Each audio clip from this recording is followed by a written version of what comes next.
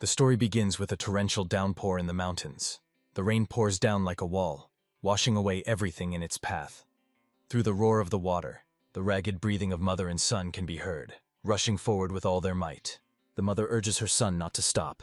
He needs to run a little longer to save himself. The boy nods, even though his hand is already squeezing his chest. His heart is pounding wildly. His mother notices that he is having a hard time, and this causes concern. Her gaze suddenly rests on the fork in the road ahead. But how is this possible? She paved this path herself. There shouldn't be any crossroads here. If you turn the wrong way, you can get lost in a bamboo forest, from which it is almost impossible to get out. And behind them is the one they are running from. This scumbag follows them, not falling behind. The boy is so exhausted that he cannot utter a word. His stamina is almost exhausted. The mother understands this and quickly makes a decision. In fact, there is no way out. None. She stops, looks ahead, and prepares for the step that could be the last in her life. Holding an important item in his hands, he turns to his son, Hyun, asking him to take it. She had told him about her grandfather more than once, and this thing belonged to him. Hoon's grandfather is the legendary swordsman Namgun Moryong. The mother gives her son the talisman, ordering him to never lose it. Now he must go to Namgun's family. There he must give his name and show this talisman. And the main thing is not to look back, just go forward without stopping. Haeun asks what will happen to her. The short answer is, she will soon catch up with him. He calls his mother again, but she sharply asks, "What? Don't you believe me?" But unfortunately the boy is too smart. Enough to understand that this is their last meeting. Despite this, he says he believes her, and having fulfilled her request, runs forward. Meanwhile, the mother takes out a sword. A man appears before her. She looks at him with contempt and calls him a cursed traitor. He demands that he stop this creepy look and come out of hiding. He slowly pushes the bushes apart. "As expected of a descendant of the Namgun family, you haven't changed at all," she says with a bitter smile. But she has no intention of talking about the past. "Just shut up," she says coldly. The man is indignant. She won't even let him say a word. But he is even more surprised by how she can move so quickly, even with serious injuries. He notes that she might have managed to escape if she had taken the wrong turn. At that moment, she understands. He had arranged the path in advance. She doesn't need his excuses. All she wants to know is, why did Shinji Hayek betray them? "You mispronounced it," he replies coldly. "I was never a traitor." Shin adds, "My master sent me here from the beginning."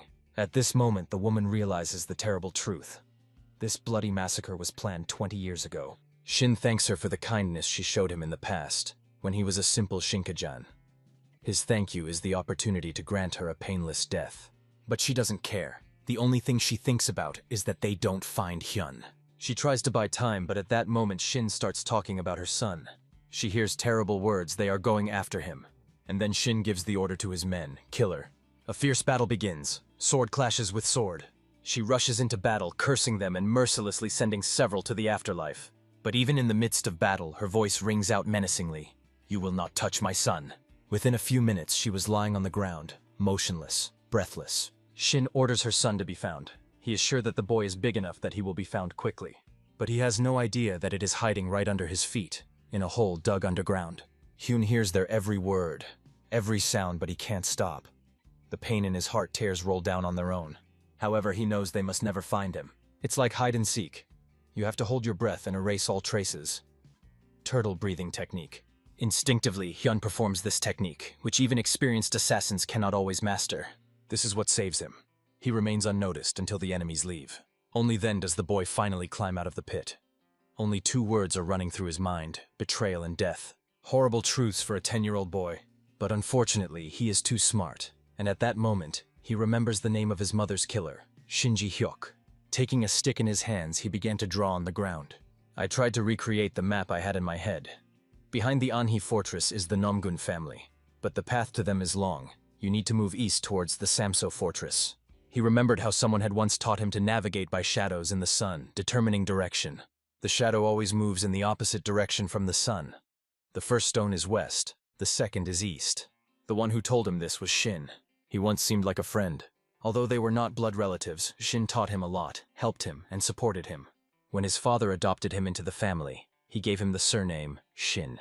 The little one was happy about it, as if he himself had been given a new life. But now there is no room for joy in Hyun's heart. Who would have thought that one day he would seek revenge on this man for his mother's death? Several days passed, but the weather in the mountains did not change. It was unbearably cold and the boy hid in a cave. He even stopped counting how many times he was on the verge of death. You can't trust anyone. The only way is to move along the mountain path. During this time, exhausted by hunger, he managed to eat mushrooms, which turned out to be poisonous. There were nights when he could not sleep because of fear of wild animals. There was some silver and a piece of paper left in the bag. But during his travels, he learned some important things. Today, I decided to try one of them, the method of internal concentration of strength. 3 years ago, he was sitting in a room with his mother, who told him that from now on, she would teach him Chingundaeon Shimgon, a family martial art passed down only to direct descendants of the Namgun family. She demonstrated this technique only once. Standing up, the mother stretched her hand forward. The little one watched her every move intently. Seeing the sadness and fatigue on her face, Hyun decided not to ask any further questions. But after looking at the technique just once and reading the description, he instantly memorized everything and was able to recreate it in action. And he succeeded. A fire flared up around his body, his own energy. A seriousness appeared in his eyes, as if he was not standing before a boy, but a 30-year-old warrior, hardened by life. Rising to his feet, he could only say one word: great. But a new challenge lay ahead: hunting. A predatory, bloodthirsty hare ran through the forest with a face that looked cutest in the world. Hyun watched the hare from behind a tree, frozen in ambush. He had to sneak up carefully without making too much noise. But just as the moment to attack arrived, the hare suddenly lunged forward. While fleeing from the ruthless hunter, he even managed to stick out his tongue. The beast was clearly in the lead in speed. It seemed impossible to catch up with it. But the boy was hungry, so he forced himself to run even faster. Only one image remained in Hyun's eyes, the silhouette of a hare rapidly receding. However, at some point he felt something strange. His body became light, weightless.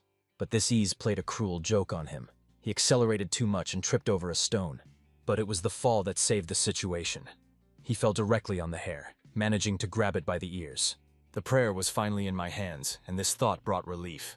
But what is happening to his body? Is this a manifestation of inner strength? One thing was clear: he needed to learn to control her, otherwise it could lead to trouble. Reaching a critical moment, he used the last leaf of kavasop to light the fire. He once had about 30 such sheets, and if he used one for 2 or 3 days, it turns out that 2 months have already passed. He had enough sense to look at the constellations and realize that he had been in Hanami for a long time. He had to act. His supply of gossip was almost exhausted, but he had learned a lot in that time. Looking at his reflection in the water, Hyun decided he was ready to go to that house. This place was called Goshi-hyun, and that's where he headed. When he got there, he asked the first man he met for directions. Seeing him exhausted, the man not only responded but also offered him food. And it was then that Hyun made another discovery for himself. He understood for the first time what it was like to receive someone's goodwill. He also confirmed that this place was indeed Goshyeon, and it was located east of Hanam Fortress. This area is located near the Anhi Fortress, which means he was going in the right direction. Moreover, he arrived on the day of the trade, and there were incredibly many people around. But he decided to stay here only until he found paper to light the fire. He couldn't delay any longer. But suddenly he stopped, hearing a sharp young voice in the air. What kind of stray dog has come to someone else's territory? In front of him stood some cheeky guy who saw the stranger and decided to pick on him. The guy brazenly ordered Huon to open his eyes, called him a child, and shouted, "Why are you silent when an elder is speaking to you?" Then he pointed to his belt, which was tied with a red cloth. But as soon as Hyun calmly asked what it meant, the boy was twisted with rage. "What? Don't you know? This is a symbol of Kiban's training in this area. I don't know where you came from, but you broke the rules by begging on someone else's territory." Now Hyun understood. All this aggression was because of the piece of food he was holding in his hands. He decided to explain that he was not a beggar and that it was just a misunderstanding, but added that he was leaving. But the boy took out a stick and boldly declared that he would not allow him to cross this territory again. And he called Hyun's departure an escape. Without waiting for an answer, he rushed forward, waving his staff, and as he ran, he shouted, "I am Ma Yunchul, Kiban's disciple." Hung had to decide instantly what to do. The best option, just dodge. That's exactly what he did, deftly stepping aside from every blow. Does he think this scoundrel is really tense? It was evident on his face. After all, every swing of his stick ended in a miss. At that moment, Hyun assessed his movements. He was too slow, even slower than the rabbit or squirrel he had hunted yesterday. Ma Yunchul tried his best to catch up with him, but he got confused in his own movements. It seemed to him that this stranger was simply flying. Clenching his fist, the boy charged again. This time he decided to use the martial art of Kabanu. Hyun instantly noticed that the enemy's speed had increased. It would be difficult to dodge this time. Meanwhile, everyone around froze, watching the fight with their mouths open. These were the comrades of the impudent man who decided to attack him. But the next moment they saw the stranger deliver a precise blow right into their friend's stomach. They noticed tears welling up in the eyes of the warrior Kabanu. Could a disciple of Kabanu really cry? But not only tears, he also fell on his back coughing hoarsely. Heon heard excited voices. "Leader, wake up!" But he just shrugged and explained that it was an accident. But he couldn't stand still for long. The angry boys immediately rushed to chase him. They quickly concluded this guy must have studied martial arts because he could run away like lightning. Eventually they realized there was nothing they could do about it except report it to the mentor. Some time passed and Hyun found himself in the forest. He couldn't think of anything else but remembering that boy's martial arts techniques. And he realized that even in Murim, they taught those weaker than him. He held a stick tightly in his left hand. He decided to repeat the same stance that the scumbag was taking and imitate his movements. Even though he was holding a wooden club, he was still clumsy. If you want your lower body to be protected, you need to keep your elbows as close to your body as possible. There is no point in swinging your arms in different directions. You need to separate the movements. Before the opponent has time to swing, you need to act quickly. It is important to be able to shorten the distance before striking. He understood all this after only taking part in a fight once. His mini-workout was over, but it didn't pass as quickly as it seemed because it was already dawn outside. Today he definitely had to find paper to start a fire. Leaving the stick in place, he moved forward. With each step, he went deeper and deeper into the forest, and the stick was left standing next to a giant boulder covered in marks of blows. Some time passed, and Hyun found himself back in the city, talking to his husband. The man apologized and explained that he couldn't give him anything because they weren't selling food right now. But in response, he heard a firm, "I didn't come for alms. I want to buy something." Coming from the mouth of a little boy, these words sounded unusual. The man looked at him carefully again. His face seemed quite unusual. After a short pause, he asked what exactly he needed. Hyun replied without hesitation, "I need paper to start a fire." Meanwhile, an old man was approaching this place. He leisurely enjoyed the taste of alcohol. At that moment, the salesman was handing Hyun the paper he had bought. But as soon as the old man got closer, he immediately accused the seller of fraud, claiming that he was from the Jong family. He explained that although this paper was a valuable material, for the silver the boy had given him, he should have been given not 1, but 30 such sheets. The man was instantly indignant and began to make excuses. I offered a fair price, and the guy agreed himself. Meanwhile, the old man approached Hyun and asked him to show him his purchase. With one glance, he knew the boy was not from the lower classes. The representatives usually did not wash their faces. At the same time, his clothes looked shabby and dirty. But the old man had a feeling that he had seen this guy somewhere before. In any case, it didn't matter. The main thing was that the swindler from Jean had to add 20 more of the same sheets. He had no choice, so he had to comply. And at that moment, Hyun was already thanking the old man for his help, to which the old man replied, "I just couldn't watch this scoundrel fool someone again." He warned the boy to be more careful because at any moment, however, he didn't have time to finish because they were interrupted by a loud exclamation. "Mentor! It's him!" Hung looked around sharply and saw a familiar face. This was the same brazen boy who had brought his mentor with him to complain about him. Now he wondered what truth he had told. The mentor, sparing no effort, raced after the little one, shouting loudly for him to stop at least for a moment and not run away any further.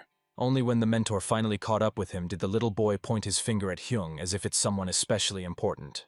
The teacher, indignant, asked why he had been the victim of this exchange, when in fact it had all happened because of his art of Kaban. Besides, the teacher's name was Bogu. Hyun instantly recognized everyone he had seen yesterday, and realized that it wouldn't be so easy for him to escape today. Approaching God in anger, he loudly asked how he dared to attack his disciples. It was difficult to understand because everything seemed extremely confusing and illogical. But the elder, standing nearby, watched everything calmly folding his arms. Suddenly, God's legs give out and he falls sharply to his knees, trying to keep his balance. God, trying to maintain his dignity, begins to bow to the elder until he says "elder" in a respectful tone.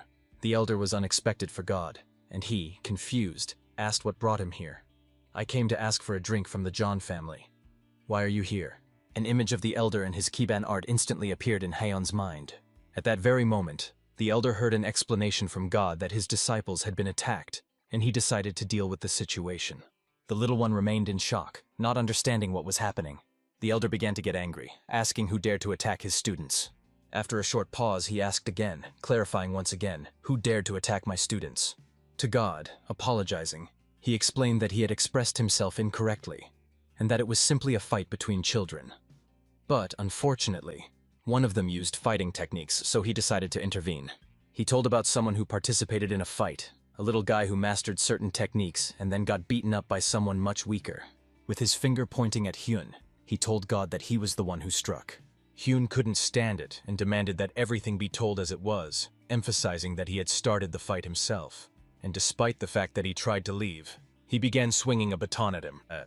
The little one, desperately trying to justify himself, declared that he only wanted to punish the one who had invaded his territory.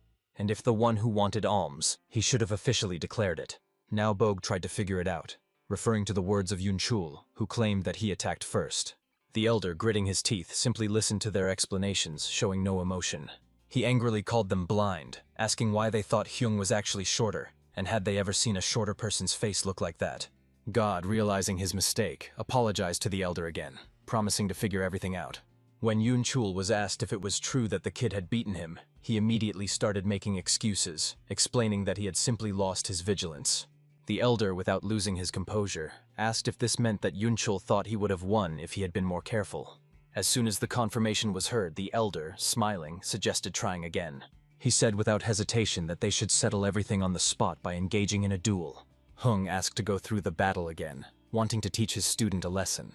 And here they stood facing each other, ready to fight, now in an honest way, with a judge and clubs in their hands. Ma Yunchul, wanting to know the name of his opponent, introduced himself first, and in response he heard, "I already know your name. You introduced yourself last time. Do I have to say mine?" These words only irritated the little guy, who immediately declared that no introduction was needed. Instead, he simply told Hyun to try to block his punch this time. Yes, he ran very fast, which gave him an extra advantage, but Hyun easily adjusted to his speed and simply stepped aside, avoiding the attack. The elder immediately noticed how skillfully he worked with his feet, and he also noted this to God.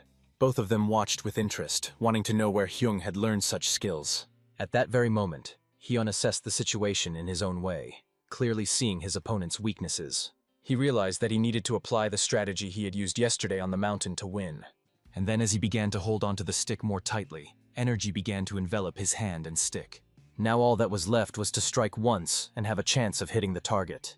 Ma Yongchul couldn't understand how it happened, why his stick suddenly flew back. Hyun, with a confident look and unquestionable actions, continued to move forward. The elder noticed that the situation was becoming tense and something needed to change. Hyun began to attack more and more often, not giving his opponent a chance to rest.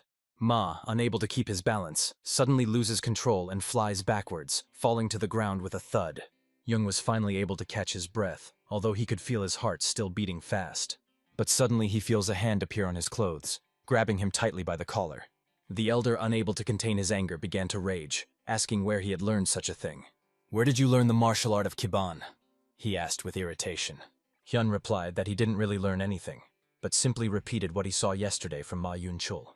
It was hard to believe that he had simply observed and repeated, but the elder eventually let go of his clothes. Then Hyun explained that he had only repeated the same thing, adding some points that, in his opinion, were weak in the opponent. When the elder asked where he learned this method, Hyun replied that he had not learned anywhere, and in addition asked to whom he belonged. Hyun thought for a moment but was unable to give a clear answer, explaining that it was difficult to answer such a question precisely. Since ancient times, Kiban has been taught by people with different histories, and so we don't have the habit of asking about the past, said the elder. And immediately, without a pause, he invited Hyun to become his student. The proposal was so sharp that it literally hit the ear. For God, these words sounded especially poignant, because he could not believe it. The elder had offered to become his apprentice, which meant that the youngster would likely be the next to be promoted to lower Yandu status. It could also lead to him becoming a Kiban elder. God knew that Elder Shival Golga had not yet taken on a single disciple, because among other elders he was famous for his freedom of spirit. That is, he travels the world doing whatever he wants, but since he is a martial artist, no one criticizes him for this behavior. His nickname is Mad Dog. All this made God think only one thing. The elder saw boundless talent in this boy, and he himself was jealous, because he too would like to become this elder's disciple. But suddenly, it seemed to everyone, Hyun unexpectedly asked for forgiveness, and he immediately said that he could not become his disciple. This caught everyone who heard these words by surprise, literally stunning them. Ma started poking him with his finger, trying to see if he realized what an opportunity he was missing. But the elder crossed out all these questions with one word. He only wondered why the boy didn't want to become his student. Hyun replied, "First of all, it hasn't even been half a day since we met. And secondly, I need to go somewhere. After these words, the elder asked where he intended to go. Hyun told the story of the last time he wanted to take on a disciple, and how his hair had turned gray over time. The elder asked again where he was going. Hun couldn't find the right words to answer this question. The elder, unable to bear it, repeated again, "Don't make me ask again." The little one realized that there were no more options and decided to tell the truth, pointing to Namgung's family. The elder understood him, wished him luck, turned around and went the other way, and then turned to Ji-yeon, asking him to bring him something to eat. It looked very strange and unexpected, as if he was leaving, as if he had left something important behind. God, when saying goodbye to Hyun, apologized for his student, but Hyun replied that there was no need to apologize because he himself had behaved harshly. However, he learned a lot from this situation. As he was leaving, Ma shouted goodbye that he would definitely defeat him next time in a fight, gritting his teeth, and that he would train until he honed his technique to perfection, performing for a maximum of 90 seconds. However, he still stopped asking a second time, "What is your name?" This time, Hyun gave his name. Ma Yun-chul, shouting after him again, reminded him to remember his name well. But Hyun was tired of hearing that, especially after yesterday. There had been enough tense moments and it was time to move on. There was little time left before Namgun's family, but suddenly the elder came out from around the corner. He ran out, saying he couldn't contain his curiosity. "You can't be. Are you really refusing?" he asked. "Don't you think I'm a worthy teacher?" Meili explained that it wasn't that simple and that he needed to go somewhere he hadn't been before. The elder, without waiting for an answer, began to insist, asking why he needed to go there. The young man only replied that he had to meet someone. The elder looked at him more closely and suddenly noticed something familiar in his face again, something that was painfully etched in his memory. That pale face, those strange eyes. The little one froze, not knowing what to do, whether to run or stay. He tried to convince himself that running away was not an option, because the elder would catch him right away. And suddenly the elder said a name. "Yeonrin, your eyes are the same as Rin's from Namgung's family, that smart and beautiful girl." The baby's eyes had a depth that surpassed all imagination, much deeper than hers. The elder began to question what his relationship was to Rin. However, without waiting for an answer, he stopped him, saying that there was no need to explain anything. "You will go to Namgun with me, and nothing else will happen," the elder declared, giving him no chance to argue. Without letting the little boy even say a word, the elder turned to John. "I'll drink for next time," he said. Jong was surprised, not remembering the last time the elder had refused a drink. And then, glancing at the little girl, he asked, "Why is my only friend some inferior?" And without waiting for an answer, he added, "Okay, wait." He asked to wait because he was going to give him a special wooden structure, so that the little one could walk safely without getting hurt. Seeing this, the elder asked if he thought he had lost his dignity due to old age, but the younger one replied by asking if he had any at all.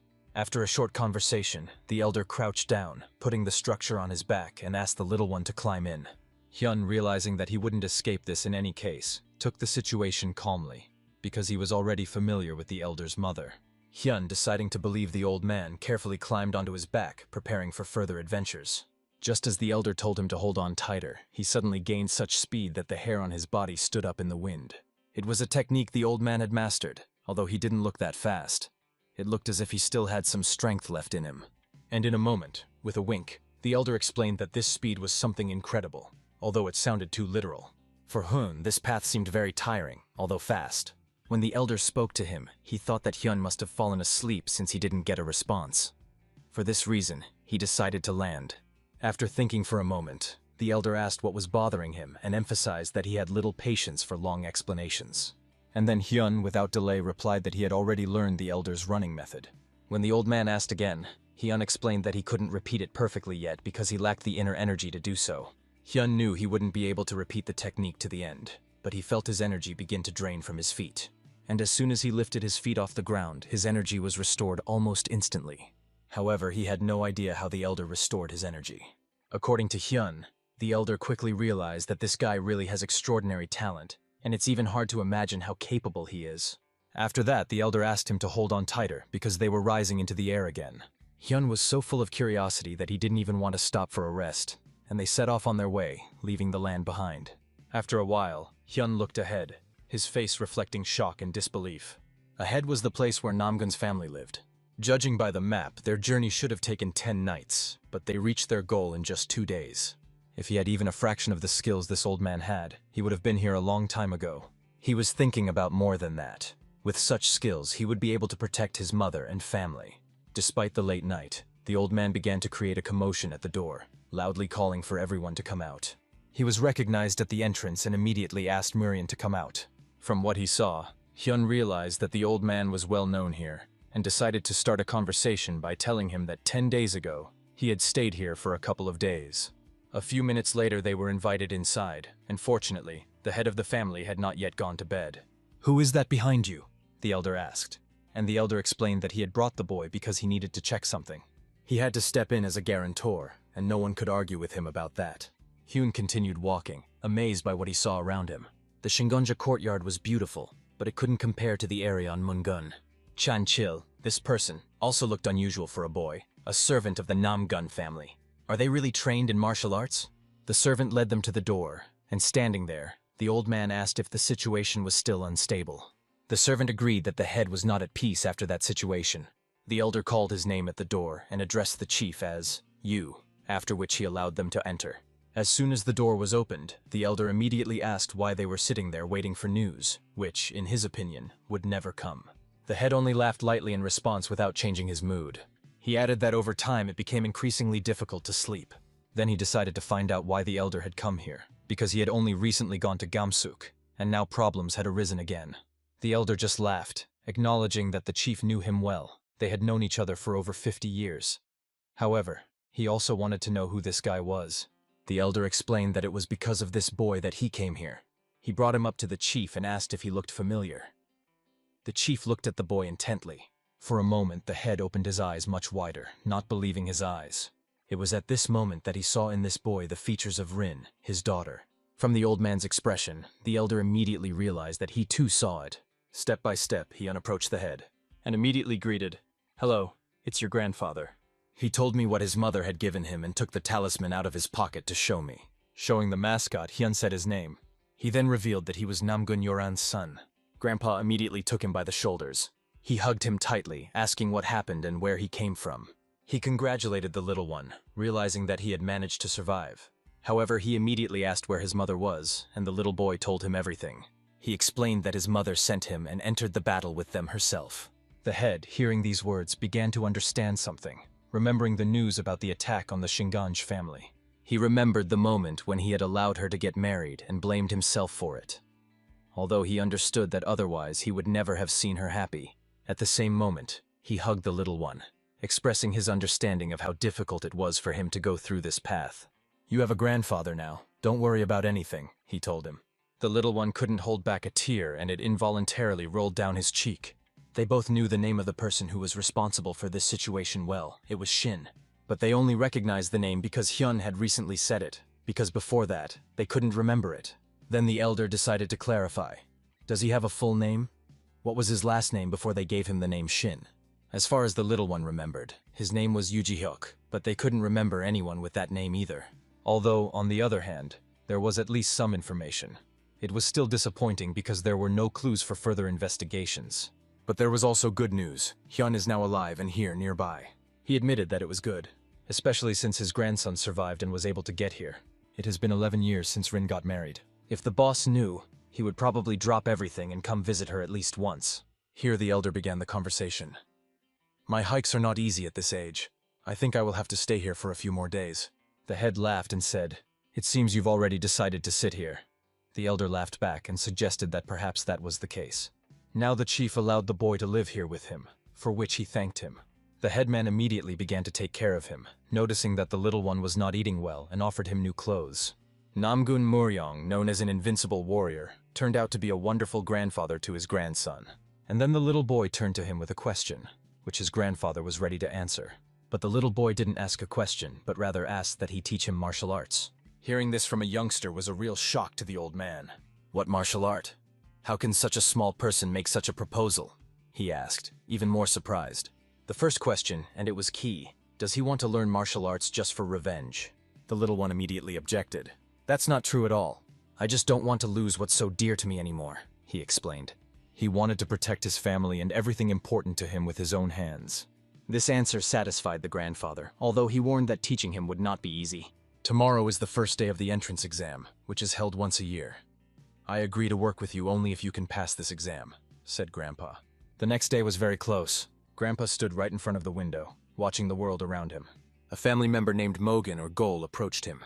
He ordered her to gather all the family members involved in investigating the Shinganj family case. However, he was told that they had found no traces. However, he already knew where she died.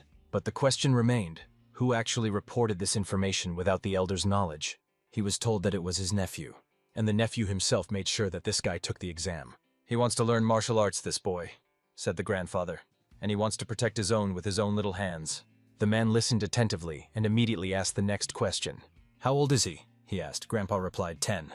Even though the entrance exam tests basic qualities, it will not be easy for a 10-year-old boy to pass it. Huang failed this exam at the age of 11. Today, 12-year-old Soa will also take the exam, as well as Min. Min passed the exam at the age of 8, and Chal was one of the few who knew it. He warned that children learn basic things from childhood. But Grandpa quickly reassured him, explaining that even if he didn't pass, he would still belong to their family, and he would have another chance next year. Chal agreed with his grandfather, because if he was Rin's child, then he and he were related. Grandpa hesitated with Chal and warned that the little one would need some time to get used to the family's customs. But there was one more but. Just as he started to speak, Grandpa fell silent and did not continue. He was sure that maybe this guy could surprise everyone. The day came when the exam began. The girl stood in front of her, amazed by what she saw. Hyun stood in front of her.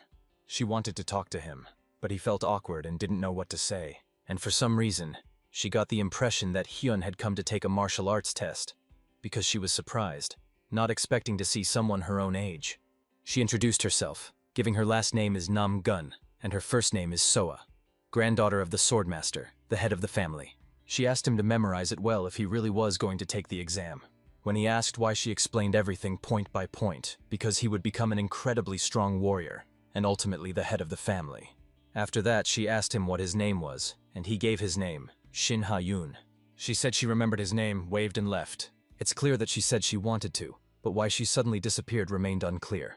But the fact that she was the swordmaster's granddaughter meant that she was his relative, and Hyun realized that now she had become part of his family. At that moment, Hee-yoon heard an outrageous question. What kind of test is this? Are you making fun of people?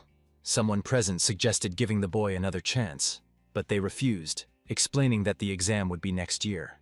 And behold, the exam began. For some it was a good start, and for some it was not so successful. This was the first test of the exam, and Hyun realized that this was just the beginning. Some were happy that they passed, while others were upset that they could not pass the test. Out of 100 participants, only about 30 passed successfully. The girl raised her hands up, happy that she had passed, and she was congratulated. Hyun, looking at her, thought that she had passed too. And so, when they got to the last one on the list, the last one was Mr. Hyeon. They were invited to come in order to take the exam. This man's name was Nam Gun Kyu Kyung, and he had heard about Hyun from the head of the family. He introduced himself and explained that he was a basic martial arts instructor. He added that it is necessary to postpone the restoration of family ties until later, because everyone takes the entrance exam, and if they fail, they will have to retake it next year. The first stage of the exam is a movement test. The family mainly specializes in fencing, but for this, he called it an easy exam. You just have to follow the tracks you see on the ground. Of course, once you've stepped on a track, you can't step on it again. The instructor thought he would need a lot of time to think, but he was amazed when the little one thanked him for his studies. And immediately after that, he started following in their footsteps. He's only 10 years old, and he hasn't even had basic martial arts training. How is that possible? Not many minutes passed, and then Hoon walked straight to the instructor. Honestly, the instructor couldn't even find the words. And the little one, with a smile from ear to ear, asked, "Is that all that needed to be done?" Initially, the instructor had the surname Huang. 10 years ago, he passed the entrance exam, and 3 years ago, the swordmaster recognized him and gave him the surname Namgun. The swordmaster valued him most for his ability to recognize talent in people through their eyes. Because of this, the instructor was incredibly bored today.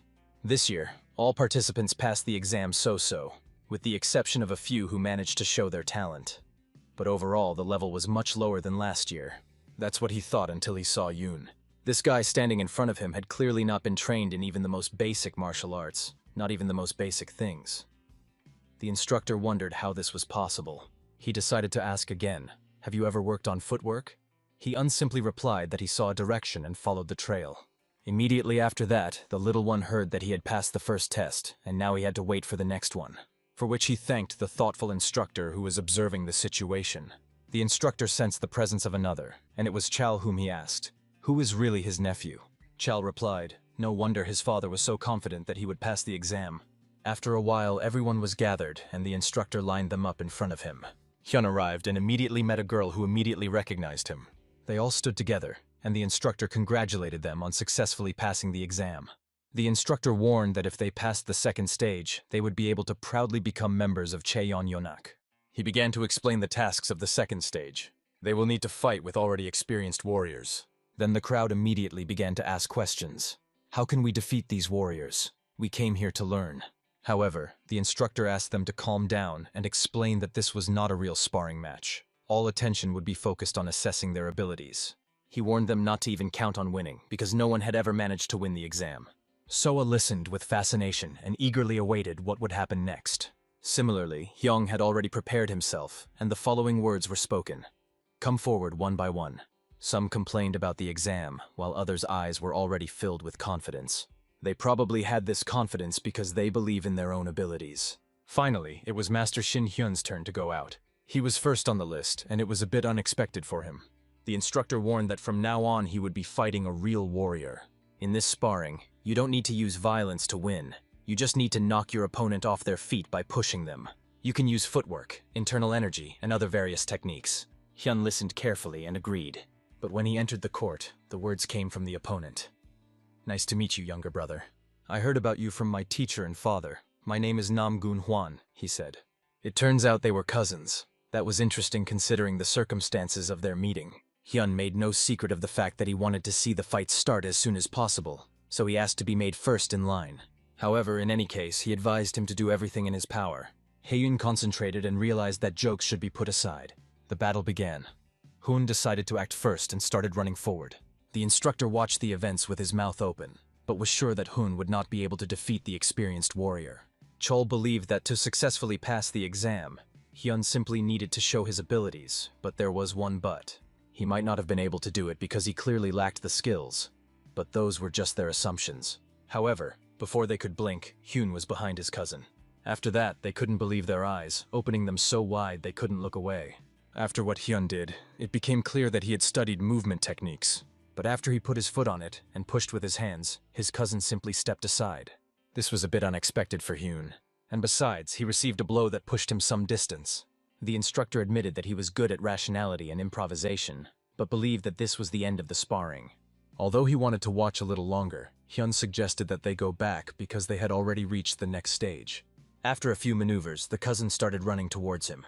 However, the movement technique was the same as in the first stage of the exam. Hyun saw his cousin approaching quickly, and just then, Hwang's hand was ready to touch him. He decided to repeat what he had done just recently, simply dodging to the side. Chul didn't even think that Hyung had encountered this before. Did this boy, the chosen one, completely recreate the path he had taken in the first exam? Hwang already thought he had it, but suddenly realized that he hadn't. He couldn't even imagine that Hyun would appear from the side. This is the first time in the entire history of entrance exams that this has happened. The warrior lost a sparring match to Nam Gun Hwan, the grandson of the swordmaster, who was considered the greatest talent. The little one won. A kid who was only 10 years old, it was completely unbelievable. Hwang immediately scratched the back of his head and admitted with a laugh that he had lost. But Hyun called it just luck. Until the last, he believed that it was really luck, as well as the opponent's insecurity and his knowledge of walking. Hyun was sure that if they fought again, he would definitely lose. After that, the instructor approached him to ask where he learned about the boundless walking technique, as he said he had never learned it. If you're talking about the walking technique my brother used, I just filled in the marks left after the first round, Hyun replied. This further increased the number of questions the instructor had. How was he able to master this technique after just looking at the tracks once? Stronger than men? No, even more so, the instructor thought. In the end, he was congratulated on passing the exam, and he thanked them. But they asked him not to thank them, because he had done a great job himself, and warned him that they would invite him back in a few days. They advised each other to take care of themselves at that very moment. The instructor was already wondering how SOA would react. When Hyun went outside, the others looked at him and thought that they could immediately tell by his face that he had lost.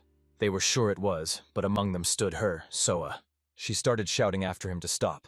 She started running towards him, asking if he had lost or not. When she heard him say no, she immediately knew he had passed. She said she was very surprised to learn that he had passed, and so she left immediately. I began to assess him. I noticed that his breathing was even, and he was calm. He must have been used to fighting by now. Then she just smiled at him, said goodbye, and left. Hyun was left with a topic for thought. His walking technique is very different from his brother's. His technique is much livelier and more precise, as if he uses not only his legs, but his whole body. He decided, even while he was here in the room, to try to repeat the technique. Why not? And now the sound of footsteps could be heard behind him, slowly fading away. The Chosenbi technique is what everyone who masters walking techniques strives for. Hyun gradually mastered it, but not as quickly as he would have liked. Suddenly, a sound came from the room, and the instructor came in asking if he was okay. He walked in just as Hoon was sitting on the floor and saying everything was fine. The instructor warned that he had to go somewhere soon, so he should change his clothes. The head of the family wants to introduce him to the other members. After a while, Soa just opened her mouth, not believing her eyes who she saw in front of her. Hyun stood in front of her, and she explained that he had gone to the wrong dining room. Those who had passed the exam ate elsewhere. But the head of the family appeared from behind and explained that Hyun should be right here. Then he realized that he and Soa already knew each other, and he told her what shocked her even more. They were cousins. Hyun was her aunt's son. Se was started to get angry why she wasn't told earlier, and the instructor explained that Hyung had only become part of their family yesterday, and everyone was worried about the exam, so they didn't tell her. Grandpa asked how old he was, and he unreplied that he turned 10 this year. When she heard this, she laughed happily because now she was the older sister. She also said that she also passed the exam, but immediately after that she was asked to sit down. She was shown where her seat was and where he could sit. Hyun looked curiously at his seat, which was right next to the bench. When they sat down at the table, the head man warned them that he would be moving here today, as he had ordered them to thoroughly clean the room where Rin lived. For the first time since leaving his home, Hyun felt no anxiety. It felt good to be with his family. It was nice and warm. And this place has now become his new home. New friends, new relatives, a new uncle. Or rather, they were all there, but Hyun didn't know them. The man looked at him so intently that it even seemed to him that his uncle wanted to say something, but he explained that he was just looking. However, Chow said that he walked the path of a warrior with Soha at their age, as well as with his mother, his sister. He warned that training would begin tomorrow, and it would be very difficult and exhausting, but the results would not be long in coming. Chow explained that his skills stand out in their family's history. It's a real rarity among martial arts, so it's not something to be proud of or take lightly. Soa, listening to all this, simply asked to trust her older sister. The very next day, after they passed their exams, the boys heard the words they had wanted to hear their whole lives. From now on, you become the wards of the Nomgun family.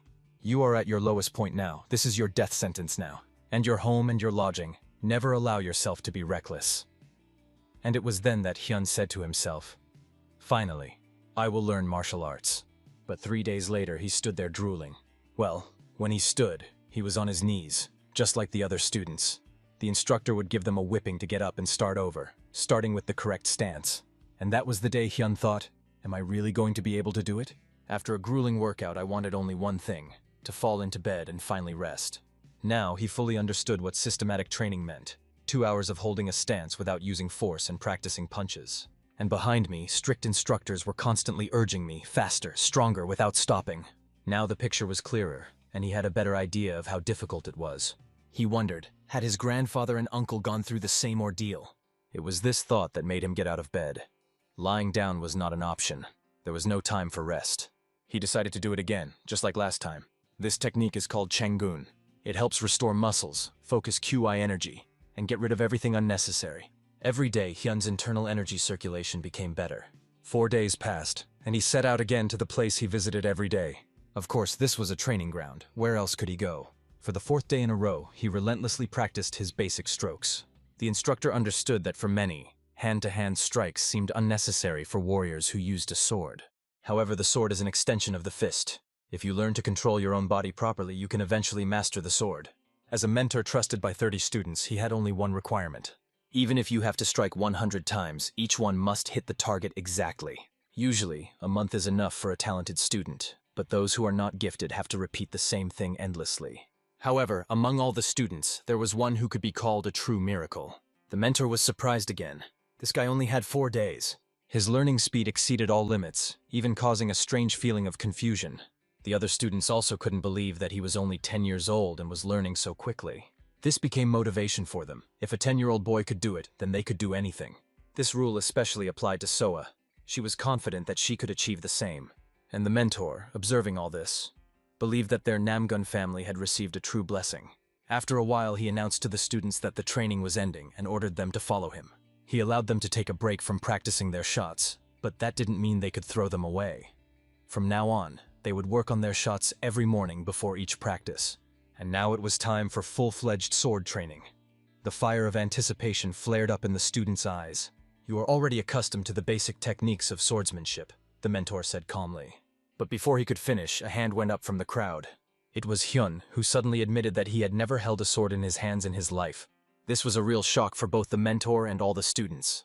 After all, sword and samji techniques are the first thing future warriors learn. And he didn't even study this, but he had already mastered the techniques of movement. However, the instructor didn't see this as a big problem. That's what he was a mentor for, to teach. After a while, he ordered his students to take their wooden swords and come closer. He took out his own sword to demonstrate how to strike. Only a few sharp pops were heard. It was the sound of air being cut by the rapid movements of a sword. This technique is the foundation of the art of fencing, consisting of horizontal, vertical, and piercing strikes. All swordsmen start with it. He ordered them to memorize these movements well, because tomorrow they would begin the real training, and that was all for today. Evening came, and everyone went to rest. Everyone except Hyung. He went into the yard, took his sword, and began to repeat what his mentor had shown him.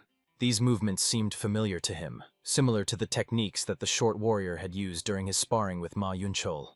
Then he began to slowly raise the sword upwards, and it was worth trying, as the movement seemed surprisingly similar to the instructor's technique. However, that wasn't all he wanted to try today. First, he performed the Samjae technique, and immediately after that, he moved on to Tagushi Palcho. Once wasn't enough, I decided to do it again. But that was the end of his evening training. It ended with the understanding that everything works on the same principle as punches. All of these techniques, like martial arts in general, are designed to master the basics through repeated repetition. Once the first technique is honed, it will become incredibly useful for learning other techniques. No martial art in the world is complete without these three basic movements, so repetition is the key to mastery. He was getting better, but he still felt like something was missing. And suddenly I heard a voice behind me saying that this technique was perfect in itself, but it didn't pay any attention to the lower body. But the stranger's words didn't end there. "When I looked at you, I immediately understood. You have the blood of our Namgun family flowing in you." After that, he apologized for not introducing himself. This skill was considered outstanding from the moment the Namgun family came to power, and the boy himself was called Namgun Min. And he said, "Nice to meet you, brother." And so Namgung Min and Hyung's first meeting took place. He came here after hearing from his uncle that Hyun was training at this very place. They started talking about this technique, discussing its details. "Judging by your excellent understanding of connections, you've been practicing for a long time," Min remarked, and then asked, "But don't you feel like something's missing?" The art of swordsmanship is not just about swinging your arms, but also about maneuvering. That is its essence. Hearing these words, Hyun called himself a fool, realizing that he had been too confident in his movement techniques, but had not even thought of using them in battle. After that, Ming asked to hand over the sword to him. He picked it up to demonstrate something important. Hyun, eyes wide open, watched his movements. This was the Samja technique based on the internal energy of QI. Taishan's devastating blow, capable of destroying entire armies, is what all warriors watch with admiration. And after it comes the next level, a kind of transition to higher skill. This is exactly what men showed now. To 10-year-old Hyun, it looked as if the wind in front of him had come to life. Ming explained the essence of this last move. It is called all-encompassing storm, and is capable of slicing through enemies in 8 directions simultaneously. "Did you really understand everything just by watching me?" Min asked in surprise. "I watched your legs move when you struck with your sword," Hyun replied calmly. In fact, he focused only on this moment and paid no attention to anything else. He even wondered if he should explain later why walking technique was so important. The ability to think independently is the key to developing skills, and that's what Hyun realized. The main reason why leg movement is important is to maintain the center of gravity. The torso should always remain upright. Fencing is much more effective this way, and you also need to pay more attention to the correct distribution of internal energy, QI, and strength. But what really impressed Min was how quickly the boy understood everything. He himself had only reached this point by the age of 30. After that, he looked at the little one in a completely different way. He only asks that in the future he not shy away from training, because it is the center of the body that is most important in fencing. And he also warned that this was just the beginning. If he became absorbed in his own thoughts, it would become a serious obstacle on the path to true mastery. Hoon sincerely thanked his older brother for these instructions. Min, noticing that it was already late, sent him to rest. The next morning, the instructor asked if the students had any problems. He replied that he did not, and thanks to the care of his mentor, he arrived safely. "Are there any results?" the instructor asked further. "Yes, although not much," he replied, as expected traces of the demonic cult were found. Everything happened exactly as the instructor had predicted. The demonic cult remained in the shadows for over 30 years. Currently, both large and small battles occur from time to time in the Muram area, centered around small and medium-sized territories. Shingonja is also one of the victims of this blood feud. However, Min asked the instructor not to worry, because everyone already understood that this was the work of the demonic cult, and the response to their actions would not be long in coming. In addition, he said that he met with Hyun yesterday. "You've been practicing Samja for a long time and he's making good progress. I think he can move on now," he told the instructor. Moreover, he grasps everything on the fly. It seems that he has already learned to combine sword techniques with footwork. His potential is enormous. The instructor was a little stunned to hear this, because in fact, Hyun has only been practicing sword techniques for a few days. He explained that the boy picked up a sword for the first time yesterday. And only yesterday I saw this technique for the first time. Now it became clear where his yesterday's exam result came from. Namgung Kyu-hyun, the instructor, explained to Min what had happened during the entrance test. He told how Hyun mastered all the endless steps in one go, and even defeated Namgung Hwan in a sparring match. A shadow of surprise crossed Mina's face. He realized that now he would have to give up the title of genius from God. But from the instructor's point of view, he still remained the same smart guy. Min also thought that it wouldn't hurt to make up for what he missed. He didn't want to give in to his younger brother. The desire to win is something that Namgung Min had almost forgotten about, because among the older students, he had long had no equal. 3 years ago, when 15-year-old Ming won a fight with a young warrior, his fighting spirit faded. The instructor couldn't even remember the last time he'd seen such a determined look in his eyes. The students were about to arrive, and he was about to say goodbye to Min. But suddenly a girl's ringing voice was heard. Soa was delighted to see her brother. She immediately rushed to hug Min, peppering him with questions. When did he arrive, and why didn't he say anything? "I got here late yesterday, so I decided to come by today. Practice well, and I'll see you later tonight," he replied. Hyun was also there. He bowed respectfully to his older brother and wished him good morning. Min smiled back, wanting to say something. But suddenly he changed his mind, turned around, and just left. Training soon began. Very little time has passed since I joined Jonyeongak. Training and more training. Everyday life here did not change. Many believed that after the first touch of a sword, everything would change. But in the end, they were inclined to believe that it was better to develop hand-to-hand combat skills. The technique of multiple strikes at the same point was the best way to learn the basics of swordsmanship. The only problem was that it quickly became unbearably boring. However, the instructor saw something important in this. He understood that there would always be an exception. Hyun worked tirelessly on the mistakes, even if they were barely noticeable. And when he succeeded in something, he was sincerely happy. His blows became more and more accurate. This guy has proven time and time again that he is different from everyone else. He might even become the youngest Cheonyeongak graduate in history. In Junyeongak, training is divided into 3 main stages. First, students temper their body and spirit before beginning to learn combat techniques. Those who are recognized by the family begin to master the family martial arts. Finally, they can participate in battles between the dynasty and Muram. If they wish, they even get the chance to become elite warriors from the Namgun family. The transition between stages has no clear deadlines. If someone is skilled enough, they can become a member of the Jonyeongak, or even the elite at any time. Min became a member of Cheonyeongak 2 years ago and reached the elite class in just a year. Besides, Hyung had already mastered the art of concentration. This is a higher technique that is difficult to master, even for members of Jonyeongak. It's no wonder that training here begins not with the lowest techniques, but immediately with the most complex ones. This means that Hyun's level of concentration and understanding surpasses that of ordinary people, although his body remains weak for now. Everyone stopped the exercise the instructor ordered. He warned that training would continue tomorrow until the technique was perfected, and advised everyone to give it their all. Finally, the classes were over. The girls were so tired that their cheeks were burning red. They set off to rest, and on the way, a conversation started. Or rather, Sehwa started talking about how Hyun trains every night. She asked him if he was bored of repeating the same thing over and over. He replied, "Of course it's boring." The answer surprised her. She didn't expect it. Along the way, he explained in more detail. The teacher said that the basic techniques they were now mastering were the most important for truly understanding martial arts. That's why he trains until he sweats. At first, she wanted to call him a fool, but when she remembered how quickly he grasped everything, she realized that it definitely wasn't about him. "And if the mentor ordered you to die, would you obey too?" she asked. He definitely wouldn't give such a stupid order, Hyun replied. "Well, if it helps improve skills, why not?" Hyun added calmly. After this conversation, Sokva got the impression that he could say such wild things with the same carefree smile. She asked if he would also be training on the court behind the pavilion today. He replied, probably, but he hadn't decided where exactly yet. It was strange for her, because the family's territory is huge. However, this was precisely the reason why he had not yet studied it properly. Sighing, she decided to train with him today. Moreover, looking at him, she felt like a real lazy person. We have already said that one of Rome's most important advantages is its adaptability. Sehwa, who was constantly repeating after Hyung, started to feel some interest after about a week. However, things didn't turn out quite as she imagined. She was confident that her skills were growing faster than ever before. But watching Hyun, she realized how far behind she was. At this moment, Hyun was thoughtful. He was trying to remember Samjae, Min's older brother. Then he felt the wind for the first time and realized that fencing is not just swinging a sword. The sword must follow the wind. Instead of suppressing the inner strength, it must be released naturally. This is what happens the moment you raise your sword. When you swing it, focusing your gaze on every movement, the flow of energy resembles a light breeze. Watching Hun do this, the girl froze in surprise. Thus this breeze turns into a strong wind, and only after that the next stage takes place.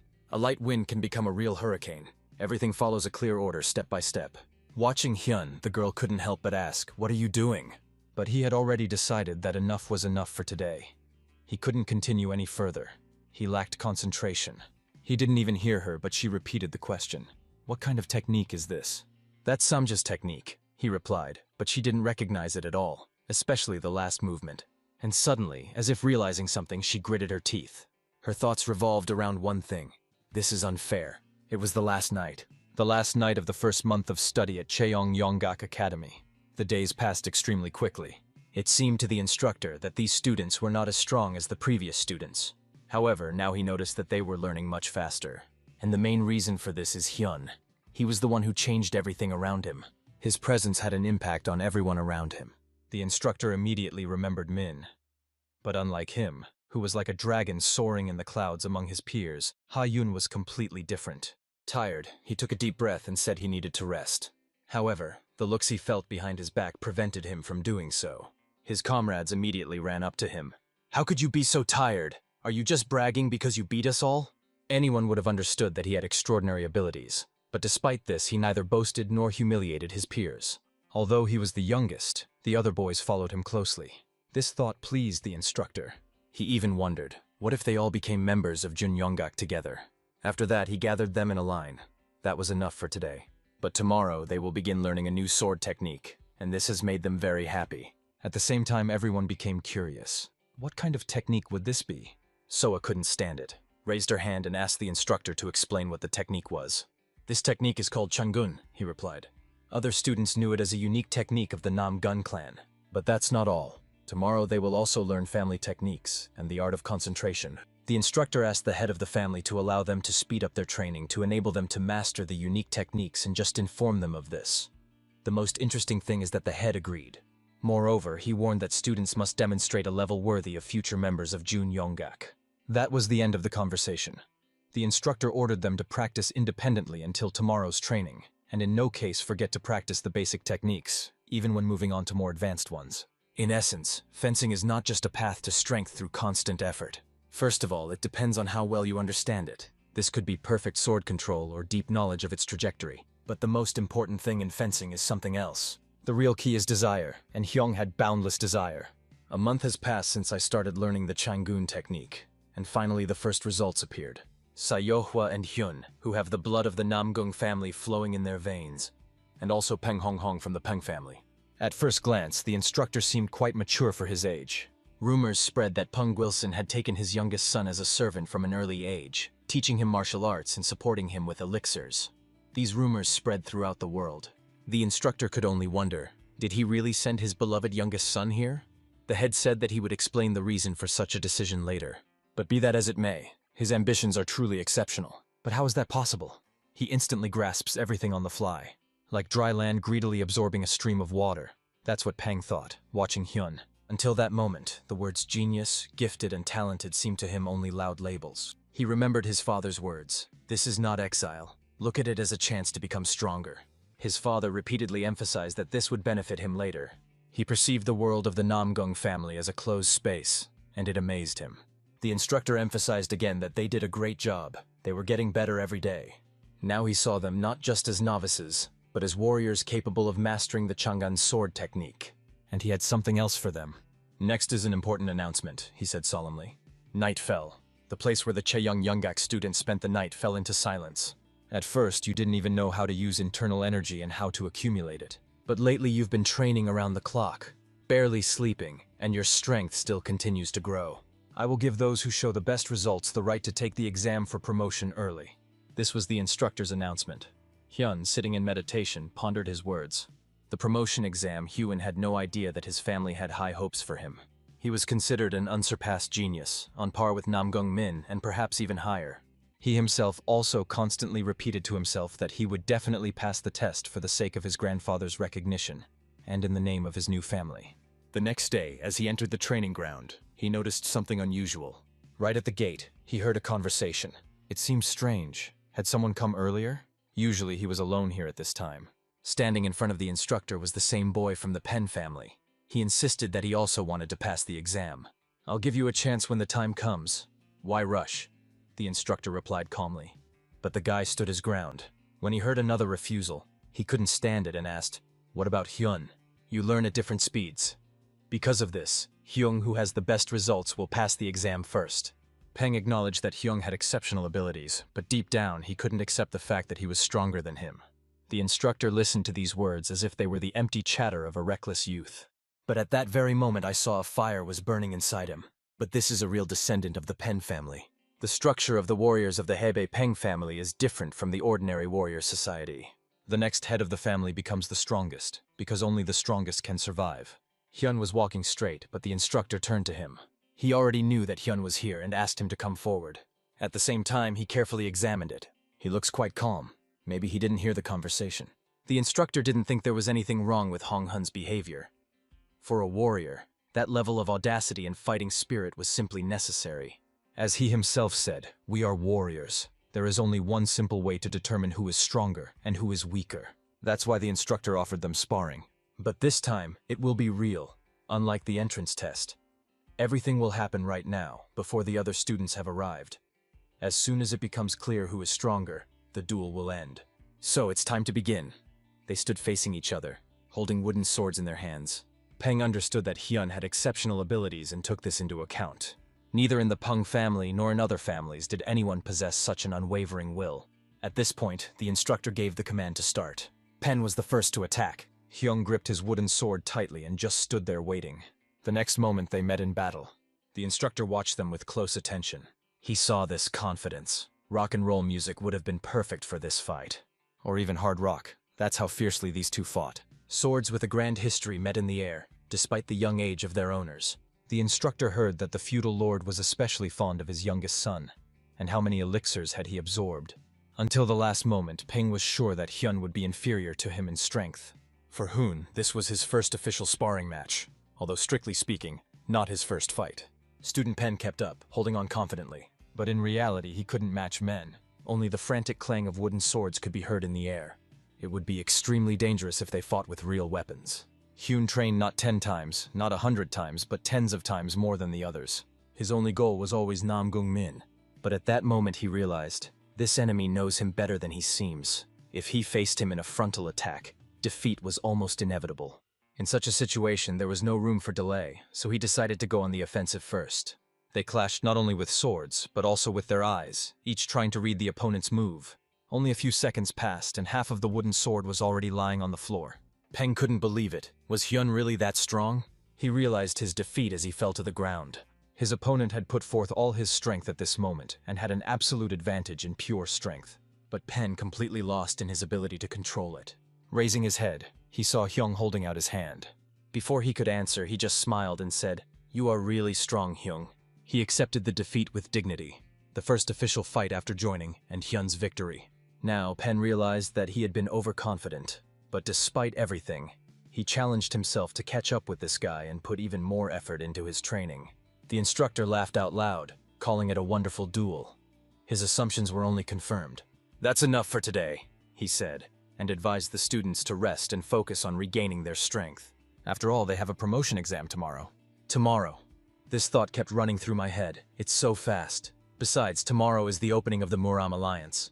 Grandpa, the head of the Namgun family, was also feeling anxious. At this moment, an unexpected guest visited him. It was a well-known elder of the lower clans.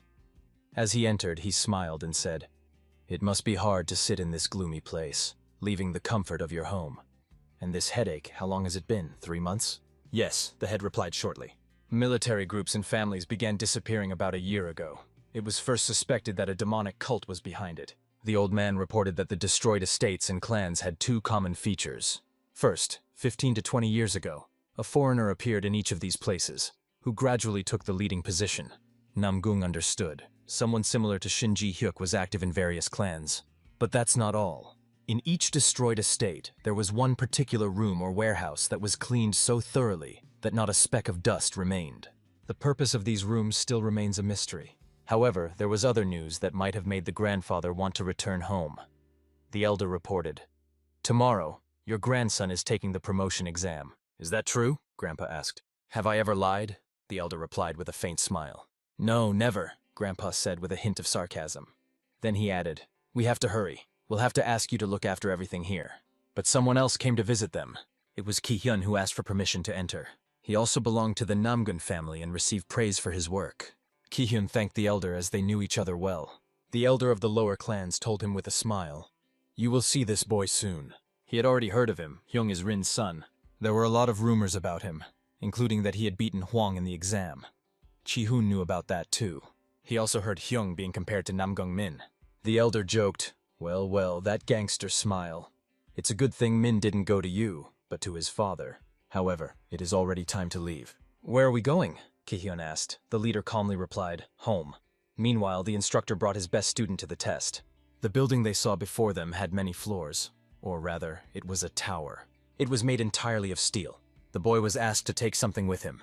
He was handed a sword, which at first glance was beautifully forged and suitable for a warrior of senior rank. The instructor warned, if he successfully passes the exam, he will be able to receive this sword. The task was to make 3 strikes. It was necessary to destroy the tower with just 3 swings of the sword, without using body strength or breaking the weapon. He had to destroy it, relying solely on fencing techniques. Hyun immediately asked if he could touch the tower. The instructor allowed him. Understanding the enemy is the key to victory.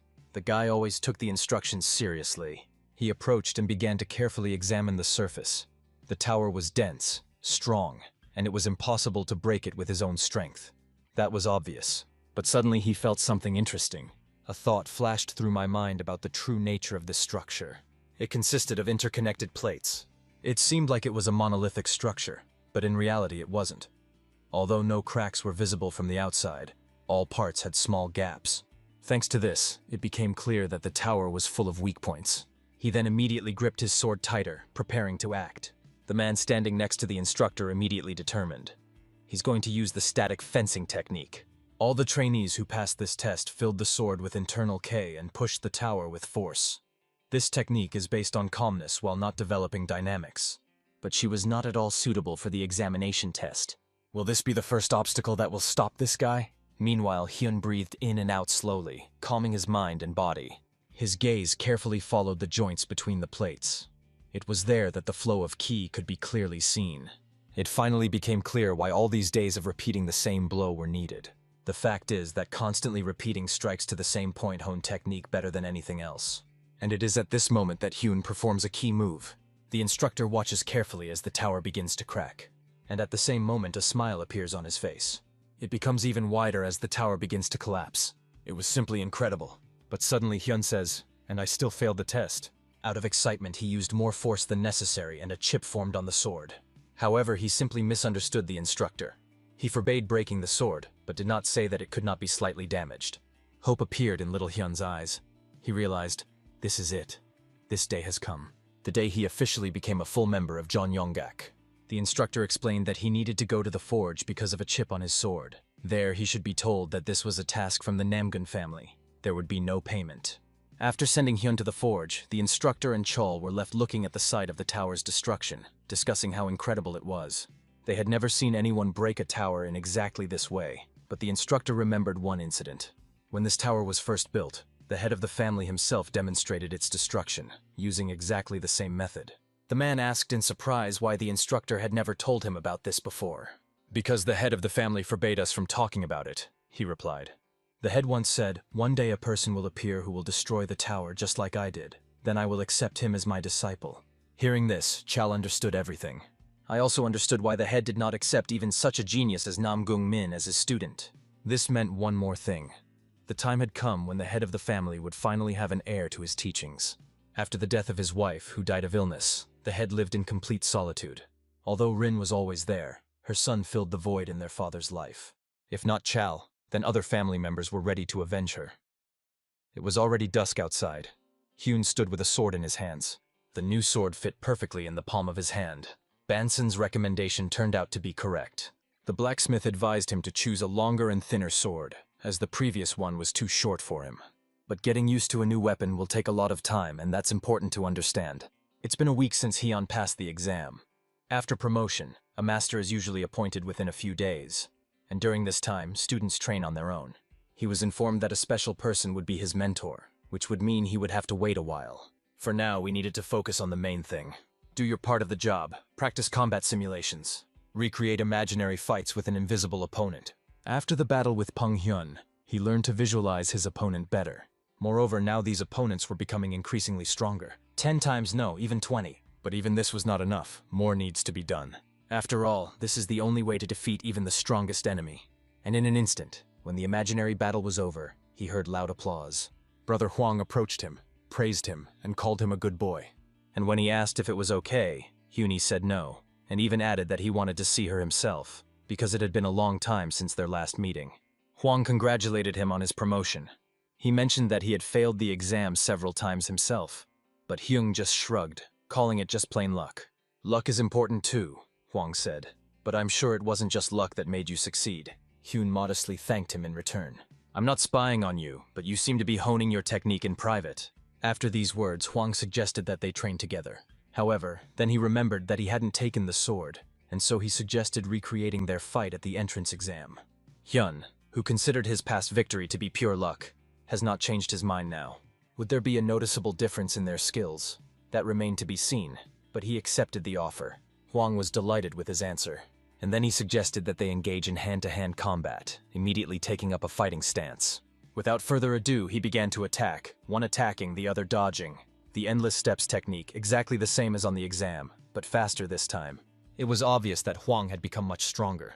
His gaze became much more confident, and the movements were clearer, honed to perfection, which made Hyun barely have time to defend himself.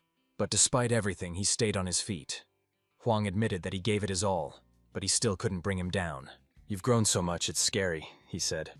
And then he explained that hoping for victory was somewhat irresponsible on his part, since he had been training for 5 years, and with these words, he launched into the attack again. Hyun remained in the stance, waiting patiently for Huang to approach, and at the last moment, he clearly placed his palm under his fist. Huang understood perfectly well that Huna was superior in both strength and accumulated energy.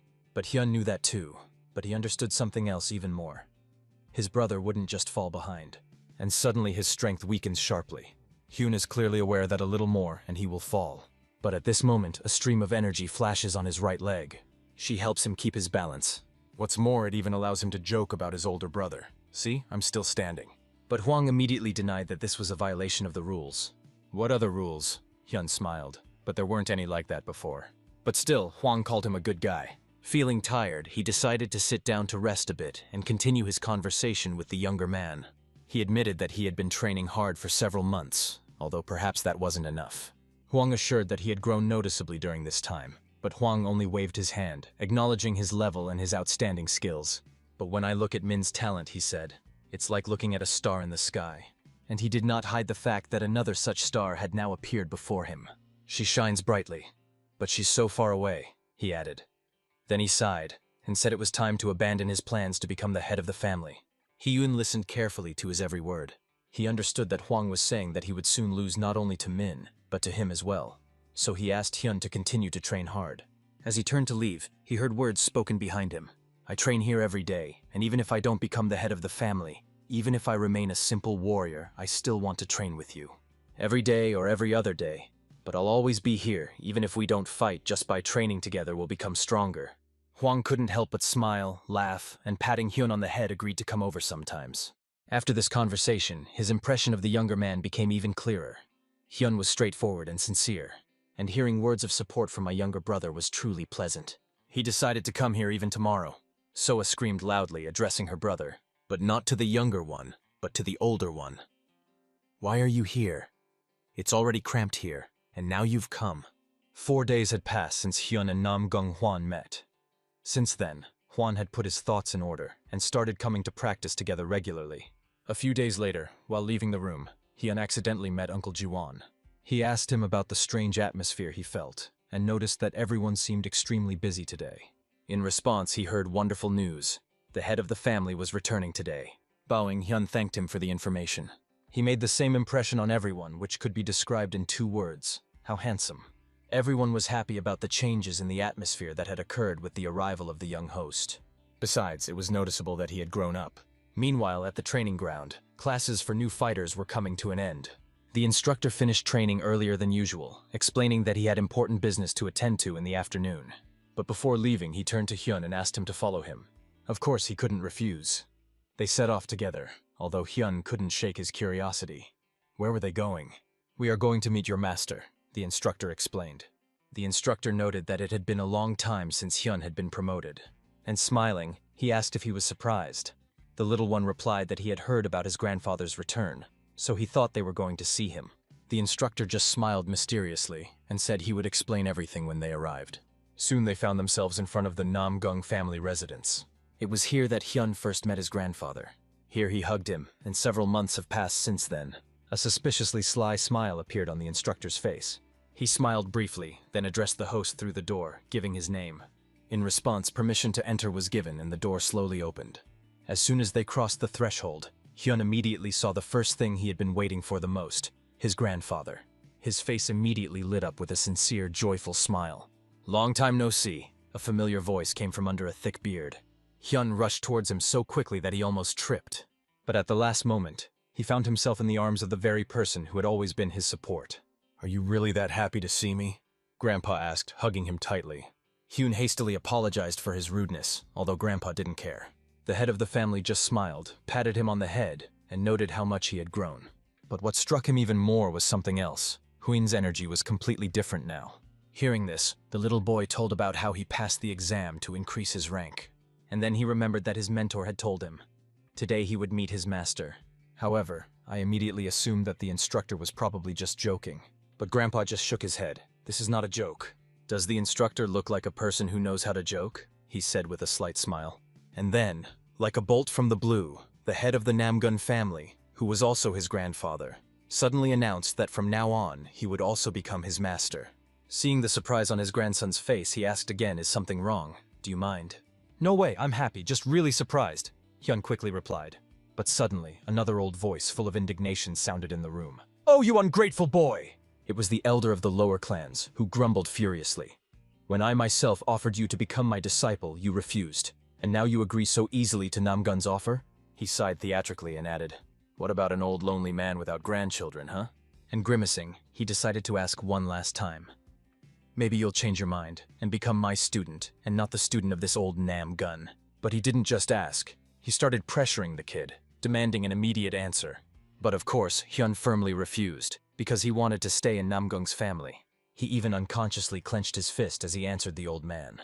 Having gathered courage, he clearly stated, this is my new home and I don't want to leave it or go anywhere else. Both heard these words very clearly.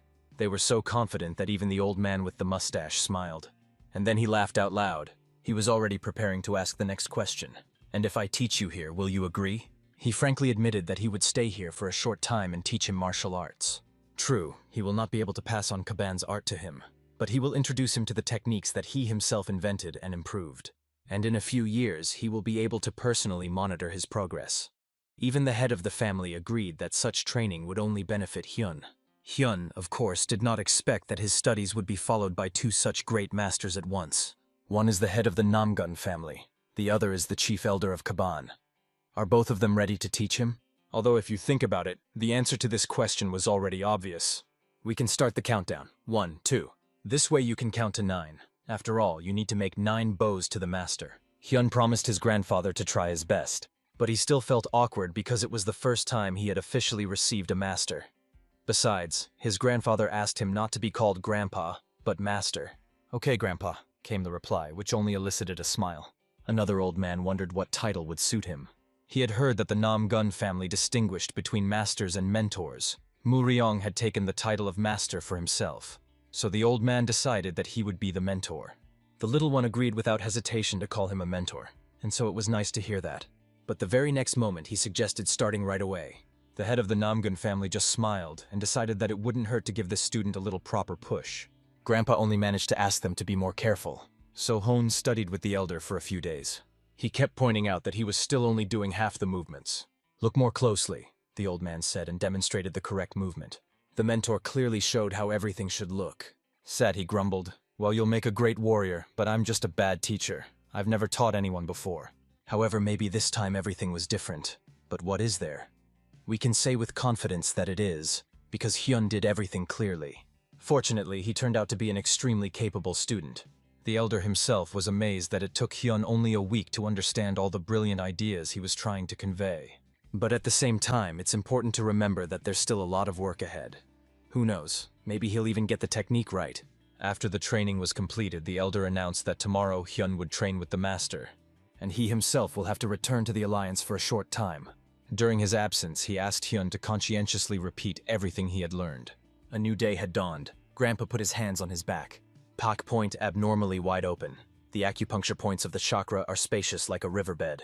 He was amazed. He had never seen anything like it before. That was why the energy circulation was so fast. After thinking it over, the grandfather decided to ask, "Didn't the elder tell you anything? Maybe about some special body structure or ideal structure?" Hyun just shrugged and replied, "No.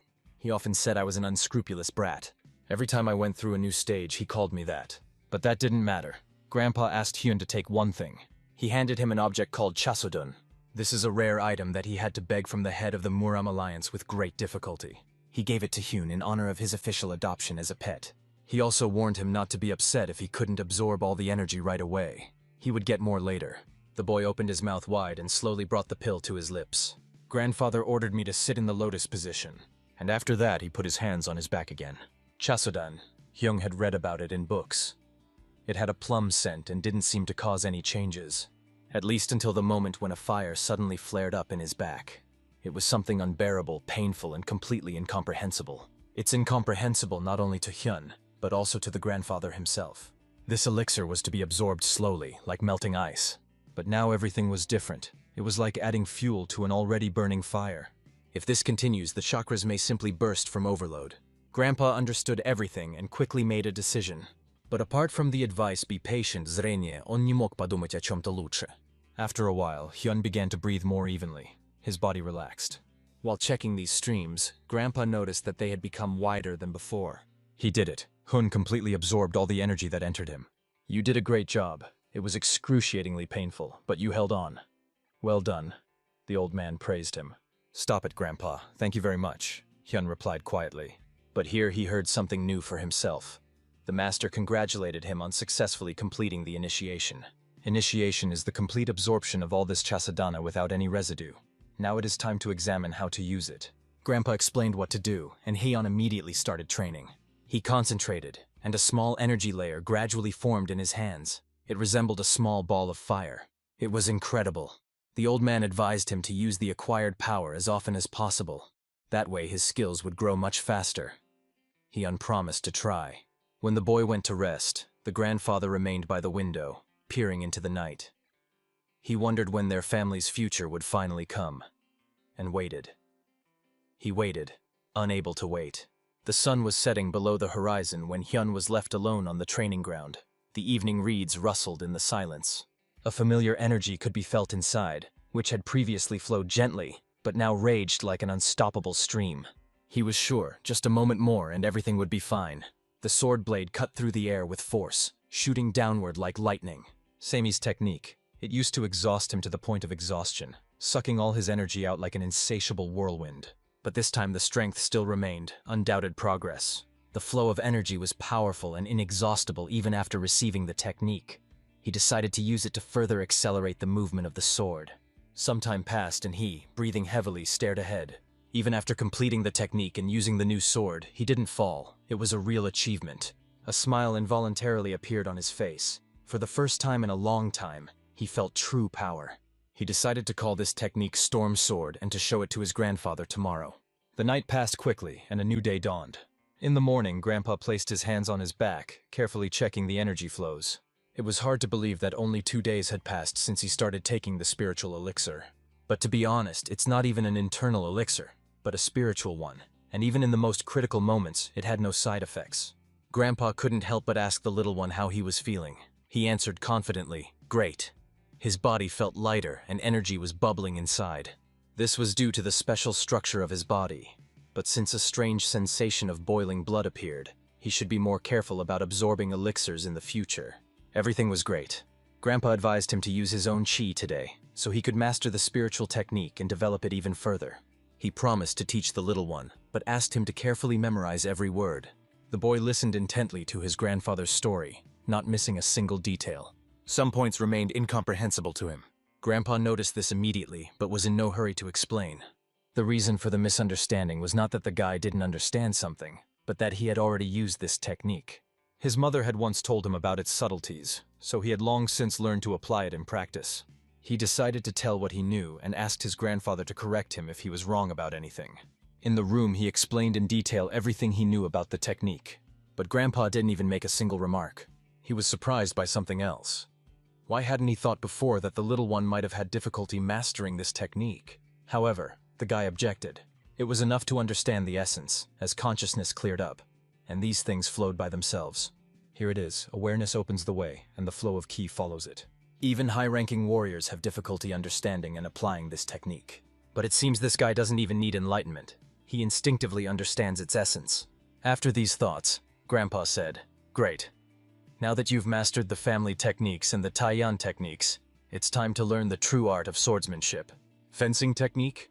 It sounded so interesting that the boy couldn't hide his admiration. But before that, he asked permission to show me something. A new technique he had invented during training yesterday. Grandpa, intrigued, immediately agreed. They went out into the yard.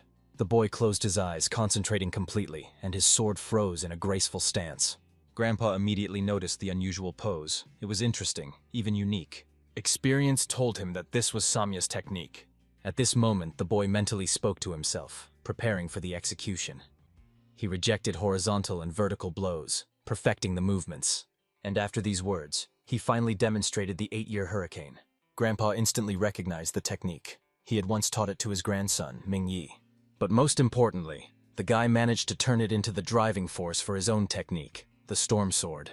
His next move was striking. He spun sharply around, holding his sword in a sure grip. The grandfather realized with surprise he hadn't even taught this to his eldest grandson.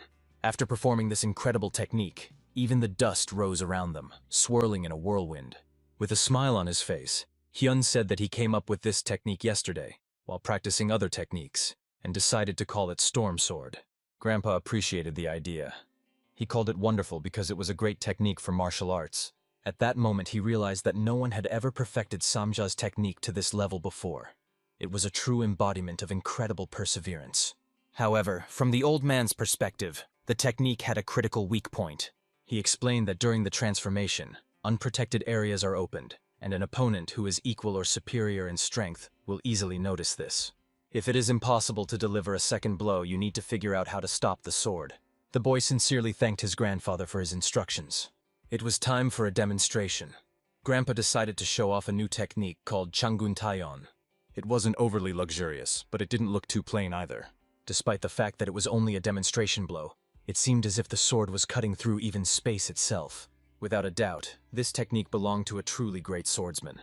When the grandfather finished the demonstration, he asked if the boy had seen everything. When he received an affirmative answer and words of thanks, he noticed that the expression on the boy's face was not entirely satisfied. The guy thoughtfully explained that he had noticed something strange. Having only seen the technique once, he couldn't be sure. But it seemed like they were two different techniques. And what was most interesting, these two completely different techniques were combined into one. Grandfather looked at the boy carefully and asked him to explain his thoughts again. I feel like this technique is made up of two parts.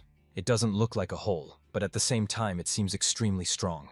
Besides, some of the movements seem very familiar to me. After listening to the explanation, the grandfather finally decided to reveal the secret. The technique really consisted of two techniques already known to him. They were simply combined. Now Hyun understood why it seemed to him that the technique looked like a combination of two different styles. But this only confused him even more. He wanted to say something, and Grandpa, noticing this, suggested that he express his thoughts. The guy asks for some time to think things over. He even closed his eyes to concentrate and better comprehend what he had heard. Grandfather watched him closely and saw in his every word and movement a sincere, genuine interest in everything he taught him. Watching the little one, my thoughts flashed through my mind. I'm the best at martial arts, but Hyun, he enjoys it with all his heart. After thinking for a while, the boy opened his eyes and said that he wasn't sure if he could explain everything in words. The best option was to simply take up the sword and put your thoughts into practice. After warning his grandfather that he was about to begin, he prepared himself, and energy began to envelop his body. Just seeing the beginning, Grandpa immediately determined that it was something very similar to the technique he had just demonstrated. But the question remained, what exactly would he show now? Would he try to separate these two techniques, or perhaps find their weak point? And then came the moment when the boy started to move. What happened next did not fit into any framework. He performed Changun Muay, a legendary sword technique that was the symbol of the Namgun family. Even Namgun Muryong could not master it to the perfect level, stopping at the 8th level. However, it was this technique that made him a great swordsman. Grandfather, watching the little one, could not understand how this was possible. Until recently, he didn't even have basic fencing skills. And now he was demonstrating something that was hard to believe even for an experienced master. After finishing the show, the guy smiled, admitting that he still needed to think things through. Grandpa, amazed by what he saw, wanted to know more about how he knew this technique and where he learned it. The guy explained that he had never studied it, but was trying to understand why its author made it so awkward to perform. Grandpa held his breath, feeling his throat go dry. What he heard surprised him so much that he had to ask if the technique was really uncomfortable. The guy swung his sword horizontally once more, emphasizing that this was a move from the Changun technique. After that, he warned that he would now perform the next technique. His sword swung sharply vertically. It was Taeyang's technique. He suggested that the master probably wanted to combine the strengths of these techniques. It seemed that this technique was the first attempt to merge the two techniques into a single whole. Continuing his reflections, the guy noted that he noticed many strange moments caused by the fact that the technique was composed of two different styles. He suggested that if these weaknesses were improved, the technique would become much simpler and faster.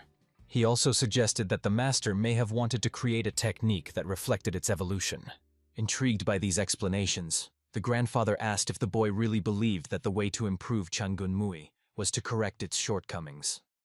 When he heard the affirmative answer, he learned that the boy did not even know the name of the technique. Grandpa decided to clarify whether he meant to say that he had conducted the analysis and invented Changun Mu on his own. The answer was obvious, yes. After hearing everything, the old man asked to hand over the sword to him. In all his 80 years of life, he had never been so impressed. He himself had once worked on Changun Mui, refining it into Changun Tan. But why hadn't he considered it from this perspective before? Once upon a time, this technique reached a dead end, and that's when it was necessary to pay attention to Changun Ten. These thoughts made him wonder if he himself had truly mastered both of these techniques. Grandpa closed his eyes, lost in thought, but the boy turned to him. The old man did not answer, silently putting his sword aside. He was filled with mixed feelings. It was a feeling similar to when a storm is brewing. It had only arisen a few times in his entire life spent mastering the art of war. The feeling entered my consciousness so easily that it seemed strange. It could be described in one word: enlightenment. The guy, holding his breath, carefully watched everything that was happening. All of the Namgun family swordsmanship techniques always started from the basics. Muryong knew that well. It is impossible to skip this stage, but ultimately, all martial arts are based on these very foundations. This moment made even my grandfather delve into memories of the past. After a brief flashback, a slight smile appeared under his mustache and beard. It was a smile of realization. Was it really that simple? And it took 20 years. Seeing this, the boy greeted him sincerely. But at the moment when he was bowing and expressing his greetings, He felt his grandfather's hands approaching him. The old man tenderly hugged his grandson, thanking him and calling him a true blessing. At this moment, he reaffirmed what everyone in their family knew. This guy was the one who had the will of a true heir.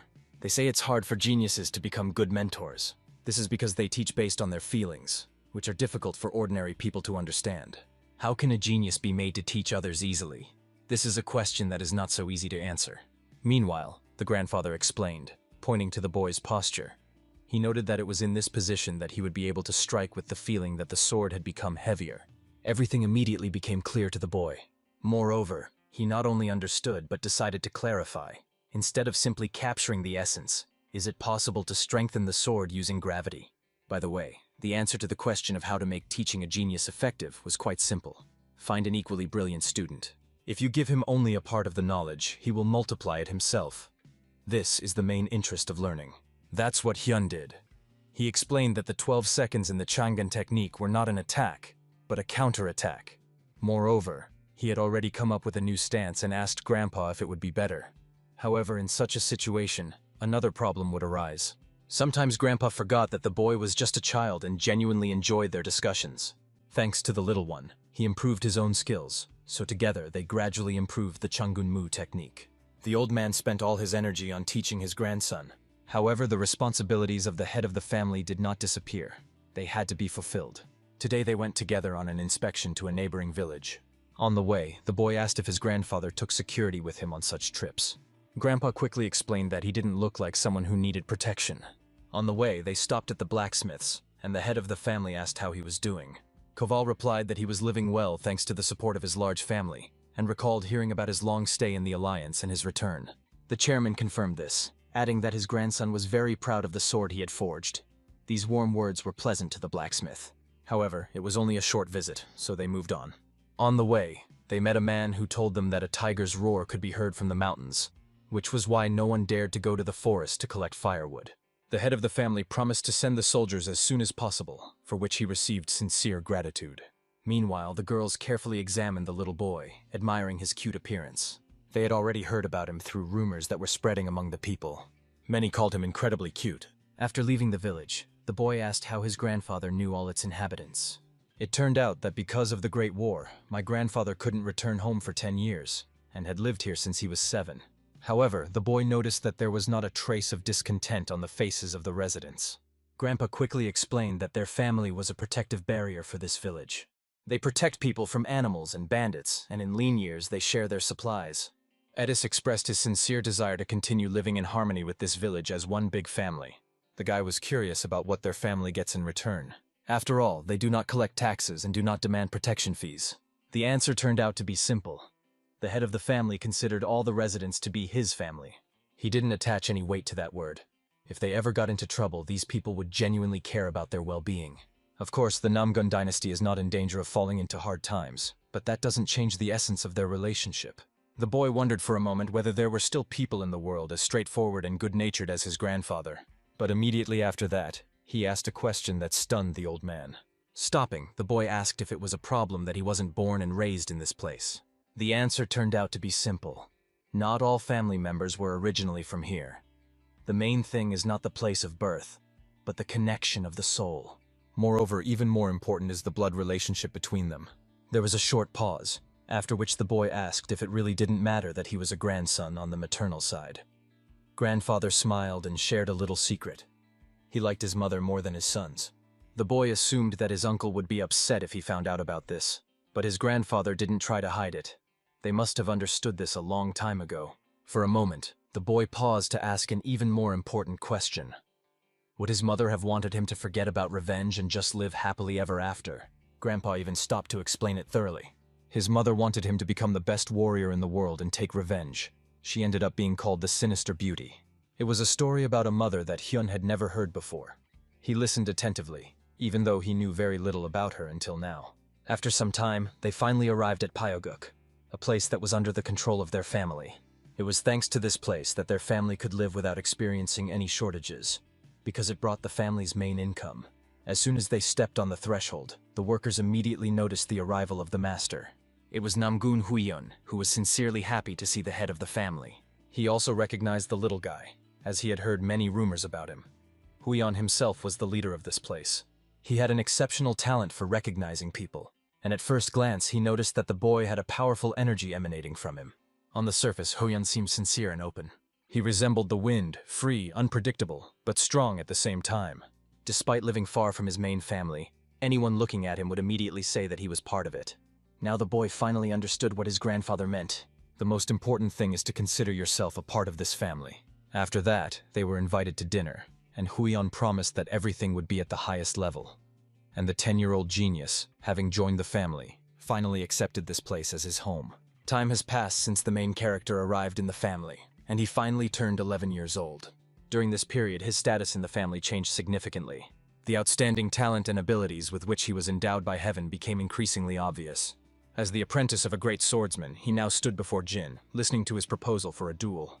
Without any hesitation, he gladly accepted the challenge. Jin decided to go first and rushed forward. The protagonist dodged his blow with a wooden sword.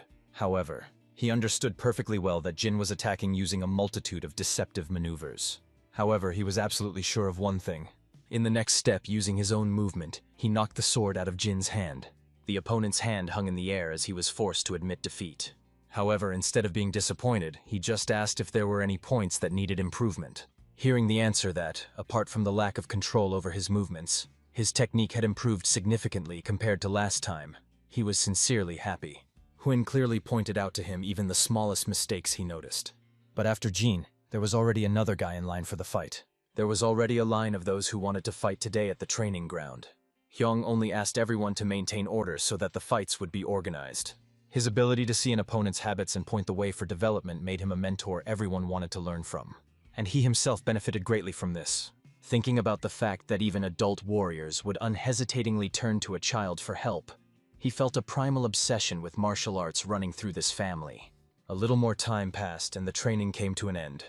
Hyun stretched, rubbing his shoulder. His muscles were starting to ache from the strain. But suddenly behind him, a request was heard to fight another battle. He had just turned around when he heard someone ask how many years had passed. Standing in front of him was Huang, who, upon noticing him, was immediately overjoyed and asked if he had finally become an official member of the family.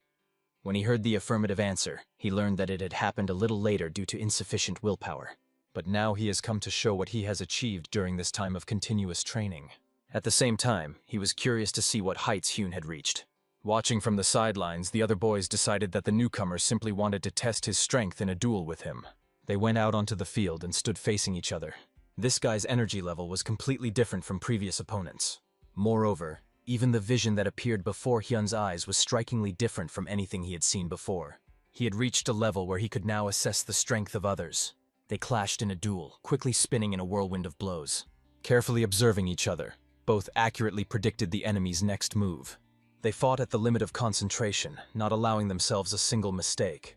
Hyun initially expected him to dodge and go on the defensive, as he had done before. Meanwhile, his opponent was amazed at how much Hyun had grown in such a short period of time. It seemed that he even surpassed him in terms of inner strength. However, he was not going to back down. This battle was to be a demonstration of all he had achieved, especially since he himself was not idle all this time. Everyone around noticed how the energy of this was transferred to his sword. But not Hun. He was sure of something completely different. Before him was the true form of the chi cluster. If he continues in the same vein, he will use it up too quickly. Realizing this, he did not hesitate for a second and resolutely rushed into battle. After some time, his assumption was confirmed. The density of the gas began to decrease, gradually depleting its reserves. All that was needed was to move the sword a little further along the trajectory to finally complete the attack. Just one movement and the opponent's sword shattered into pieces. The boy silently stared at the half of the sword that remained in his hand. There was no choice but to admit defeat. He understood that he had become stronger, but he was still far from reaching Hyun's level. Hun, however, noted that Peng had indeed grown significantly in strength compared to the past. After that, apologizing for his tactlessness, he asked permission to give advice. He explained that Pen's style was more suited to a saber than a sword. The technique of embodying true QE is an explosive swordsmanship, and since Pen moves more dynamically, a saber technique would be better suited to him. But it remained unclear why he tried so hard to master the sword, if this weapon did not suit him. Hearing this, Peng asked in a frank voice how well he knew his true story. Hyun didn't even understand what Peng was talking about, but he just closed his eyes and replied that it was nothing. It just came out. Turning around, he He praised the sparring and suggested they repeat it again sometime. His behavior left behind many questions, but after that, he simply disappeared without a trace. That same evening, Pen stood outside, holding a saber in his hands. His gaze was fixed on the blade, but it was not just a weapon. It was a gift from his father. He remembered his advice not to brag about his abilities, as well as his brother's constant reminders that he would never be the head of the family. In the Pen family, the best were always criticized, while here everyone was sincerely welcomed and supported. But at the same time, everyone worked tirelessly to catch up and surpass their rivals. Perhaps that's why the Namgun family was called the strongest in martial arts. After thinking about this, Pung began to practice. However, this time he performed the movements not with a sword, but with a saber. The Saber of Universal Thunder is an ancient martial art of the Pen family, which, despite its antiquity, contained techniques that were actively used in real combat. He couldn't understand why his father had decided to pass this technique on to him. All his thoughts were interrupted when he suddenly felt someone's presence in front of him. Before him stood Yoon, who confidently said that he was sure that this was where he would find Brother Pen. He smiled, and a moment later he heard the counter-question that had brought him here. Usually those who leave after talking to him with such an expression on their face cannot sleep peacefully at night. As soon as he had said these words, his attention was drawn to the sword in Pen's hands, and he immediately asked permission to hold it. At such moments, it was obvious that Hyun was still a child. But since he has this sword, why didn't he carry it before? The question suggested itself, so he couldn't resist asking.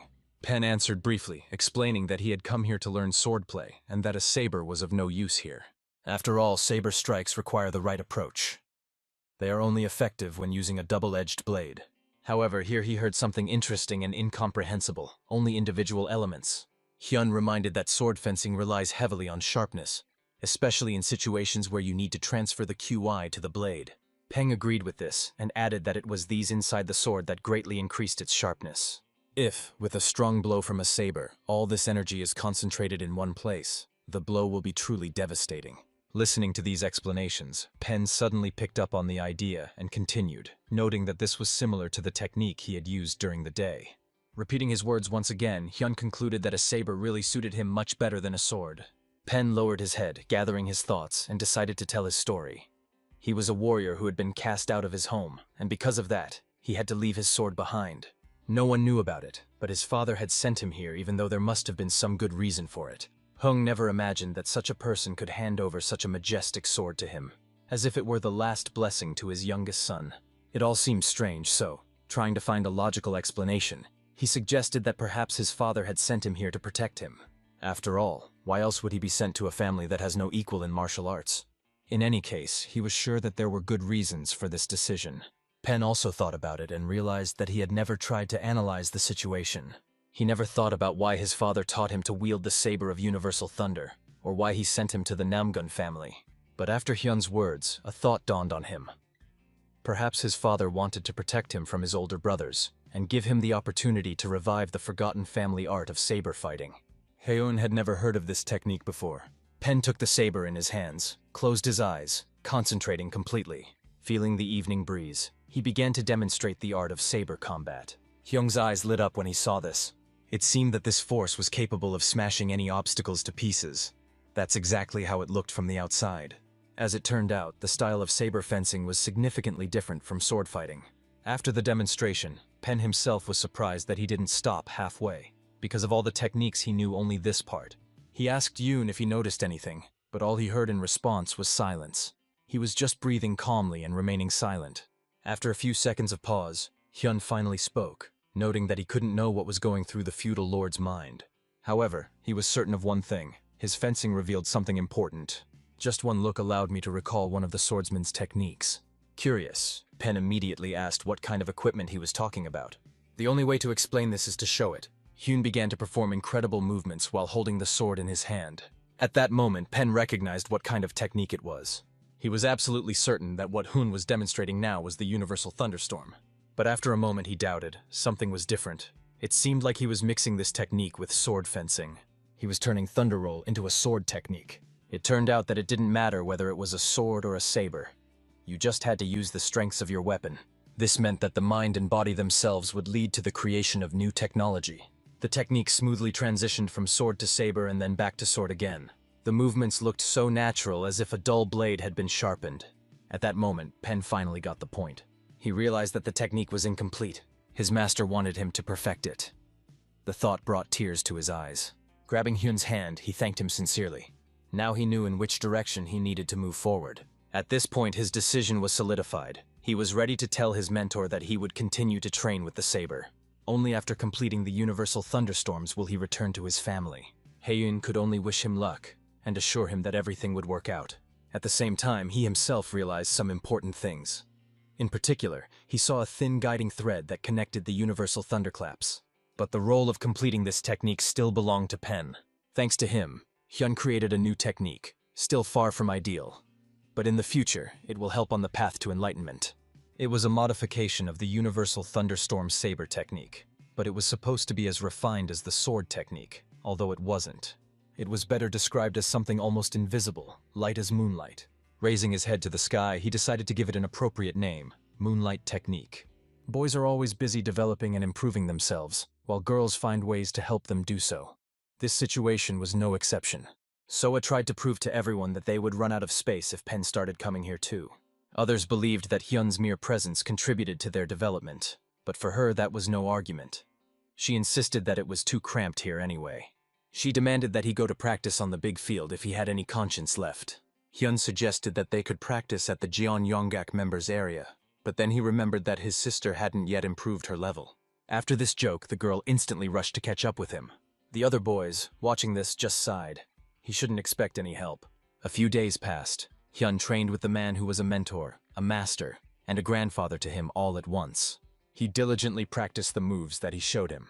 Grandpa watched this, and a smile never left his face. He had seen the moonlight technique that Hyun had created after training with the universal thunderstorm saber. That was why it resembled the technique that Pen was demonstrating. However, in terms of refinement, Hyun's version was much more advanced. It was something between sword and saber fencing, but no, it was so harmonious that it didn't need such definitions. He not only found the key to the universal thunderstorms through fencing, but also perfected his own martial art. Grandpa tried to make sense of it all, digesting what he saw in his head. Grandpa came to the conclusion that Huon's abilities were so incredible that calling them simply abilities was not enough. He praised him, calling him a good guy, although he noticed some shortcomings. And since it reminded him of something from the past, he decided to tell the little one everything in order. Meanwhile, two brothers, Hwang and Min Yi, met in the calendar. Since Min hadn't appeared at joint meals for a long time, devoting himself to training, they hadn't seen each other for a long time and had something to talk about. But suddenly Hwang felt something unexpected and was very surprised. He caught the energy hidden in Ming Yi and realized that it had become significantly stronger. He couldn't even realize what was happening, so he just froze in place. Min noticed his condition and placed a hand on his shoulder. He calmly noted that looking at him, he could see how he had grown and congratulated him, admitting that he had not been interested in his affairs for a long time. Hwang denied it, but at the same time admitted that he could feel how much stronger his brother had become.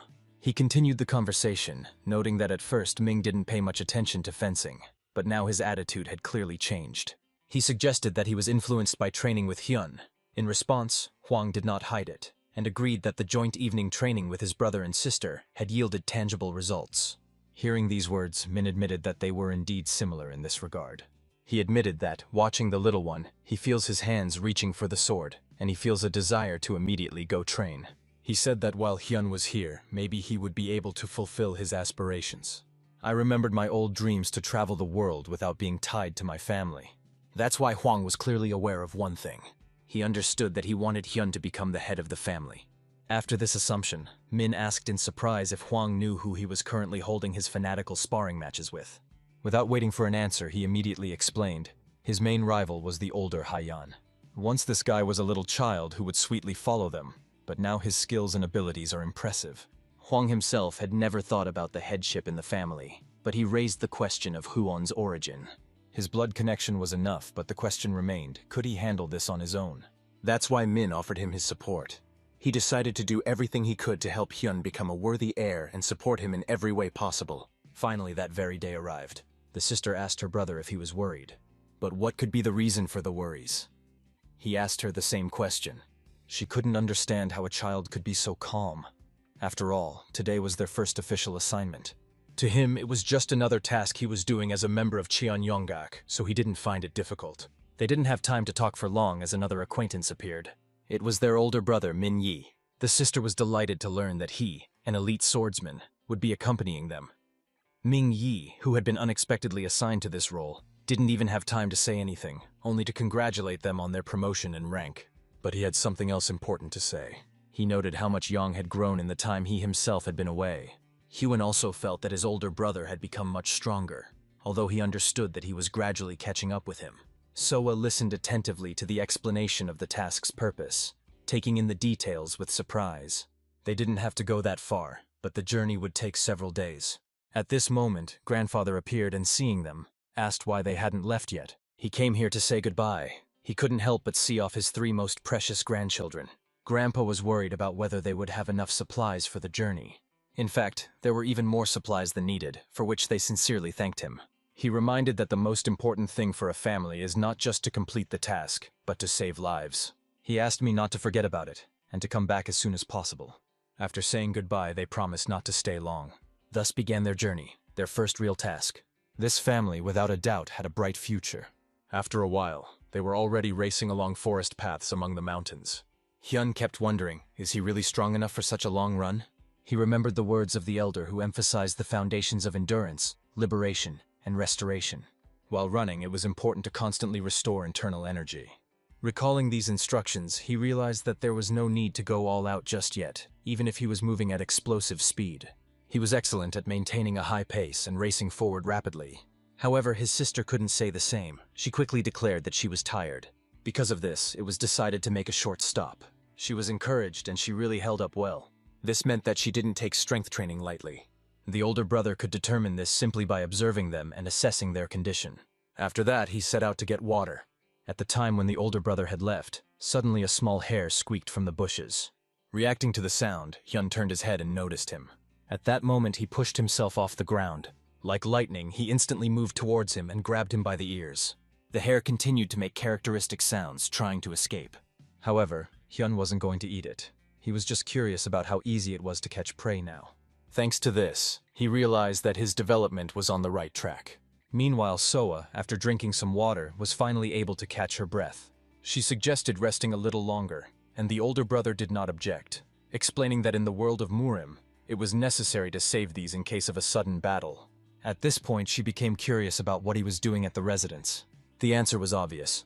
He devotes time to training, but why he was training in the residence on the court? That remained a mystery. In fact, Men was worried that they would soon catch up with him. However, this was only a joking response. In reality, he said that his training consisted of sparring matches, which, although not real fights to the death, required full commitment. Thanks to this concentration, most of the time it was possible to fight phantom opponents created in one's own imagination. Hyun had always believed that it was better to practice the movements with his body, and he was right. But Min explained that at his level and with his experience, that was not enough. After this conversation, Hyun realized that his older brother was right. Imaginary battles can be useful, but it's also important to gain real combat experience. Meanwhile, Soba was already imagining when she would have such an opportunity. There will come a time in your life when the battle becomes a matter of life and death, when you have to take someone away. However, you always need to remember one thing. It's one thing, belief. Belief in what you're taking up your sword and going into battle for. To avoid becoming a demon from Safa, you need to follow your convictions and only draw your sword for the right reasons. This word, faith, was firmly imprinted in Hyun's mind. He remembered all his older brother's words very well, but it's time to hit the road. He decided to go first and ask them to keep up. And now, finally, they reached the place they had been walking to for so long. Soa was so happy that she threw her hands up. She once again assured her brothers that she would succeed. Her straightforwardness could only be envied. Hung didn't even feel tired, as he had become much stronger thanks to training with Elder Keban and his movement techniques. Just think how much more he can grow in his skills. In order not to delay, Hyun offered to deliver the package immediately. But everyone understood that they looked pretty untidy now. Since they had just arrived from afar, it was worth settling in first, as the older brother explained. That pleasant moment when you finally find some support to lean on, or you lie down, feeling tired. And after a warm bath, you just wanted to fall asleep. By the way, my sister mentioned that they hadn't seen each other for a long time. They had not seen the owner, Dane, to whom they were supposed to deliver the package. At first, he lived near their residence, but then he decided that his real family was here and moved. Soa remembered how he always bought her lots of treats and toys when she was a child. But her brothers quickly reminded her that she was still young, which she reluctantly agreed to. She continued to talk about Dane, recalling that he had previously been involved in small-scale decorating, but had eventually become fabulously wealthy making blades for weapons. Because he is well acquainted with his grandfather, almost all the weapons in Namgun's family are the products of Master John Diane. Hyun only now realized that not all the swords in their family were forged by a personal blacksmith. Other family members were provided by day-in, not by a local master. The sister couldn't help but be surprised. How could someone be so smart in training but know nothing about their family? However, she didn't hesitate to say goodbye, wished them good night, and went to sleep. Both brothers admitted you definitely won't be bored with her. She stood outside the door for a while longer, eavesdropping on their conversation about herself. Hung only admitted in the conversation that she, like a sister, really takes good care of him. After a while, Min stood up, explaining that he would be stepping away for a while. He wanted to explore the area because he was used to always being on the alert. No one knew what tomorrow would bring. But Hyung also wanted to go with him. Having received permission, they set off together. Along the way, Min explained that this fence belonged to the John residence. He also said that the largest estate is located here, and they chose the place to spend the night partly because of its proximity to the residence. Then he suggested that the younger one might be tired, and suggested that he come back, but Hyun refused. Then Min suggested we take a closer look at the surroundings. The most interesting places worthy of attention were left on the way back. You need to consider the height of the fence, your own condition, and other details. A little more practice will make it much easier. Hyun thanked him for all these instructions, but that wasn't all. All that was left was to check the main entrance, the distance to the residence, and the level of security. But at some point Min stopped abruptly. He asked Hyun to freeze too. Something was wrong. There are usually always guards in such huge estates, and he unimmediately guessed this. Min confirmed his assumption. There was no information that Jong had decided to leave the building unguarded. The most important thing now was to focus on these auditory sensations. But there was no presence around, no sounds, no movement. Both of them stared intently into the darkness, sensing something suspicious. Min wanted to say something to Hyung, but looking at him, I saw that he was just nodding silently. He understood. Hyun already guessed what he wanted to say. Go home. In the world of Muram, experience is the most important part of learning. Min realized that this was pointless and agreed to move forward together. During this, he couldn't help but notice that the technique that Hyen possessed, namely the body relief, was exceptional. It was very similar to the faint fragrance technique from the Hwasong faction. They raced forward, but could not determine where exactly the strange sound they were hearing was coming from. Was it coming from the main building? As they got closer, they came across an illusion technique that completely blocked the sound from coming out. Min understood that Hyun had not yet learned sound techniques, so he asked him to simply nod if he understood the instructions. With slow, cautious steps, they began to make their way forward. And suddenly they heard a voice full of anger. "Scoundrel!" John spoke these words with pain, accusing someone of a dishonorable act. There was a deep wound on his right chest. In front of him and behind him stood people wearing masks. One of them coldly asked, "Before whom should I be ashamed? Before the heavens. Then call down lightning for the sake of decency." At this moment, hiding around the corner, the boys carefully observed the situation. People in white clothes were dead, and bodies in black were scattered chaotically across the square. Min slowly began to draw his sword. He quietly ordered Hyun to stay put and not interfere. The masked man addressed Chon in a cold voice, stating that if he had given up his property, all of this would not have happened.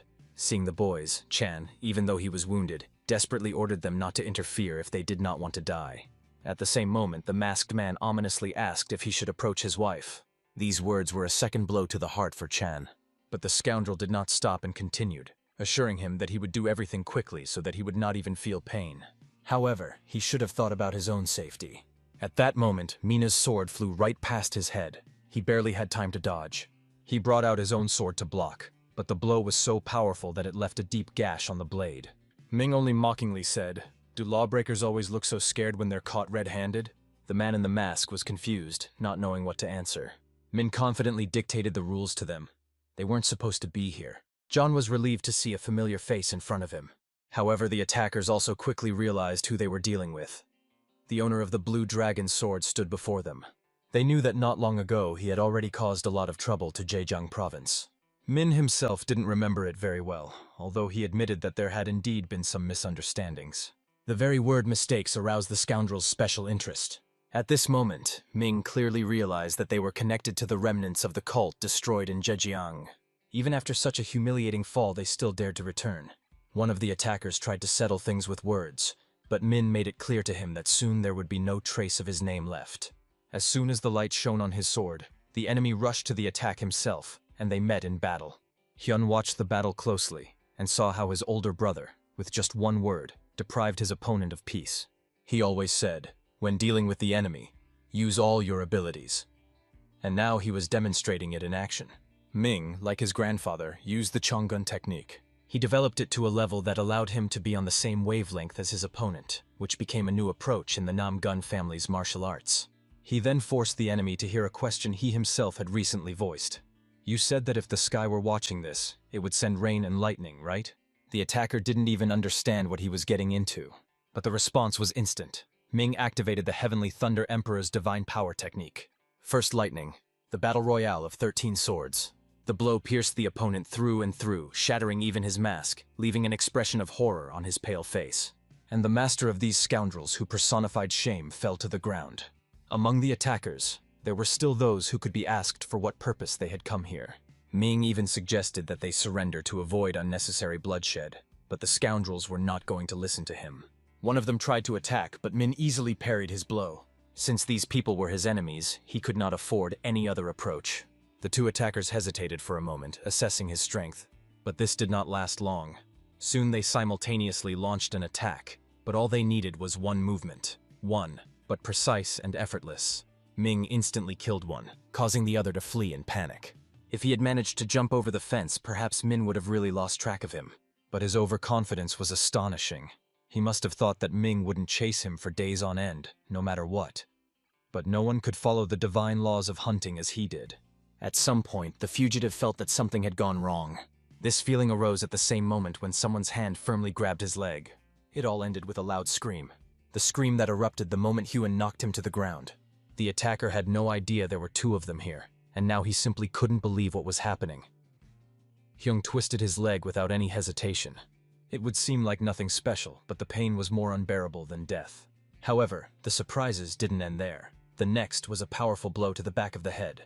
He didn't even have time to realize what had happened, because the attack came from behind, as if from around the corner. That's where he wanted to get to understand what was happening. But it was already too late.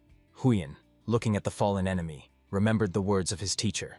The eyes in the back of your head should always be open, but you should never forget about rest and nutrition. John approached them, thanking them for saving him. It was thanks to them that he remained alive. Perfect assessment of the situation, instant reaction, flawless execution. It turned out that martial arts were not the only things that stood out in this family. The old man was convinced that his guards were first class because they all came from military families with deep traditions. However, he didn't understand how they couldn't deal with the enemy. Half of the warriors were only alive thanks to this guy. Ha Hyun explained that it seemed they needed to act quickly. He ordered a message to be delivered to the Murim faction about their joint success. Without wasting time, he immediately sent someone to deliver this news. One of the guards looked at the boy, thinking he was still a child, and couldn't imagine how he could endure such cruelty. He asked Hyun how he was feeling. The boy calmly replied that he was fine. However, he was a little embarrassed when he noticed that he had scratched his palm. Then the old man became worried and suggested that Min move closer so that he could be supervised. The boy agreed and asked to move his things. Together with his brother, they set off to a new place. His role in this battle was significant, so what happened shouldn't be discussed only from his grandfather's perspective. Hyun thought for a moment, lost in his own thoughts. The brother noticed this and asked what was bothering him. He was about to ask for something, and his brother readily agreed to listen. He couldn't understand what was happening. Why was Hyun acting like nothing had happened? That was a strange question. But when you first find yourself in a similar situation or see someone dead, the natural reaction for most is shock. At such moments, you don't realize how equally valuable life is for everyone. He saw people die but felt nothing even when he himself inflicted mortal wounds. To him it seemed like something familiar, almost every day. Still, something in his brother's words made him think. He understood. Now he was part of the Muram world. Hyun was stunned by the thought, and a sense of realization dawned on him. He recalled how, at the age of 15, he first killed an enemy, the young leader of the Safa clan. He still has nightmares about that day. How the blade of a sword cuts through his skin. How in the agony of death his gaze dims, from which life gradually disappears. It was hard for him. These feelings haunted him for a long time. But one day his father told him, "The world of Murim is a wild place where beasts rule. They know what revenge is and are ready to fight for their beliefs. These words reminded him of the past, about the day he ran away from the Shin family and found refuge with the Nam Gung family. Relentless hunger forced him to hunt, kill, survive. The chase, the blood, the fight. He became part of this predatory chain of nature. The brother emphasized that perhaps he understood everything without even realizing it. Putting his hand on his shoulder, he asked him not to worry. Even in such situations, one must remain calm. For Muram, this is more of a blessing than a curse. The boy finally agreed with him. When their sister found out what had happened, she was furious. They had to wake her up. In her opinion, stopping the killers alone was simply pointless, because they could have been seriously injured or even killed. Everyone had been up since morning, and it seemed there was a good reason for that. Suddenly, an old man came out from around the corner and announced that they should call him their mentor. He wasn't just some elder to them.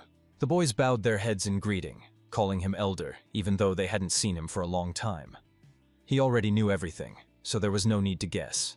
He only asked if it was the work of the demon cult and received an affirmative answer. His suspicions were confirmed, but something about it still seemed strange.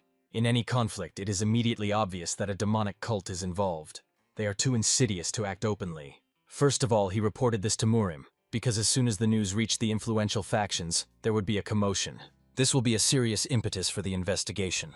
If the old man says this out loud, then the situation is indeed serious. If Murim does not react and impose sanctions on the demon cult, the consequences could be dire. The old man noted that Hyun was developing well. His strength was growing. The boy just smiled. He trains hard and he does the right thing. The mentor has opened his eyes to some things. The girl expected her grandfather to praise her too, but he only noted that she was their little spark, who had also grown up, although her potential had not yet been fully revealed. Then the old man suggested that she join the lesser warriors, but she flatly refused. He heard that the Jung family was planning to move to Hapi, and they were going to retake the city during the day today. If only the owner, Chan, could see all this with his own eyes. At that moment, the girl realized that this man they were talking about looked like that uncle from the store. The elder noticed that she had already met him. This was the man who had tried to smuggle the security for the fire, the youngest son of the John family. In any case, he is going to inform the factions that the demonic cult is behind all this. As for the prisoner, he turned out to be related to the Jung family, so he was completely immobilized by sealing the flow of qi. This was a significant achievement. Now it was time to go to the old man in the southern palace. He would be waiting with impatience. After saying goodbye to the elder, they hoped to meet again soon. But as he left, he said that the faction elders didn't even have to try. Everything had already been done for them. The older brother suggested that they return home, and they went there without hesitation. Having a place to return to is a true blessing. They decided to compete with each other, and the girl assured them that she would never fall behind. Desperately breaking away from their place, they rushed forward rapidly. This concludes the chapter. From now on, Ha-Yun's real home is not the Shin family, but the Nam-Gung family. The main question remained: how to become a strong-willed person. It is important to pay attention to details, honestly and persistently master the basics. Although it sounds simple in words, applying it in life is a completely different challenge. Those who faithfully follow these principles stood right in front of him, and this, at the very least, warmed his soul. One of them noted that Soa is a real fighter because she doesn't slow down until the very end. However, the girl didn't want to fall for such tricks and asked her brother not to lie to her. This time she finally realized how big the difference was between her and Brother Heng, but she was willing to make the effort to catch up with him. Soon they arrived at their destination city. All three were solemnly congratulated. Their grandfather stood before them, but what was he doing here? He had heard about the disaster that had happened and wanted to know how they were feeling. He replied that he was fine. Thanks to Brother Min, everything ended well. That was good. Min really tried, but Grandpa pointed out that his contribution to this matter was no less important. However, the boy shrugged it off. He was just glad he could help. Hyun and Sanghwa were real good guys. They had successfully completed their first task. It warmed their souls, so when they were offered dinner, they happily agreed. Entering the hall, they saw a beautifully laid table, laden with exquisite dishes. They savored them as if they had never eaten anything more delicious before. Grandpa was pleased to see them eating with such appetite. But to be honest, something was bothering him. This concerned Senior Chi Walgolga. He had heard that the prisoner had been handed over to the members of the Murim. However, there were only 2 people in the convoy, including Elder Chi Wolgolga himself. Was this really enough for safe transportation? This made my grandfather very happy, because usually dozens of guards are involved for such missions. Heng knew why Chi Wolgolga had that nickname. It was probably because he liked alcohol and the moon. Grandfather confirmed this idea. What's more, they say that when he's drunk, he can run to the moon and back. That's why he got his name. Because of a funny nickname. Everyone forgets about the most important thing. Adopting new laws does not mean showing weakness at all. And in this regard, Chival Gogu can compete even with his grandfather himself. Soon night fell. The boy wanted to relive the feeling of battle in his memory. The fight with the stranger. His brother's words revealing truths to him. All of this had to be relived in his mind. He focused on his breathing. Imagine the battlefield, the warriors, and his opponent. And at that moment, I felt a powerful surge of energy, as if the entire space around me was filled with a blinding white glow. He stood, his sword tightly gripped in his hands, lost in his memories. He didn't know how much longer he could hold out, but his gaze was fixed on his older brother who was walking ahead. Suddenly, everything around began to dissipate, as if dissolving into thin air. He heard a voice asking how he was feeling. His meditation was suddenly interrupted. He abruptly opened his eyes. Breathing heavily and coughing, he realized he would have lost in just one blow. Fortunately, it was just a fantasy. If this had happened in reality, he would have met his death already. Once again, he reminded himself that achieving big goals at a young age did not guarantee peace. In this world, battles are not fought for life, but for death. And no one pays attention to age, so he plunged into meditation again. Meanwhile, somewhere along the way, an old traveler accompanying the group yawned widely as he walked. 2 guards walked beside him, carefully carrying out their mission. He noticed that among the Muram warriors, quite strong fighters were chosen to accompany him. But even they had a hard time. The elder suggested taking a short break, and they readily agreed.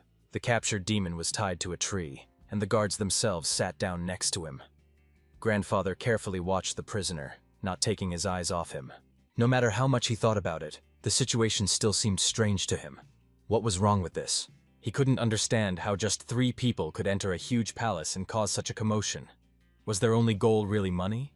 Although the demonic cult had acted in a similar manner before, this time the situation was different. Something was clearly remaining in the shadows. This was suspicious. If they really wanted to eliminate the witness, they would have sent much stronger masters. Judging by the elder's words, this could have been a trap. But he interrupted his thoughts and ordered them not to delay, but to speak directly. There was a possibility that this guy wasn't connected to the demonic cult. In any case, they would be able to verify everything when they got him to the location. But suddenly the elder heard a suspicious noise. The soldiers also noticed that someone was nearby. A man in heavy armor appeared from over the horizon, holding a sword in his hand. Coming closer, he slowly pulled the blade out of its sheath, and it became clear that they were facing a martial arts master. The elder reacted instantly, but the warriors suddenly launched powerful combat equipment in their direction. The blast wave caused real chaos around. When asked if he was okay, the elder just silently watched his opponent. He couldn't believe it. Standing in front of him was the same old acquaintance he hadn't expected to see for a long time. Now everything became clear. This was someone who was only pretending to be a representative of the demonic cult. The mysterious stranger was getting closer and closer. The elder ordered the soldiers to retreat. It no longer concerned them. He will detain the enemy, and they must deliver the prisoner to the clan as soon as possible. Let them not hesitate and simply follow orders. They have only been together for a few days. Do they really think they are on the same level as him? They will only get in the way, so they must run away quickly, and he will soon catch up with them. Hearing this, the soldiers quickly set out to carry out the task. Meanwhile, the stranger who had intruded and hindered them went on the offensive. The elder just calmly said that if he tried to use this technique again, he won't succeed. Does he really think he can fool him? After all, his cheap blows have no effect on him. And then he used an 18th level technique, delivering a powerful blow to the enemy. But all attacks were skillfully repelled by this warrior. It became clear that he was not just an ordinary fighter. He was different from the others. His defense was impeccable. Then the elder decided to use the flow of chi. Will the opponent be able to withstand this blow? Meanwhile, in the alliance, the young master was still asleep. He felt that morning had already come, and once again he remembered how many times he had died in his dreams. However, the duration of his fights with opponents gradually increased, and thanks to his breathing control, he no longer felt exhausted. Quite the opposite. Come to think of it, Elder C. Volwolga would be enough to safely deliver the captive to the Murim clan. So he only hoped that it reached its destination safely. Meanwhile, we returned to the Elder's battle with the attacker. The fighting continued, and the situation became increasingly tense. It seemed that the old man was better prepared, but the enemy skillfully blocked his attacks, no matter how much he tried to break through. It was obvious that this stranger was feeling very anxious, especially after hearing that the prisoner in black clothes had been handed over to the Brotherhood in the Alliance. It turned out that he was one of the few representatives of the forces that masqueraded as the demonic cult. These words angered him, and he rushed into the attack. The elder immediately sensed that his opponent had lost self-control. He hit the spot. Now all that remained was to catch him, forcing him to use his true power. But the opponent only gritted his teeth and parried the blow. Not much is usually known about guys like him, but his real specialty is not defense. His power is not in defense, but in destroying enemies with one blow. The elder used the dragon taming technique and hit the opponent directly in the body, leaving a deep mark on it. The force of the impact sent him flying far to the side. He stood, feeling the real fear of death, for this blow was devastating. But even so, the old man admitted that the enemy was extremely hardy and also agile. However, this was his end. Like a dragon that has flown into the sky and doesn't know how to return. The elder decided to use his last trump card. He couldn't give this scoundrel another chance. Using his strongest technique, he broke through the enemy's defenses in a flash and destroyed him. From the powerful impact, even the birds rose into the sky and the forest was filled with a roar. The old man felt that this was a real lesson. His age was no longer suitable for such battles, but his opponent lay on the ground, completely exhausted, his sword falling from his hands. The elder hoped that he was still alive, but if this scumbag thought he had a chance to win, he was mistaken. His strength was exhausted, and when the old man took off his mask, he saw the real face. The eyes were rolled back, but this face, he had seen it somewhere before. His silhouette seemed to linger in his memory, but he couldn't remember more precisely. Maybe he should take him to the clan and find out everything there. It had been 10 days since Henan started visiting John Deo-kyung, and despite all the events, his daily routine remained unchanged. During the day, Henan studied martial arts with his grandfather, and at night he trained with his older brothers. After that, through breathing control and concentration of internal ki, he immersed himself in himself, recreating the battles in his memory over and over again. It would be difficult for an ordinary person to sustain such a schedule, but he derived real pleasure from it. However, there was something he looked forward to most in his life. The captured criminal may have had a connection to those who killed his parents. And so, there was a chance to finally find out why his family members had to die. Soon, Chivolholm returned and immediately approached his grandfather. I asked how he was doing, but although the greetings were pleasant, that was not the point now. He brought urgent news. The prisoner they captured. He undoubtedly had a connection to the demonic cult, and this information was officially confirmed. There was no doubt that this was the work of the demonic cult based on the murder scene. The prisoner who had regained consciousness was now being interrogated. The body of the deceased was also examined, but nothing suspicious was found. However, the man the old man killed seemed quite strange to him. Grandpa thought for a moment and wanted to hear more details. The thing is, Namgun's main sword is still trying to figure everything out, but his grandson's patience is already at its limit. He noticed that the flow of energy and blood was no longer as pure, and he hadn't trained in a long time. It's not what it used to be, but he still admitted that the warrior he killed was very strong. He fought with the same ferocity as his grandfather, although he was not as powerful. It was not easy for him, so it was not worth straining too much. In any case, at some point he used one of the fighting techniques, and only then did he realize something important. The elder thought for a moment, trying to understand what exactly he was talking about. Is he talking about the stellar attraction technique used by the demonic cult? But the old man was sure that this was the technique. If this was star attraction, then there was nothing strange, because it was one of the special martial art styles of the demonic cult. However, the man he killed had no signs of demonic chi at all. On the contrary, its energy was pure. Then it turns out that this is not stellar gravity, but something very similar. In addition, he was dressed in golden clothes, and his face seemed familiar. But no matter how much the old man thought, he could not remember where he had seen him before. Singh noted that the man in black's martial art was unique, but he also couldn't even guess what kind of technique it was. Just as he himself was not a genius in this field, it was extremely difficult to determine such things without proper analysis. But if you think a little, you might be able to remember. They warned him not to overexert himself. If it weren't for them, the local beggars in Murim would have been blind and deaf long ago. In response, the old man thanked him for the kind words and went about his business. Before leaving, he asked the leader to prepare grain vodka. After all, he should visit Henan before leaving. Meanwhile, on the training ground, our hero practiced with his sword. For the past few days, he had been recreating Namgung Min's brother's fighting technique over and over again. And his last imaginary opponent was the same murderer. He repeated the same movements he saw his brother make. In this way, he wanted to achieve the same level of mastery. If we do as he does, we can achieve something, he thought. But suddenly the sword slipped from his hands. He jumped sharply to the side, not understanding why. If you repeat the movements of the killer, Then the flow of ki is controlled directly by the hand holding the sword. Then he has to release the energy before it starts to accumulate in one place. At that moment, he focused it on his weapon, and the sword seemed to flash. Then he realized that this was the moment to act. He released a powerful wave of ki, directing it forward. By directing the energy from the sword exactly as his brother did, panting and tired, he realized that he had succeeded. It was even easier than he thought.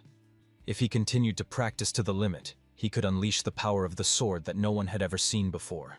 So he decided to do it every time, improving more and more.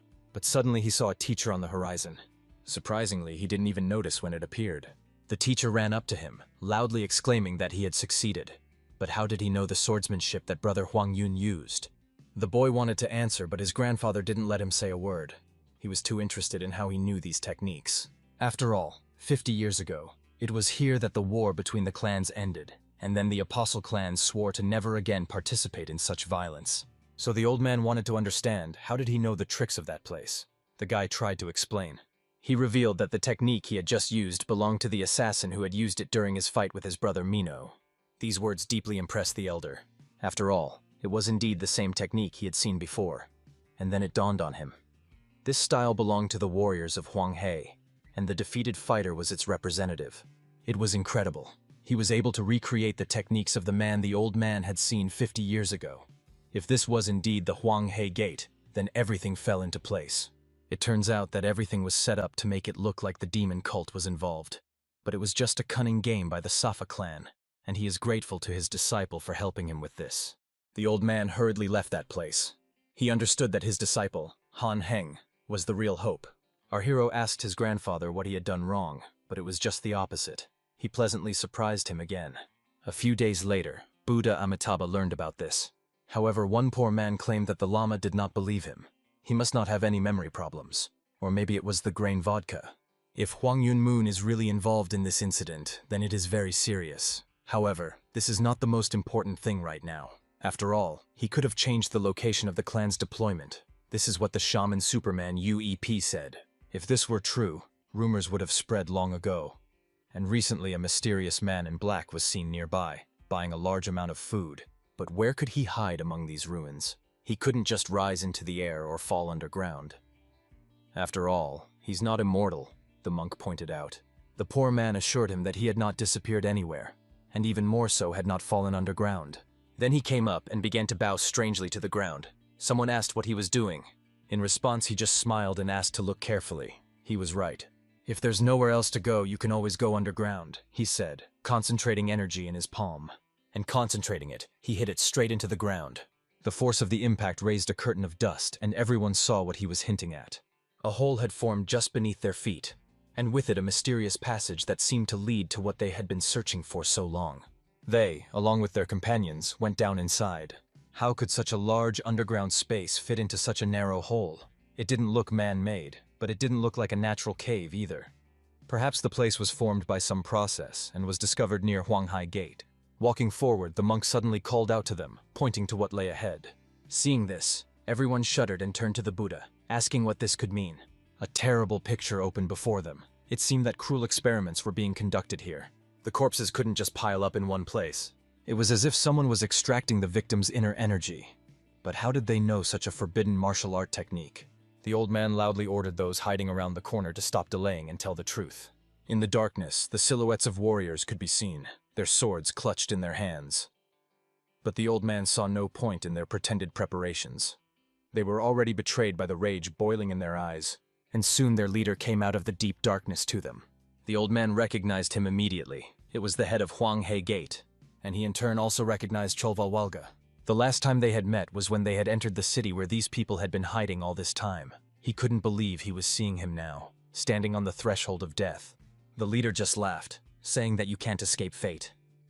The old man understood that he was not peaceful. Their crime was breaking a promise, creating chaos in the martial arts world, and inciting hatred against people.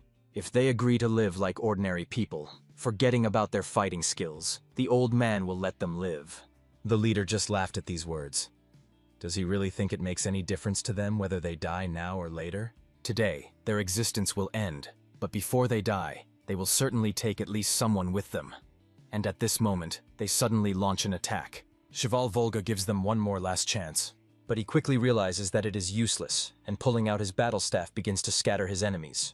The leader sees that the old man is already in the midst of the battle. He makes a promise. Today, Huanghe Gate will fall with him. Meanwhile, we return to our hero, who is having breakfast with his grandfather. His soup turned out to be completely tasteless.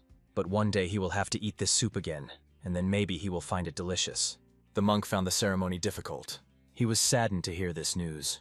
Yungjin's good name had nothing to do with the demon cult. It turned out that it was all the work of Huang Honggate, who were just pretending to be him. That's how it all happened. And to be honest, our hero was disappointed. Grandpa asked him not to worry. All information about the demonic cult is in the public domain. And right now he should focus on training. That's the most important thing. Does he know when the worst time to be a warrior is? The real test comes when strength is lacking at the very moment when it is needed most. This doesn't mean that the guy doesn't understand his own feelings, but he shouldn't deviate from his goal and let hatred guide him. He thought everything was fine now, although he was a little confused. However, training and living here brought him real pleasure. He understood his time had not yet come. The days spent with these people flew by unnoticed, but he tried to make the most of them. The grandfather, talking to the boy, mentally remarked that the conversation with him resembled a conversation with an old monk. His thoughts were deeper than those of most adults. The boy asked his grandfather to go first. He wanted to practice because he hadn't been able to do it before.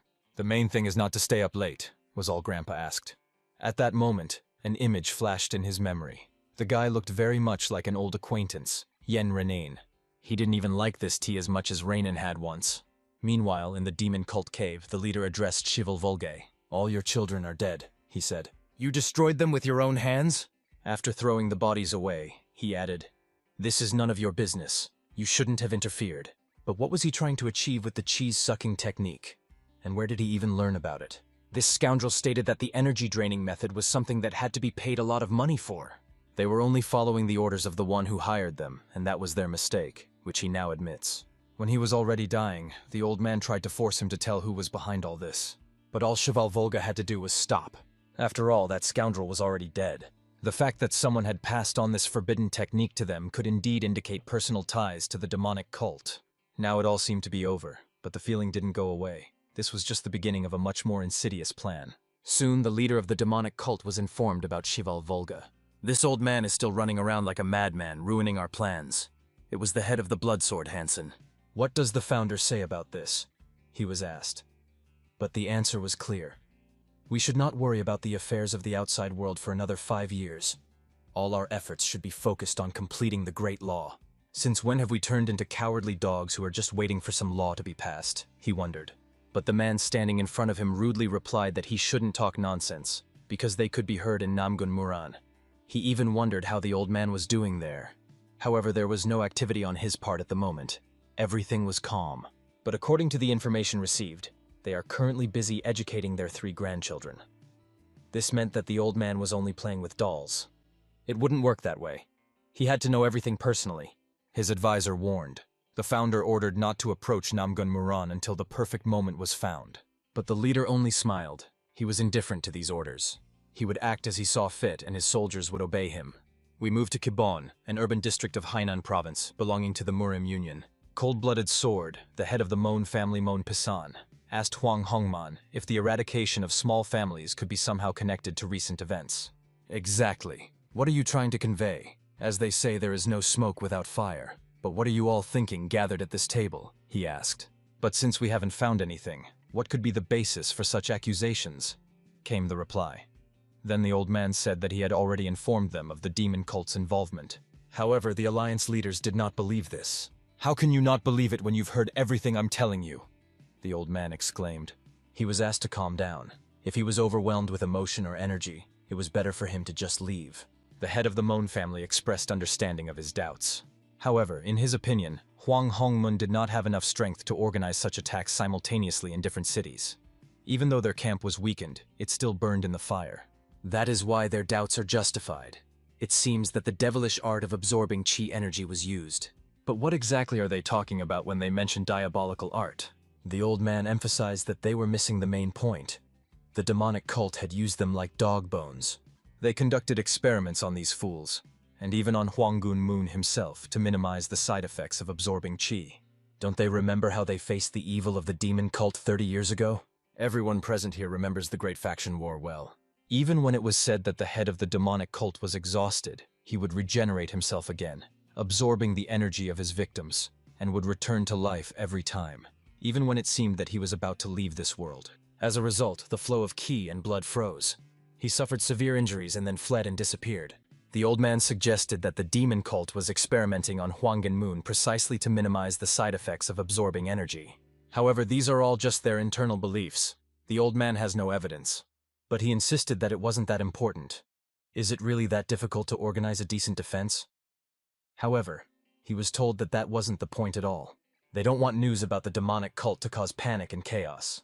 When real evidence comes, they will be the first to give it to him.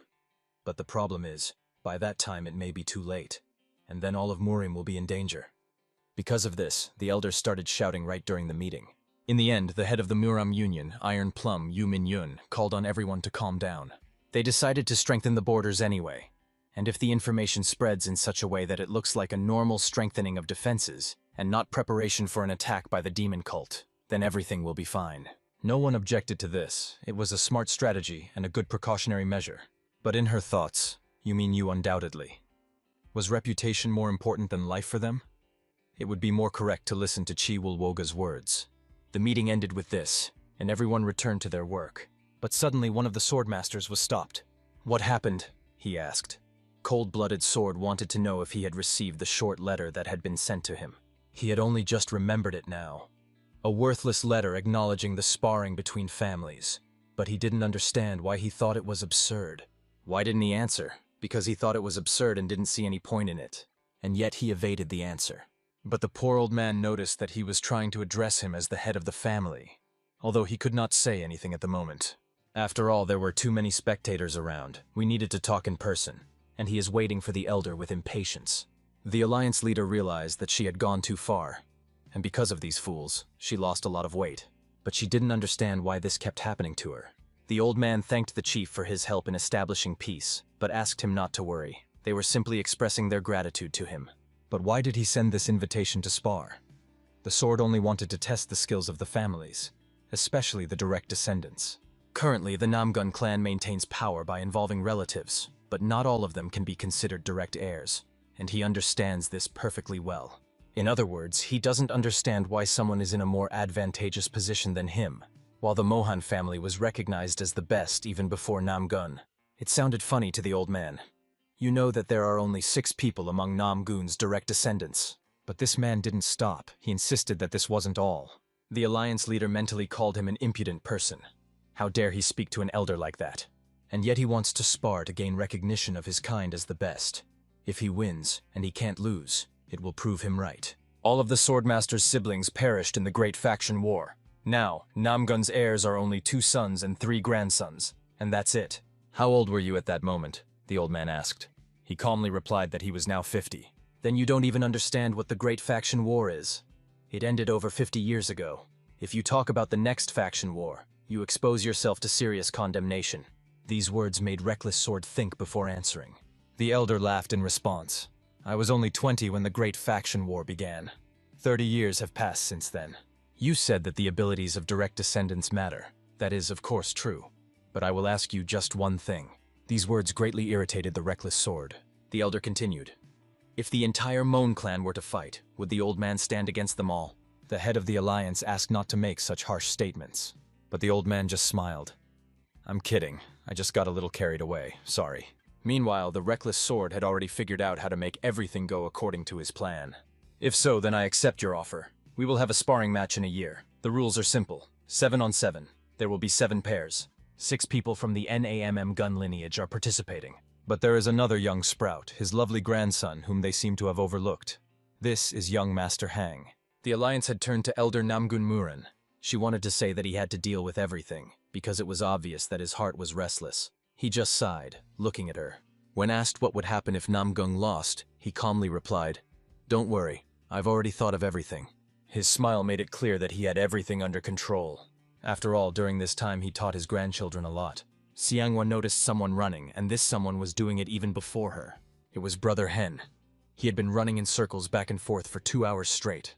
Seeing his sister watching him, Hyun, covered in sweat, turned to her. She didn't understand his motivation.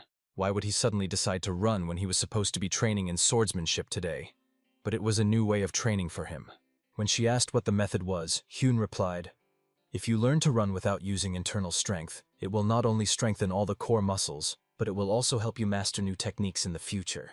This advice was given to him by Elder Chi-Wolwolga himself, and suddenly, Xianghua unexpectedly announced that she would also run, no matter what. Hearing this, another of their brothers, Pen, decided to join in.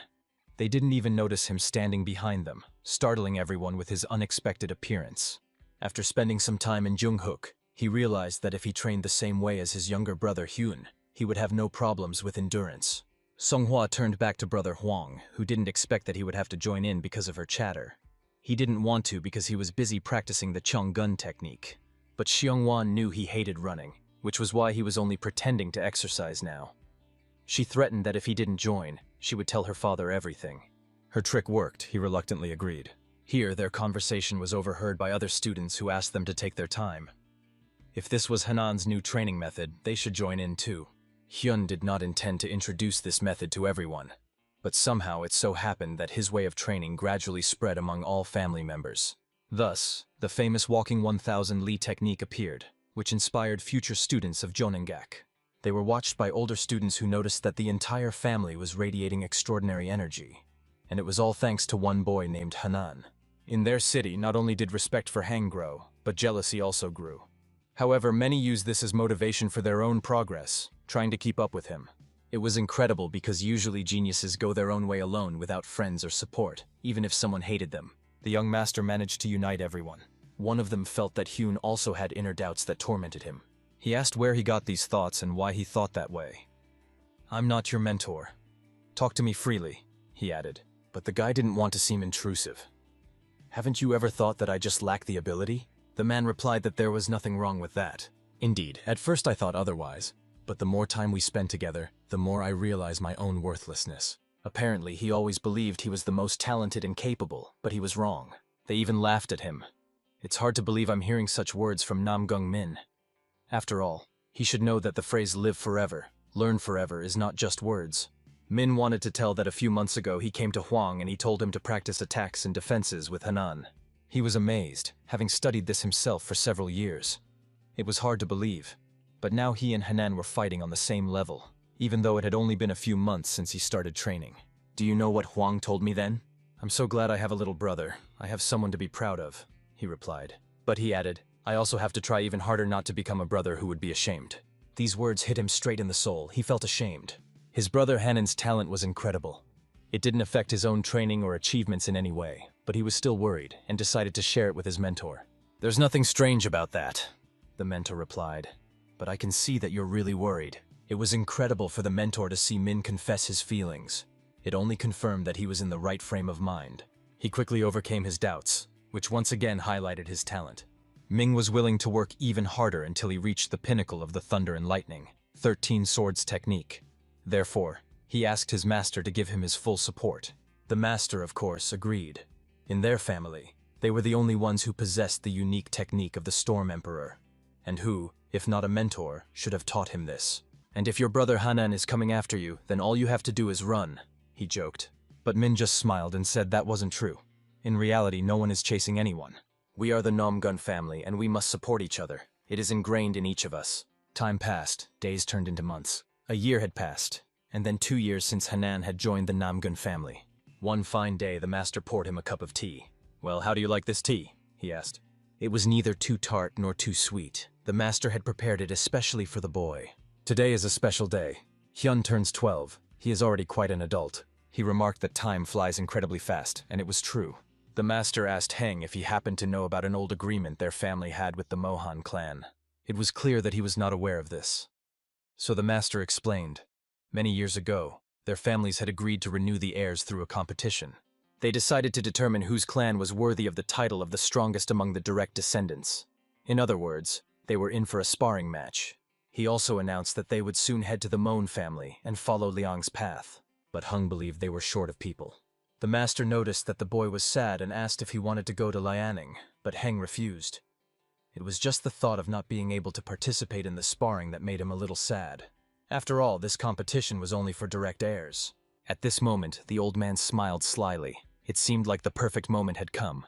He slowly raised his cup of tea. When asked what he was up to, he didn't answer.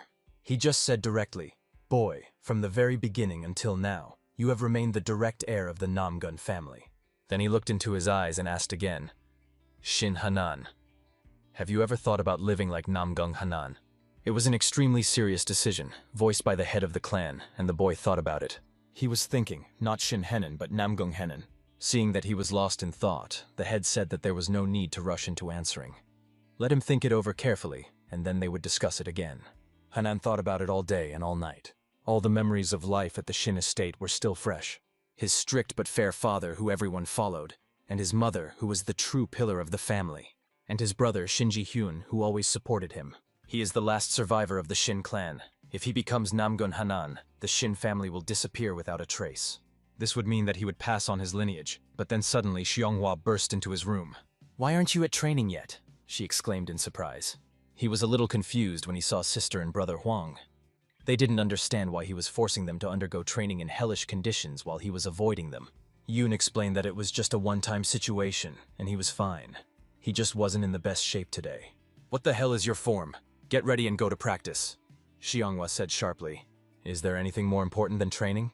"No, absolutely nothing," she added. And then he thought, they were right. This is really the most important thing right now. The Shin family's in the past, and there's no point in dwelling on it anymore. His father and mother certainly wouldn't want him to continue to suffer. They would want him to start over.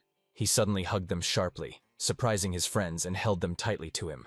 "Thank you, brother and sister. You came to me today, and thanks to you, everything fell into place," he said. "I have something important to do. I need to go urgently. Training is tomorrow." Xianghua was alarmed. "Where are you going in the middle of the night?" But Hyun didn't hide it. He was going to his grandfather. A few days after Henan's birthday, Namgun Moran officially announced to the entire family that Henan had been given the surname Namgun. Actually, nothing much has changed, just his new last name.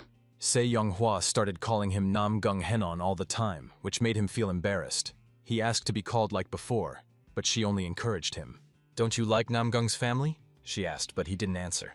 Hyun noticed that his brother had also gone down the slippery slope of asking stupid questions. No matter how much he resisted, they just wanted him to go to training and not waste his time.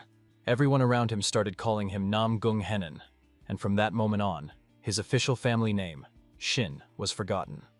Now he was officially their fourth brother, and probably everyone had already heard about the Moan family and the declared war. They were all eager to train to be ready for the confrontation. They challenged them to battle, and this should make them regret their audacity. Their thoughts were united, and the flame in their eyes only confirmed this. But looking at Brother Min, they did not see in him the thirst for victory. However, he simply wasn't particularly worried, because he knew better than anyone that they were capable of more.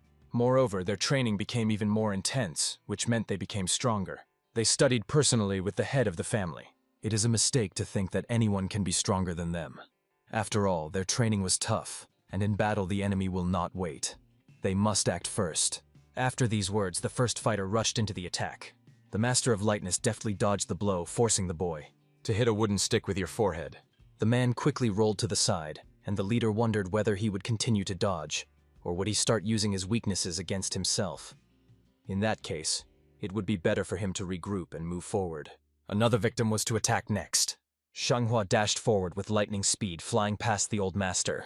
Her movements were almost flawless, but she lacked sharpness. Her blows were only toy-like, not strong enough.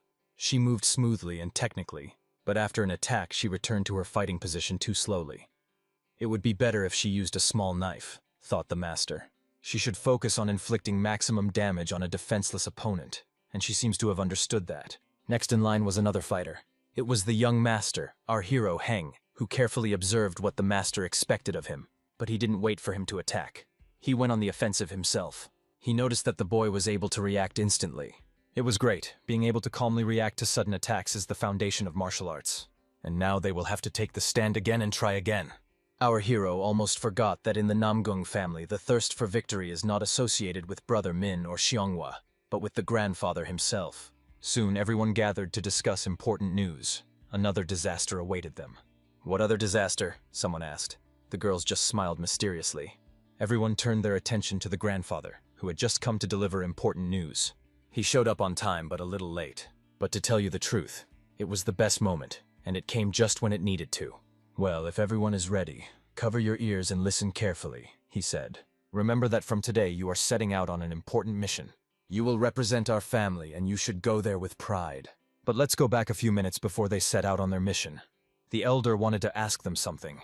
They did not understand his intention and waited for an explanation. However, as already discussed, their goal is to battle the Moen family. However, he doesn't think the powerful Namgun clan will be underestimated again. They can put everyone in their place. Show them one day where crayfish hibernate, and by doing so, set an example for everyone, he added. For him, it was an understanding of the essence of the Namgun family. They do not retreat, do not give up, and must prove that their clan is one of the strongest. Meanwhile, we return to Chinam, a beautiful city. It made an incredible impression on our hero, especially when he saw a huge carriage that surprised him with its size and 4 powerful draft horses. His brother just smiled and said that Hyun was still a child who hadn't grown up yet. They have a long road ahead of them, and although they haven't encountered the rebels, it could happen at any time. They need to be prepared. He emphasized that Xianghua seems to really want to stumble upon the rebel hideout if he's talking about it so actively. However, the mentor noted that he had a feeling that the rebels would avoid them. Even if the leader of the rebel resistance himself came, Kiseon would be able to deal with him. In his thoughts, Hyun dreamed that one day Murim would appreciate his abilities. He looked at his brothers. They were also not born into the Namgun family, but each of them managed to occupy a high position. However, it was clear that Hyun was very surprised. When asked what impressed him so much, he replied that he was fascinated by the huge number of people, goods, and the opportunity to buy literally everything. The old man remarked that it would take at least 2 days to buy all the goods here, as Chanim had the largest market in the entire region. Many more amazing things awaited Hen. 2 months later, Namgun Muran informed Mohan's family of his arrival, and Mohan wrote back that he was happy about the news. "When else will we be able to spend time like this with the whole family?" the old man thought. This was a chance to create as many memories as possible for his grandchildren. Did they know that there were so many people in Shanxi province? Songhua, for example, had never even been to the capital city of Xi'an before. Her mother always avoided places with large crowds. However, even more than crowded cities, she disliked deserted places. In Shanxi province, there are Huasen and Changnam, almost deserted areas. As soon as her mother appeared at the market, she would immediately start arguing with someone. Such stories their mentor often told them. Today they will stay at this very hotel. The head of the clan often stayed here as a child. Gilkiol and Kyuhyun had an important mission to prepare the rooms, and the grandchildren were just supposed to follow him. The girls understood perfectly well that it was their first time in this place, and instead of cleaning, they preferred to go see the market. The brothers were talking to each other. One of them insisted that they should stick together, while the other just waved his hand. "I'm 21. Don't worry so much. For the mentor, they are all still children, and for the grandfather, they are all the same grandchildren." And that is true. He was walking with them, and at that moment he looked like an ordinary grandfather, kind and caring. After all, everything good in a person begins with how he treats his children. If you think about it, from the moment Henan came into their family, he became her true treasure. After long grueling workouts, his abilities amazed everyone, especially his physical endurance. By using every muscle, he was able to perfectly strengthen his body. Many would have expired long ago, but he had large, well-trained lungs. They had been strengthening for a long time through training, and now he had lifted off the ground. To demonstrate the incredible art of swordplay, Moonlight. After performing this technique, he looked closely at his mentor, eager to know if he had done everything correctly. This time he used only his own strength. But he was suddenly distracted by his brother, who asked him to finish because they were leaving tomorrow. It was incredible. He came here so early just to practice. What drives him? He was just worried. Jungkook's students were also training hard right now, and he probably didn't want to embarrass himself in front of them. But maybe it wasn't just that. He was probably lonely without Jungkook, who they always trained with. And the city they were heading to now was in Hebei province. Soon they arrived in Beijing, Hebei province, to the Peng family. The young owner stared ahead, amazed by the place. After all, this was a clan ruled not only by force, but also by logic, the home of his brother Pen. The old man would like to meet his old friend on the way to Liaoning. However, as soon as they entered, a security guard stopped them. He did not understand who they were, and for what purpose they had come here. The head of the Namgun clan calmly explained that they wanted to meet Gilsun and whether they could go with the children. Unfortunately, they had not been able to warn him about the visit in advance. The bald guard asked skeptically, "Gilsun, you mean the head of the family?" But he saw no reason to let them in. If the chief even has such friends, he most likely doesn't know about them. You'd better leave before I force you out, he added. The clan leader looked at him and realized that this guard was clearly short-sighted, but he calmly hinted, "It's okay. If Gilson is busy right now, we can wait." However, the guard decided to continue arguing. "Old man, what do you think of yourself? How can you even talk like that about our leader?" But suddenly he received a powerful blow to his dull, bald head. A senior guard shouted at him, who immediately asked, "What are you doing, you idiot? Do you even know who is in front of you?" He apologized for the fool's ignorance and admitted that they were wrong. Everyone expressed their respect for the swordmaster. The bald guard finally realized that he was facing the legendary swordmaster. He couldn't believe his eyes. After all, the man he was brazenly chasing away was none other than Namgun Murin himself. He just smiled. Well, finally, someone recognized me. After this incident, they were warmly welcomed and led into a large hall. The elder introduced them as his relatives and heirs, because great family matters awaited them. The guard heard these words and thought that perhaps the clan head was exaggerating a bit, but he was sure that everything would be fine. After all, these children were still so young. However, the head thanked him for his concern. He had no doubt that the results of the upcoming sparring matches would show everything. It was pointless to worry about them. At this moment, the guard drew attention to one of the young men. He was overcome by certain doubts about his inheritance. Their eyes met and they began to clench their fists. It was clear that there was some kind of conflict or misunderstanding between them. But holding their breath, they suddenly realized who was standing before them. The guard gritted his teeth, but it was clear he was glad to meet him. "I'm Bang Yonseho," he introduced himself. "Nam Gun Hyung," the boy replied. Everyone was watching them intently. They realized something strange was happening. The Murim have a way of transmitting information silently, and they had just witnessed it. The head of the Pen clan was happy to meet Moran. They had not seen each other for many years. "Gilson, how many years has it been? How are you doing?" he exclaimed enthusiastically. His physique was truly impressive. They call him a giant. He just laughed and said, "Next time, let me know when you're coming. We would then abandon all business and properly prepare for your visit. After all, I know very well that the head of the Pen clan does not come just like that." "And your younger descendant hasn't caused much trouble?" the old man asked. "Has Hong Huan written to you? He is diligent and trains hard." "If you say so, then there's no reason to worry. Thank God everything's okay." His loud, incredible laughter filled the entire hall. The children were so shocked by it that they almost went deaf. The clan head ordered the best rooms, the best food, and the best alcohol to be prepared for the guests. "Today, everything has to be at the highest level, so everyone has to try their best," he added. "While rooms are being prepared for them, they can stay here and talk." Sung-woo decided to approach the clan head with a question that interested her. She noticed that all the men in the Pang family had huge builds, powerful, stocky bodies. They really had strong genes. As far as she knew, the clan head had a son, Hong Hong. She wondered if his body was as strong and stocky as the rest of the Peng family. The clan leader laughed. "I hate to say it, but this guy is more like his mother. His build is a bit short of our family's standards," he said. "No matter how much he trains, he will never be able to gain muscle mass like the rest of the men in the Peng family." Song was sighed with relief. What a pity. Although, wait, why did I even come down? Flashed through her mind. At the time, the discussion was about the moment when Yenso challenged Murin and lost miserably. At the time, he didn't understand much. One of the boys addressed the clan head. "My brother and sister convey their official greetings to you." "If I'm not mistaken, is this the same blue dragon?" the head asked. The guy looked embarrassed. "I don't deserve such a title yet," but that was just his natural modesty, a trait that seemed to have become a drawback for their generation. As for Huang, he heard about him from Hong Hun, the head added. He thanked Hong Hun for looking after the boy, but asked him not to take too much care of him. Hong Hun was the first to show kindness to him, so Hyun felt a sense of responsibility. The head of the Peng clan knew Xianghua well.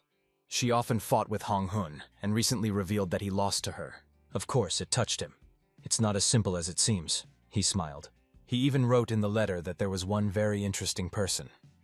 The men of the Peng family never hide anything. At this moment, the head of the clan drew attention to one very interesting person. It was the same Hachin whom he had enjoyed meeting. Judging from Hong Hun's letter, most of his stories were about him. Hong Hong was a great example to him, so he was looking forward to meeting him. "Are you saying I exceeded all your expectations?" he asked. But Hong Hong only looked embarrassed and asked not to praise him too much. "If you have time tomorrow night, I would like to speak with you in person," said the head of the Pen clan. "Perhaps you can already guess what we're going to talk about. So please, find some time for the old man."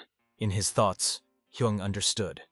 If Hong Hong was constantly writing letters, then this man must know that the Moonlight Sword technique came about through observing the Thunder Sword of Chaos.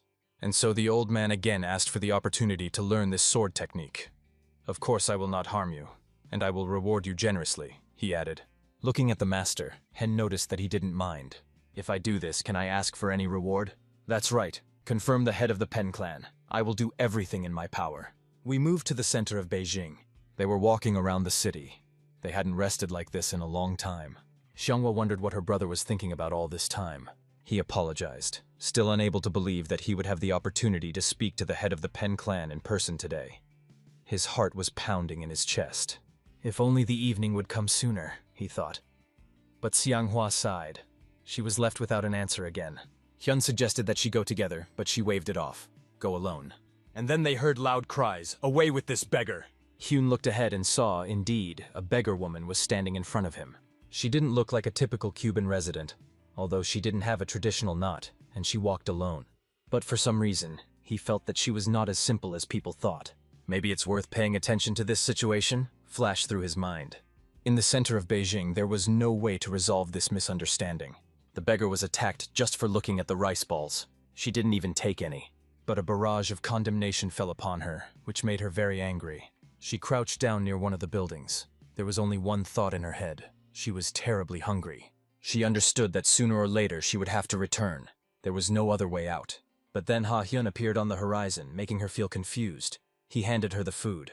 She was embarrassed and couldn't even believe it was for her. So she asked again, "Really for me? I saw you standing outside the diner. Not because you wanted to steal them, but just stopped." But she interrupted him, stating that he must be wrong about her. Ha Hyun just smiled. "Don't worry, I don't think you're a beggar. I know one real super beggar. My grandfather," he joked. Somewhere behind him, it seemed like Lee Volholm was grumbling. "Don't mention me so often. I'm not dead yet." But the girl still didn't understand why he bought her food if he didn't even know who she was. "I just thought you wanted to try them," Hyun replied calmly. "If you don't want, I can just go if you want," he added. But the girl suddenly grabbed his hand. Her stomach rumbled loudly, and her saliva flowed on its own. "Of course I'll eat," she replied. Meanwhile, Xianghua and Hyung have broken up. She didn't know what to do and only assumed he would be back by evening. But somewhere deep down I was worried. What if something happened? Meanwhile, the girl that Hung had brought was happily finishing her meal. "I told you it was delicious. The rice balls here are the best," she said. And Hyun asked if she had been here before. "Of course," she replied, "I grew up in this area." But suddenly she saw something around the corner and quickly hid. Ha Hyun didn't understand why she was hiding, but the girl whispered, "They mustn't recognize me." Nange. When asked, "Who are you running away from?" the girl just shrugged. "You could say that, but you can't attract too much attention." Looking at her, Hyun remembered himself 2 years ago. He looked the same. At first, he didn't want to ask, but something was clearly wrong with her. Maybe he could help?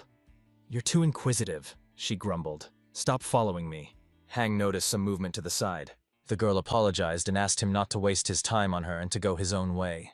But at that moment, Hyun abruptly grabbed her hand and pulled her behind him. He saw the danger.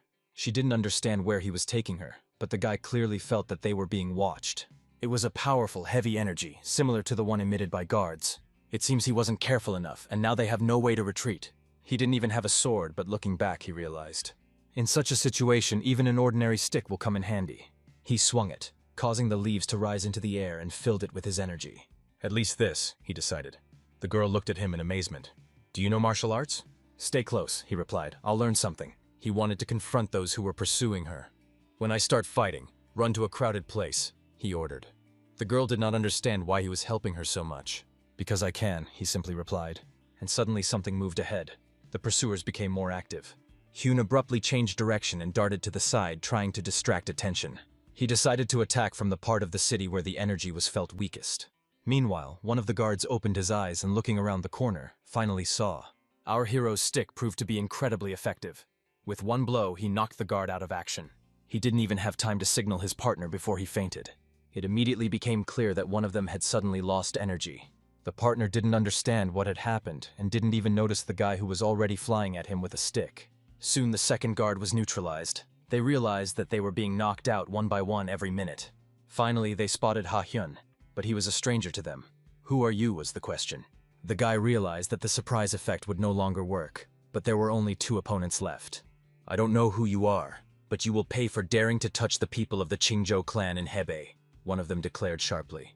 He felt that this woman was far superior to him in strength. He had only one chance, either win or lose and pay dearly. She didn't even give an order to her partner. He was supposed to stay put.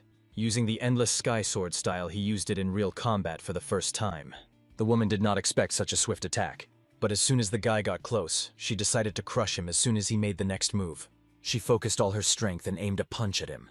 But at the last moment, Hyun pushed off the ground and flew right above her. The woman's eyes widened in surprise. She couldn't believe how fast it was. But suddenly the beggar, who should have run away, stayed where she was and shouted, "Enough!" The boy's stick froze in the air without striking. The girl ordered them both to stop fighting. The boy couldn't understand why she was still here and hadn't run away, but the woman addressed her, calling her mistress. Hyun's eyes nearly popped out of their sockets. "What do you mean, mistress?" But the girl only said coldly, "I told you not to look for me. Why are you chasing me?" The woman did not react to these words because the mistress was obliged to listen to her. The head of the family is looking for her, and her sudden disappearance for 10 days has caused considerable concern. What should they do now? But Ong Yun was stubborn. If her father was not going to reverse his decision, she was not going to obey either. She would not return and marry as her father wished. The hero watched this with surprise and asked if she knew these people. The lady only briefly replied that they were her guards. Since things had gotten this far, she decided to introduce herself properly. Her name is Ong En, and she comes from the Qinjuan clan. The hero thought, a clan of martial arts masters, one of the 5 strongest in the world. But why did she run away? She had her reasons for this. But what was this guy's name? He introduced himself as Shin from the Hanan clan, from the Namgun branch. The girl was clearly annoyed that he emphasized his belonging to the Namgun clan. And yet she admitted he was truly strong. After all, it was here that he had managed to withstand all of her guards. The woman was furious with the boy. Who was he to talk to her? She decided that she would personally wipe him off the face of the earth. Ong An tried to calm her down, asked her not to be angry, but it was in vain. The woman did not want to listen. However, the mistress abruptly interrupted her, loudly ordering her to calm down immediately. At this point, it became obvious that An En had complete control over the guards. The guy apologized because he didn't know it was her bodyguard. However, she thanked him. If he protected her, then she was grateful. But be that as it may, it's time to say goodbye. Ong An assured me that she would deal with this situation herself, and everything would be fine. Looking closer at the boy, she noticed his unceremonious behavior. But at the same time, he was surprisingly kind. She had no doubt about that. A great meeting of the clans will take place soon. The gathering of the dragon and the phoenix. It was nice to meet him. She hoped that perhaps they would meet again in Henan. After a while, savoring the tender rice balls. It was undeniable that this is where the most delicious buns are made. He even decided to tell his brother about it, who was delighted that his friend liked the local delicacy. And then the boy unexpectedly asked his brother if he happened to know about the Wan clan. The brother replied that he had heard of them. They were a military clan, famous in the world of martial arts. Especially here, where their influence is second only to the Peng Niu clan. But why is Heng interested in this? He said that he had recently met a girl from this clan at the market. The brother just shrugged his shoulders. It's easy to run into someone from the Juan clan in these places, because this territory is under their control. When asked what exactly happened, Heng hesitated to explain. So I just changed the subject and decided to go rest. He knew that the moonlight technique was a perfect fit for this intelligent, mysterious knight. He developed this technique based on the heavy katana displacement movement. If so, then it's time to try this maneuver. Swinging his sword, he raises a cloud of dust into the air. His movements are graceful and precise. Every swing of his sword demonstrates mastery. The clan leader noticed this technique. The mixed heavy katana appeared before his eyes, and the spectacle struck him to the core. He couldn't believe his eyes. What he had just seen haunted him. After all, in front of him is a child from the Namgun clan who is not even 12 years old. And this child independently recreated a technique that was unattainable even for adult warriors. And she did it not with a katana, but with a regular sword. It was incredible. After completing the reception, the guy announced that he was finished and asked about his impressions.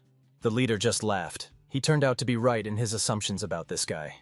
This child will certainly bring good luck to their clan. He sincerely congratulated the boy. He had reached an important realization.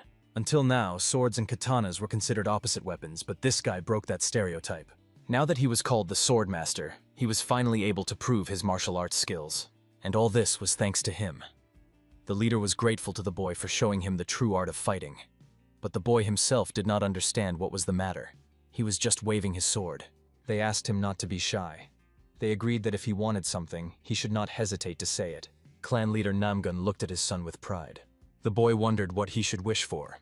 Despite his exceptional abilities, he remained a child. He did not ask for an elixir of immortality or a spiritual potion, and this impressed the leader. The young master wanted to see the true martial arts of the Ping clan, so he made a request to the leader. He had already demonstrated the art of the sword, and now he wanted to see the famous technique 5 Tigers Destructive Strike, belonging to the Pen clan. For the leader, this was unexpected and at the same time impressive. He laughed. At first he thought he was just a smart guy, but he turned out to be surprisingly intelligent and insightful. He possesses a rare talent, the ability to create his own style of fencing after seeing a technique just once.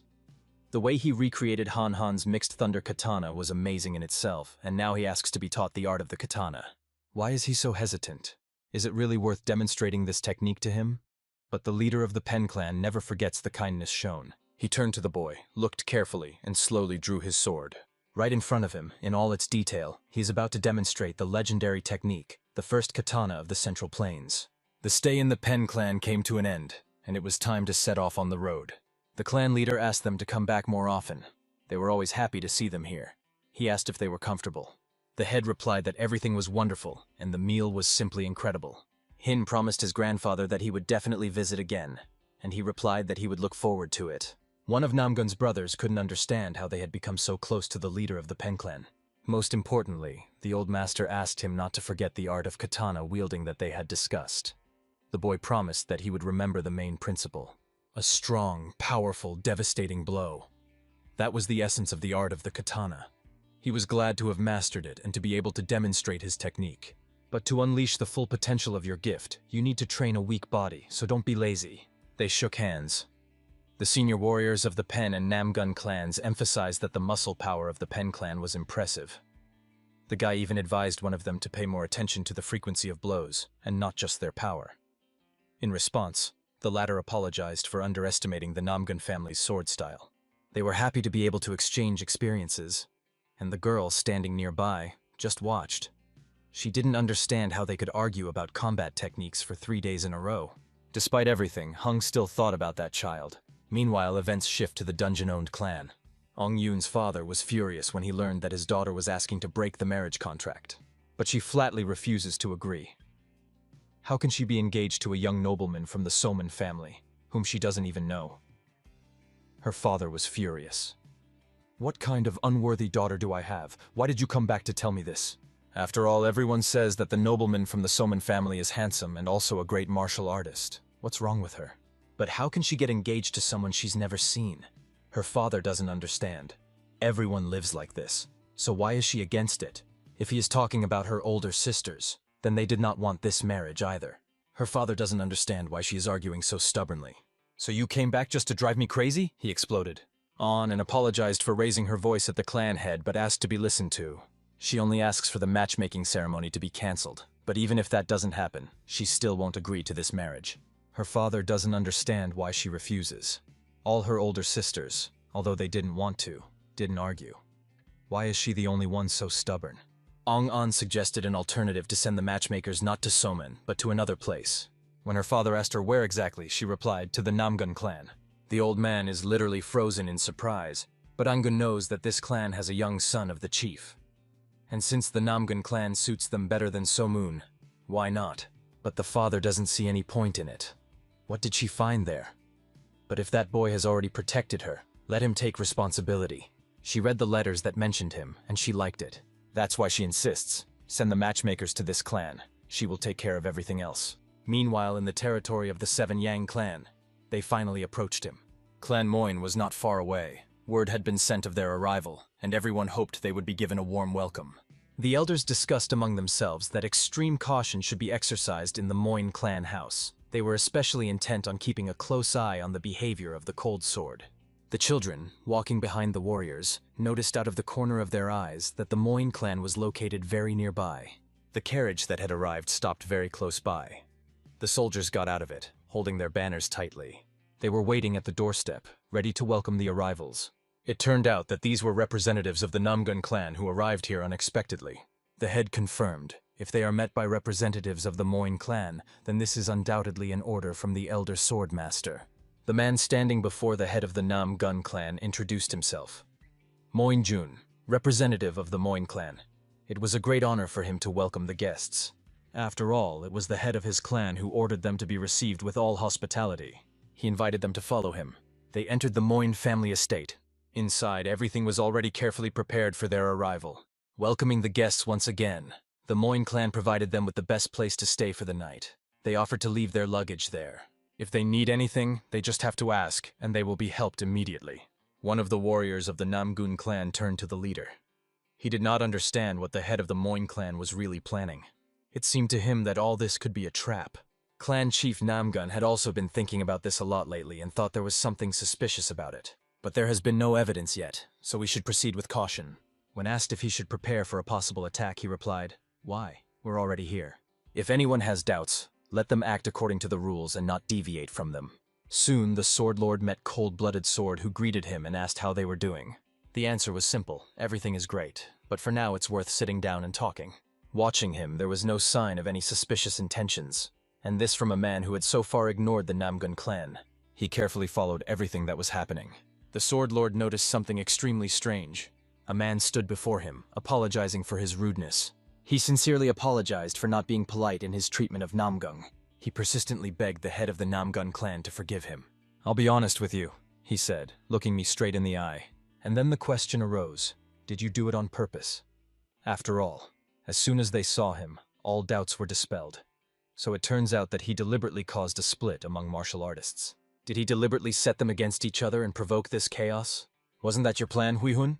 asked the leader of the Namgun clan. Now everything was clear.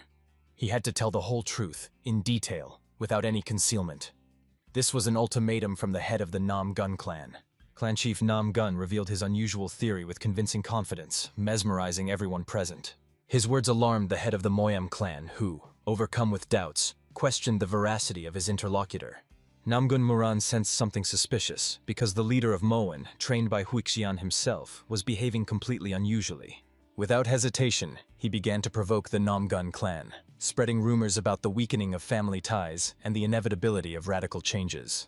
His words hinted that those present had arrived with a specific defined purpose, which remained a mystery. They sought to find out which families had the strongest ties by comparing their family cohesion. If you perceive everything as perfect acting, all suspicions will instantly dissipate. Xiongua, not understanding the essence of the events, wondered if Chu can actually felt something suspicious. Eventually he realized that the Moan clan had no hesitation in using them for their own growth. This indicated that they were used to expand the clan because help, support, and talented people were needed to unite the world. Rumors about the upcoming confrontation between the Moaim and Namgung clans have spread, as the development of the former is rapidly gaining momentum. Throughout the entire time, they tirelessly created the image of rivals, because such demonstrative hostility brought unexpected benefits to others. However, Hung disagreed, believing that the situation was much more complicated, and his arguments opened up a different path of development. He was convinced that there was one crucial flaw on this planet that could radically change the balance of power. When he carefully observed people, his penetrating gaze revealed their fatal weakness, which did not go unnoticed. Namgun Muran emphasized that the idea was impressive, but he could not have designed it himself, suspecting Hui Hyun's integral involvement. Clan Chief Mohant strongly confirmed these words, stating that the truth is obvious, and there is no point in hiding anything anymore. Everything was carefully planned by the previous leader of the clan, his father, whose wise vision resonates to this day. Everything was calculated in advance. The warlike Vai, a wise leader 10 years ago, even ceded leadership of the Yenbasan family. He was the master strategist who led the martial arts union in fierce battles against evil forces and demons, making an irreplaceable contribution each time. However, there was a strange atmosphere in all the events. Certain moments aroused suspicion and left numerous questions unanswered. The completion of this plan will depend on the match, which will certainly take place in the coming days. Namgun Moran seems to have watched as the clan's victory was used as bait for new insidious intrigues.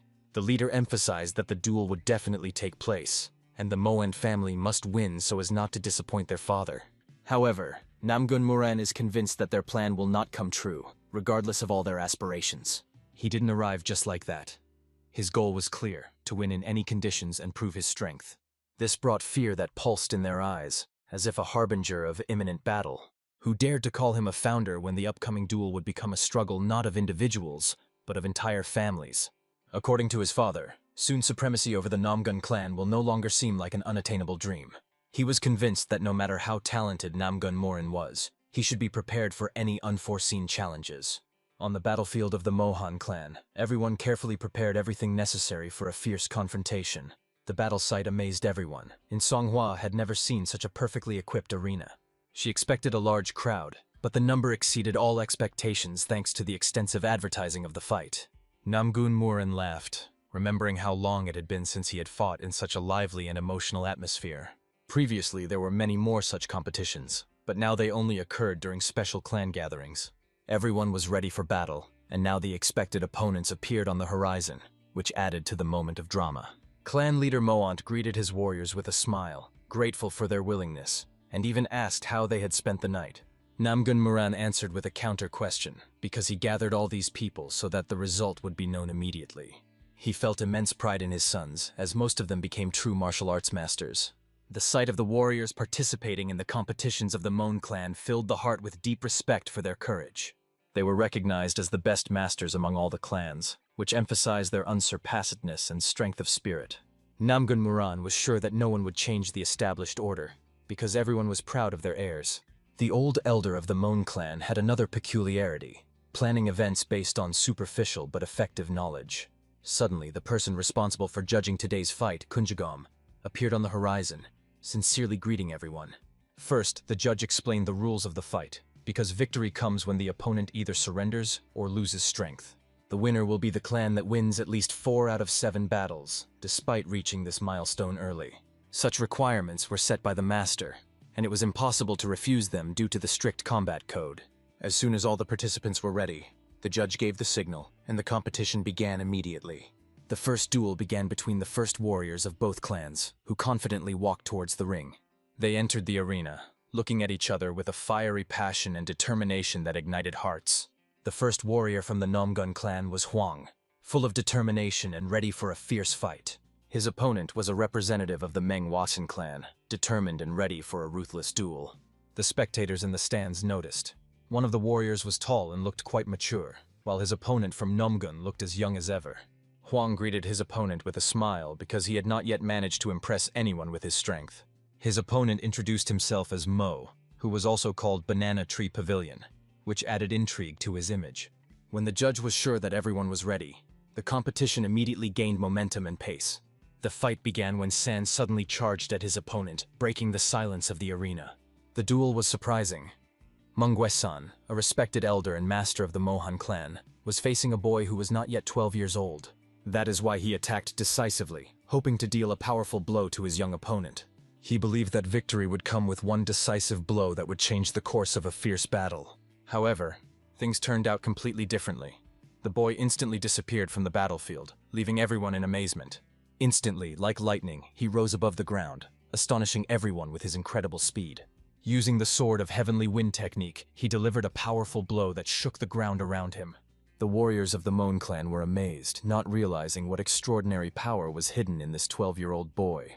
No one expected that the child could deliver such powerful, unexpected blows, while Huang only smiled as he watched her.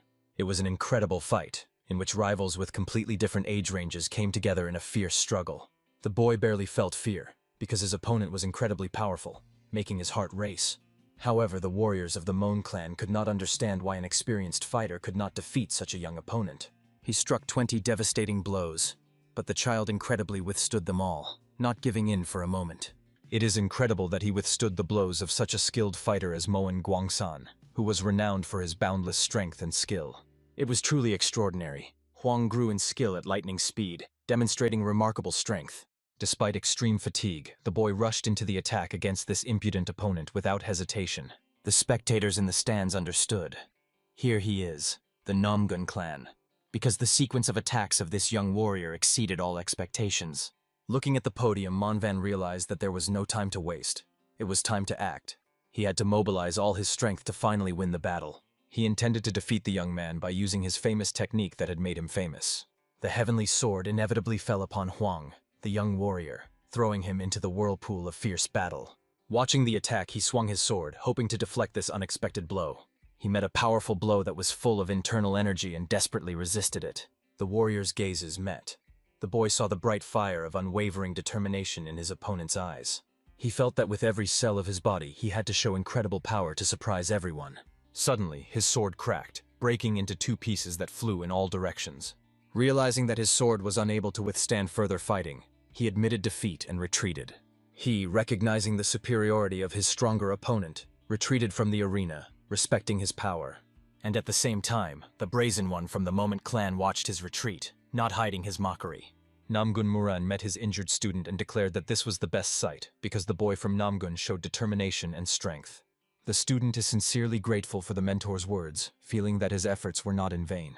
The fight was extremely difficult, but he did his best, demonstrating ability beyond his usual. He did not realize that his opponent was much stronger, and with each fight he realized his powerlessness. Hung remained calm on the outside, but deep down he had a restless foreboding of failure. His hand was restless, and it was noticeable how anger from failure burned in Hyun's heart. Clan leader Mohan confirmed that his son Wesson had proven himself to be a true hero, inspiring pride.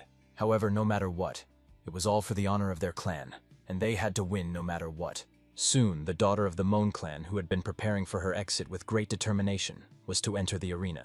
Her opponent was Song Hwa, who had already appeared in the arena, radiating confidence and strength. At first, the child was under her close care as she responsibly looked after its development. For 30 years, rivals have not challenged the little one. But now she resolutely refuses to give in. Sangwa lives on the edge of luck, hoping for a brilliant fight and does not allow himself to despair. Sun, on the other hand, never planned to give in because giving in was her last choice. With blazing eyes, she instantly charged into battle against Sanwa, displaying unwavering courage. She realized that the Namgun clan had powerful warriors, and she couldn't believe that a 13-year-old girl possessed such power. She doubted whether she would have enough strength to give it her all in battle, or whether her power would be insufficient. As soon as their swords clashed, each of them realized that only victory could save their honor. One powerful blow made both warriors momentarily reflect on the weight of the fierce battle. Will he be able to defeat the 13-year-old girl, or will her strength become an insurmountable obstacle? The 30-year-old woman quickly realized that the 13-year-old girl was fighting with incredible determination. On the other hand, she easily parried powerful blows, which testified to her own skill. Deceived by appearance, she suddenly felt a sense of relaxation, which later turned out to be a mistake.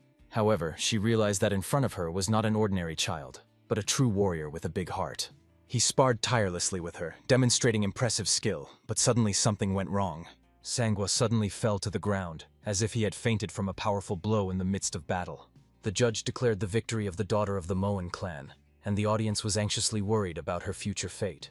As soon as doubts arose about her condition, the mentor instantly ran over to assure her that everything was okay.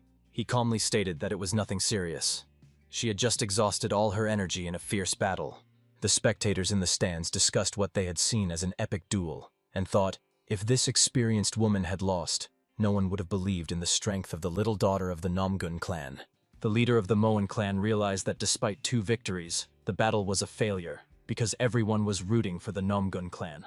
Now there is no room for regret. We must fight to the end, and the question remains, who will be the next opponent? One of the warriors told the leader that the next to emerge would be a water dragon, Woen Cheon, full of determination.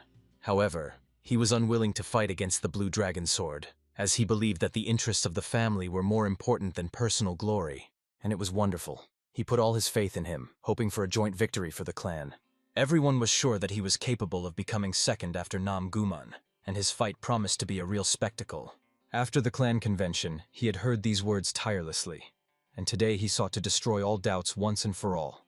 There is no doubt that this guy was successful, and next time he will not spare the enemy. But today, it is not his priority.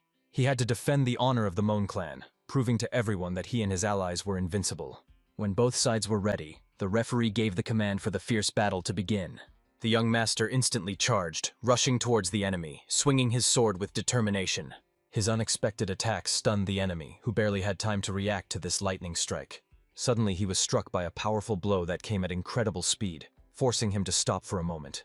The blow that made the enemy wince in pain confirmed the power of our hero who knew no mercy. Masterfully directing his blows, he struck fear into his opponent, who seemed to consider himself invulnerable. Ha Hyun knocked his opponent to the ground and asked in a sharp voice, "Can you see me now?"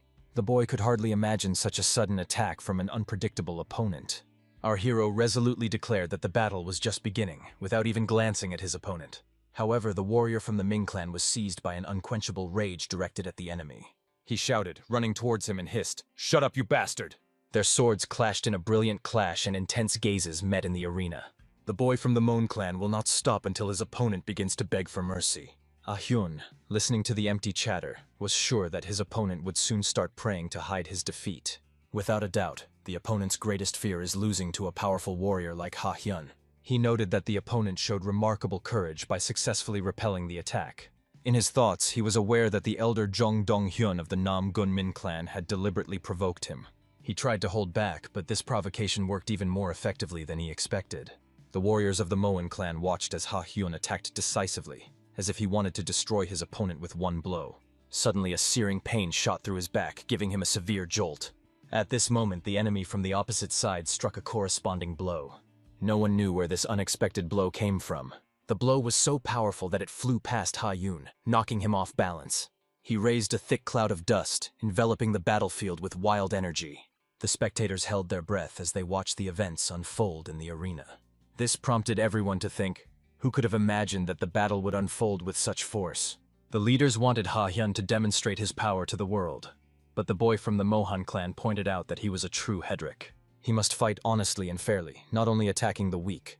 Ha Hyun emphasized that concentration in battle is the key to honor.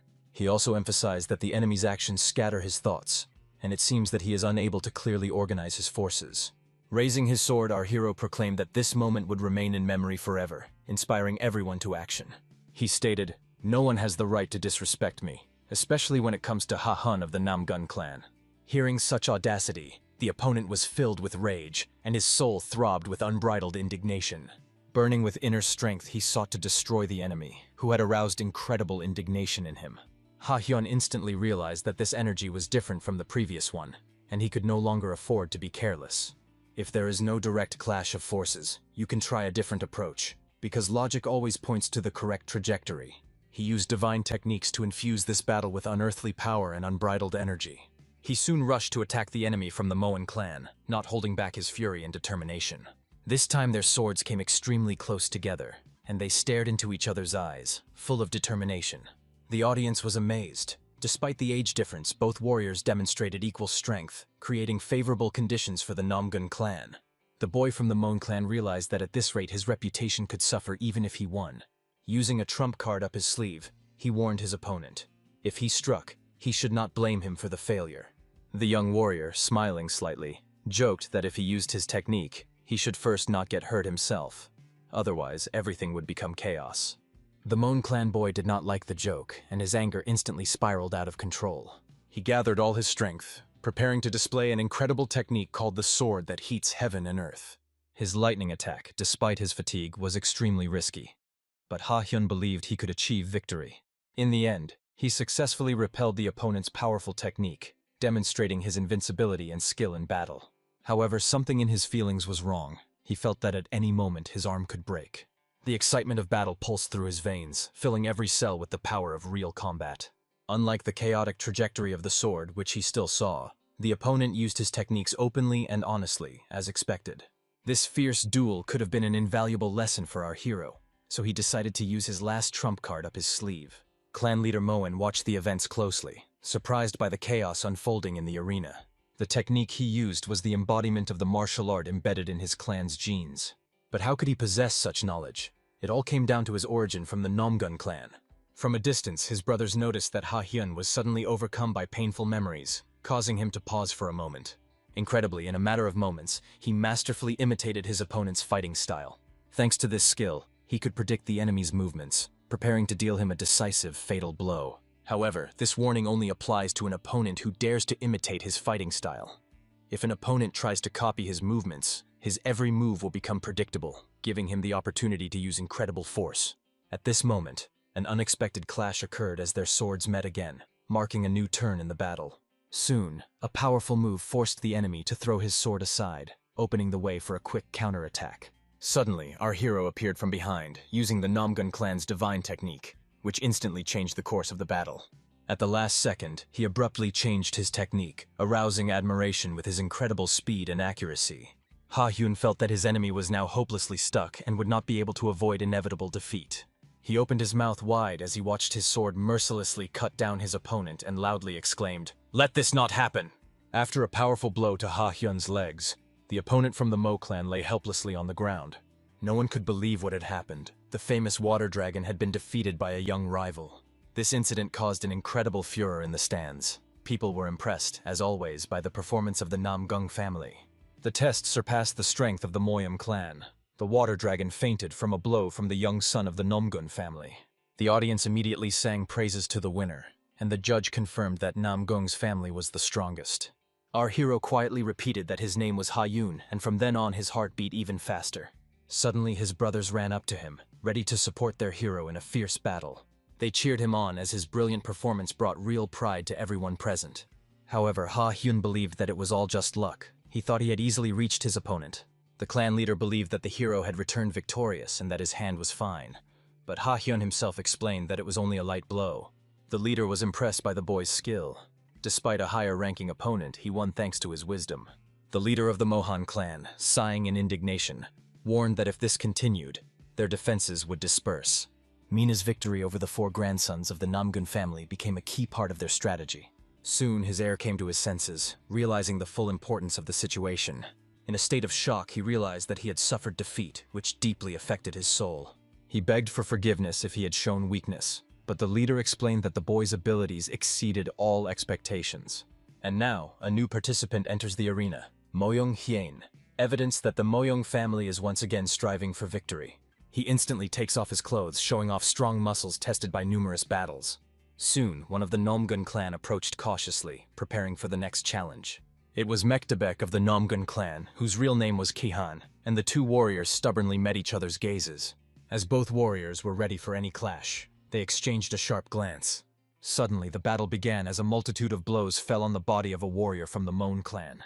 Not understanding what was happening, he sharply repelled the blows, trying to maintain his balance. However, such a flurry of blows, as if he were being crushed from all sides, was unknown to him. After all, the speed with which Kain struck was simply incredible. At the same time, his opponent demonstrated solid martial arts skills, having the potential to reach the level of old-school elders. However, Kihen believed that he could withstand the pressure of the Nomgun clan by delivering incredible lightning strikes. The battle between the members of the Nomgun and Moing clans continued, and at this moment we are transported to an exciting location. An incredible massacre broke out on the border of Jilin province and Inner Mongolia. One of the fighting warriors holding his sword destroyed more and more opponents with each blow, and his men asked if it was permissible to act like this. However, the chairman replied that the advisor's advice about a quiet offensive should be used, although he thought it was too much if everyone knew that the church was burning to the ground again. However, the leader needed more time, so they deliberately gathered here. These warriors are true barbarians.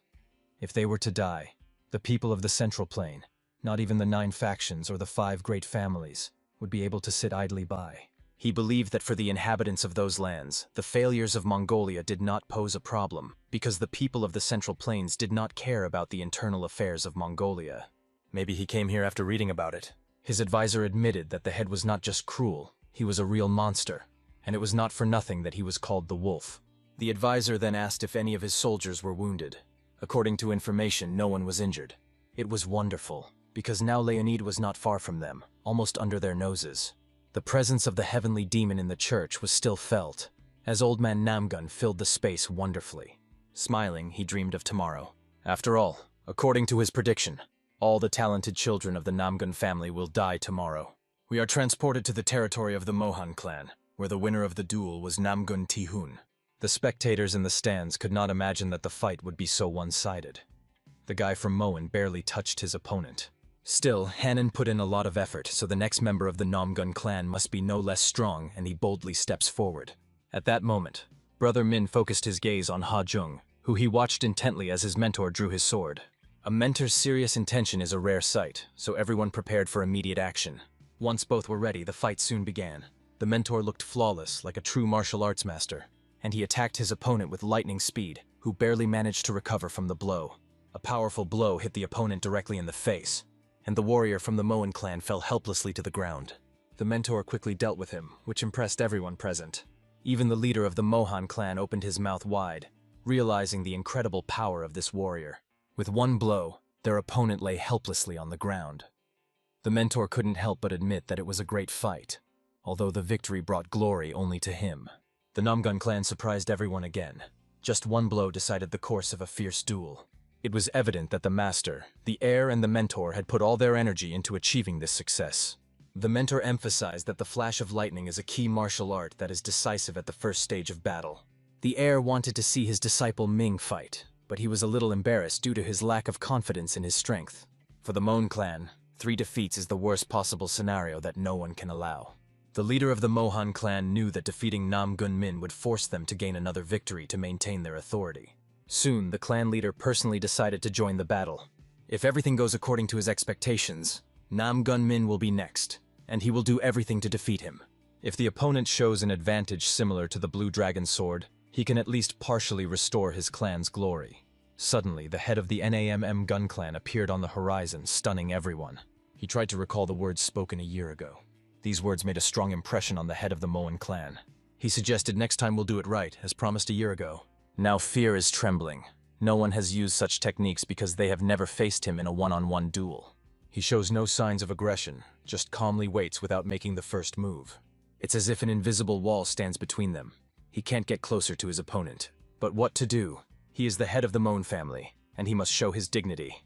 If he is ready, let the battle begin. Clan leader Mohan raised his sword, waiting for the decisive moment. The wait was over. He used the 100 absolute strikes technique, striking like a sea sword on dry land. The spectators in the stands watched in amazement. The sword cutting through the air caused genuine admiration. As predicted, the head of the Moan clan showed incredible courage, demonstrating unprecedented skill.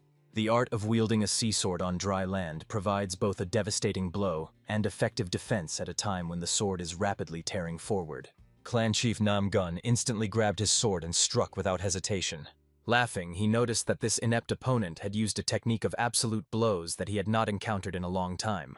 However, the art of turning the force while explosively thrusting the sword demonstrates that his skills are slightly superior to Hui's art. He was surprised, because it was his own crowning blow which he was incredibly able to stop. However, he fulfilled his words.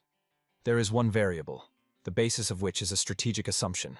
He believed that the power of the Murin remained paramount even after years. At this age, it is really not easy to open new horizons of knowledge.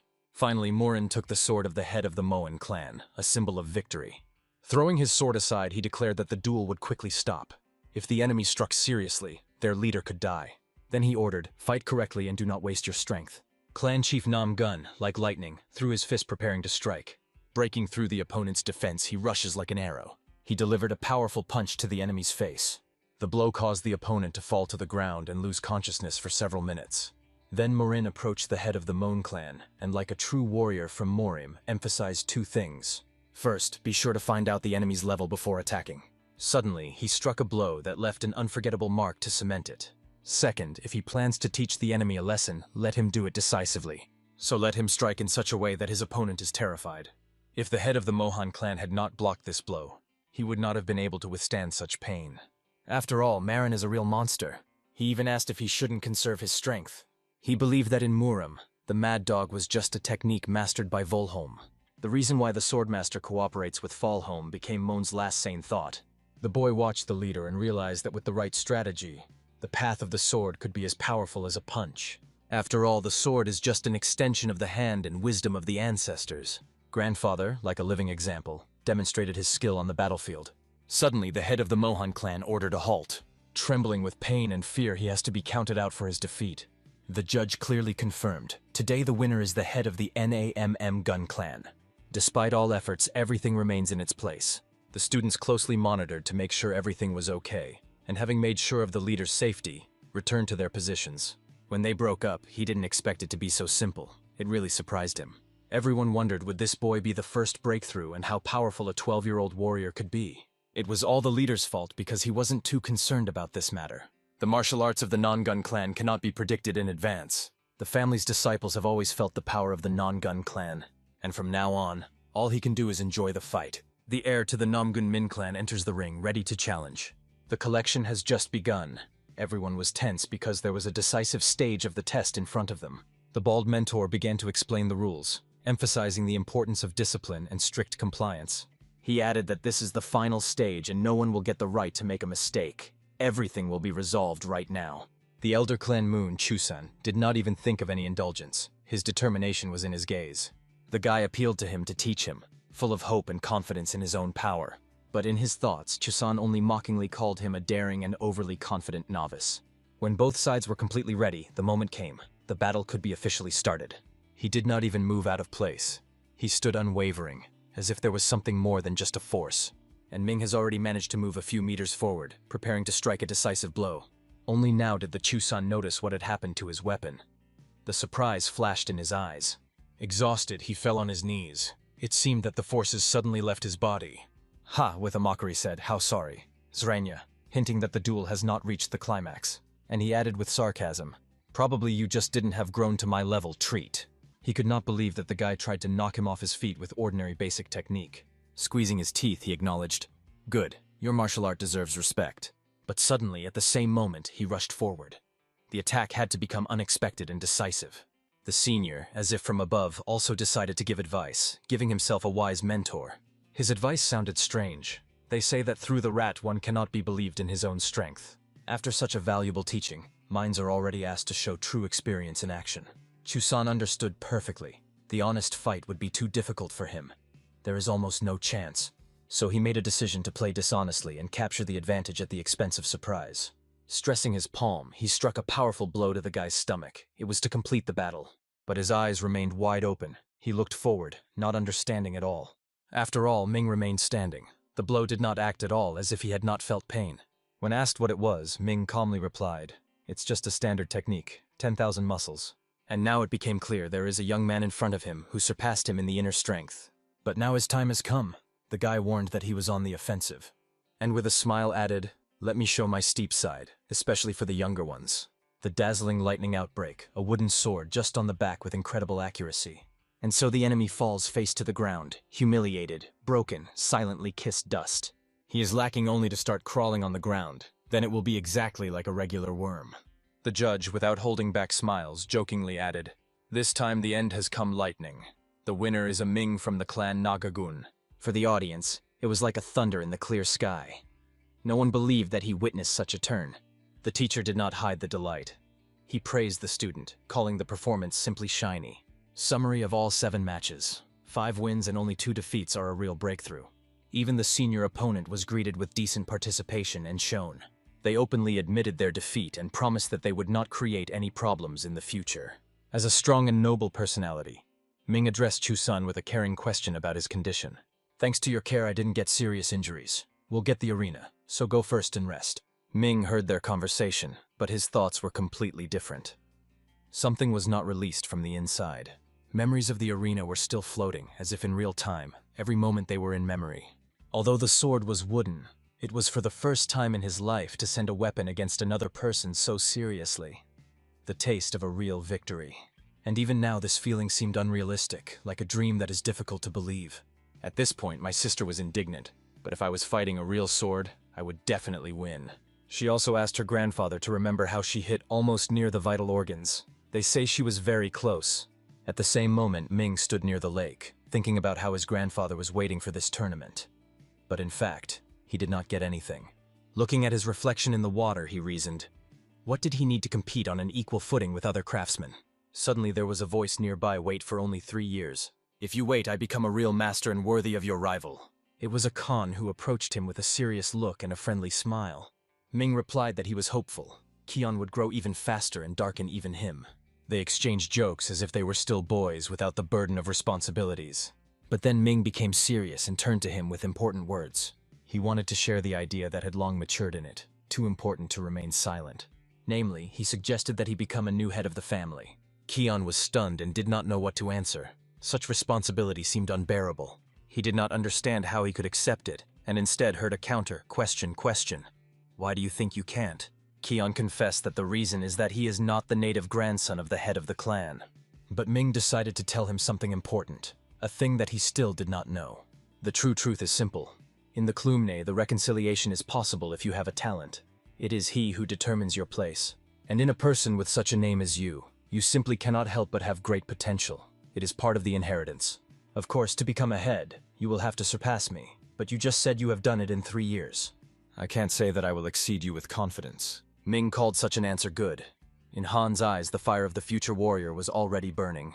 After that, he thanked Khan and offered to return, because it was this conversation that helped him to spread everything on the shelves. Han, agreeing, also noticed, "It is time to return. It is not necessary to get rid of." He also added with a smile, "Older brother, all of your guidelines do not make you wait long." Meanwhile, the girl continued to justify the reason for her defeat called the lack of inner strength. She spoke to the mind, and when she did not receive a clear answer, she said she was going to her grandfather on the elixir. But Mine asked her to wait a little. They were still in the house of the Moon Clan. At this point, the whole looked alarmed, and Ming immediately noticed it. He came closer and asked what happened again, but the whole himself wanted to find out. "Why is it so strong? I also want to succeed like you and Khan, but I hate workouts so much. Why is it so difficult to train?" The answer was short, because it is a workout, and they are always difficult. Otherwise, it is no longer a workout but a rest. Khan also agreed with the older one but made jokingly, "And is the workout not interesting?" To which the bun grunted, "Interesting. Only for you." The minds did not resist laughter. The younger ones were crowded with their aspirations, though they joked as children. And indeed, when the Ming looked at them, a spark of motivation broke out in it, as if the heart was inflamed again. That is why he turned to the honey and promised he would give him the experience of a real exciting workout. And at the same time, he shared another truth. Real pleasure comes when you overcome your own borders. And so he suggested that you do it right now, not to wait, not to doubt, but to act. There were a lot of rage that day, and all of it seemed to live in the respects of the events. Sadia received a promise from his grandfather. He will receive the long-awaited elixir for her. And the workout of the Hungan Has was so exhausting that he fell asleep instantly as he had touched the pillow. It has been 3 months from the day they left the house of the clutch and went on the road. Kion began to miss the house, and tomorrow they had to return. The heart was filled with expectations. Probably that Browsty is now actively looking for his grandfather, Khan thought, smiling. But when he was thinking, someone approached him, whose presence immediately felt. He turned his head and saw Moon Chun. His gaze was serious and calm. Khan turned to him in his name, but he answered with a smile. "What about the idea of calling me just older, Chan?" But it was even more interesting. Why did Shkon come here so late? What prompted him? His answer was unexpectedly sincere. "I came to apologize." He wanted to apologize for not looking at Han during their sparring. It could seem offensive and contemptible. When I realized that I did, I was ashamed. But Khan replied calmly, "It's all right, I also provoked you because I sought victories." Then he asked, "Are you planning to participate in the next Dragon in Phoenix Festival?" Chan honestly confessed, "Recently only learned about him, so I am not sure if I can go." He added with a sad smile, "They say young talents live only with glory and honor, and I didn't even know about its existence." However, he acknowledged, Kion was right. He did not understand why he chased something. His words never had real weight. And before leaving, Chakan asked permission to ask another question. "Why are you training? Why do you study martial arts?"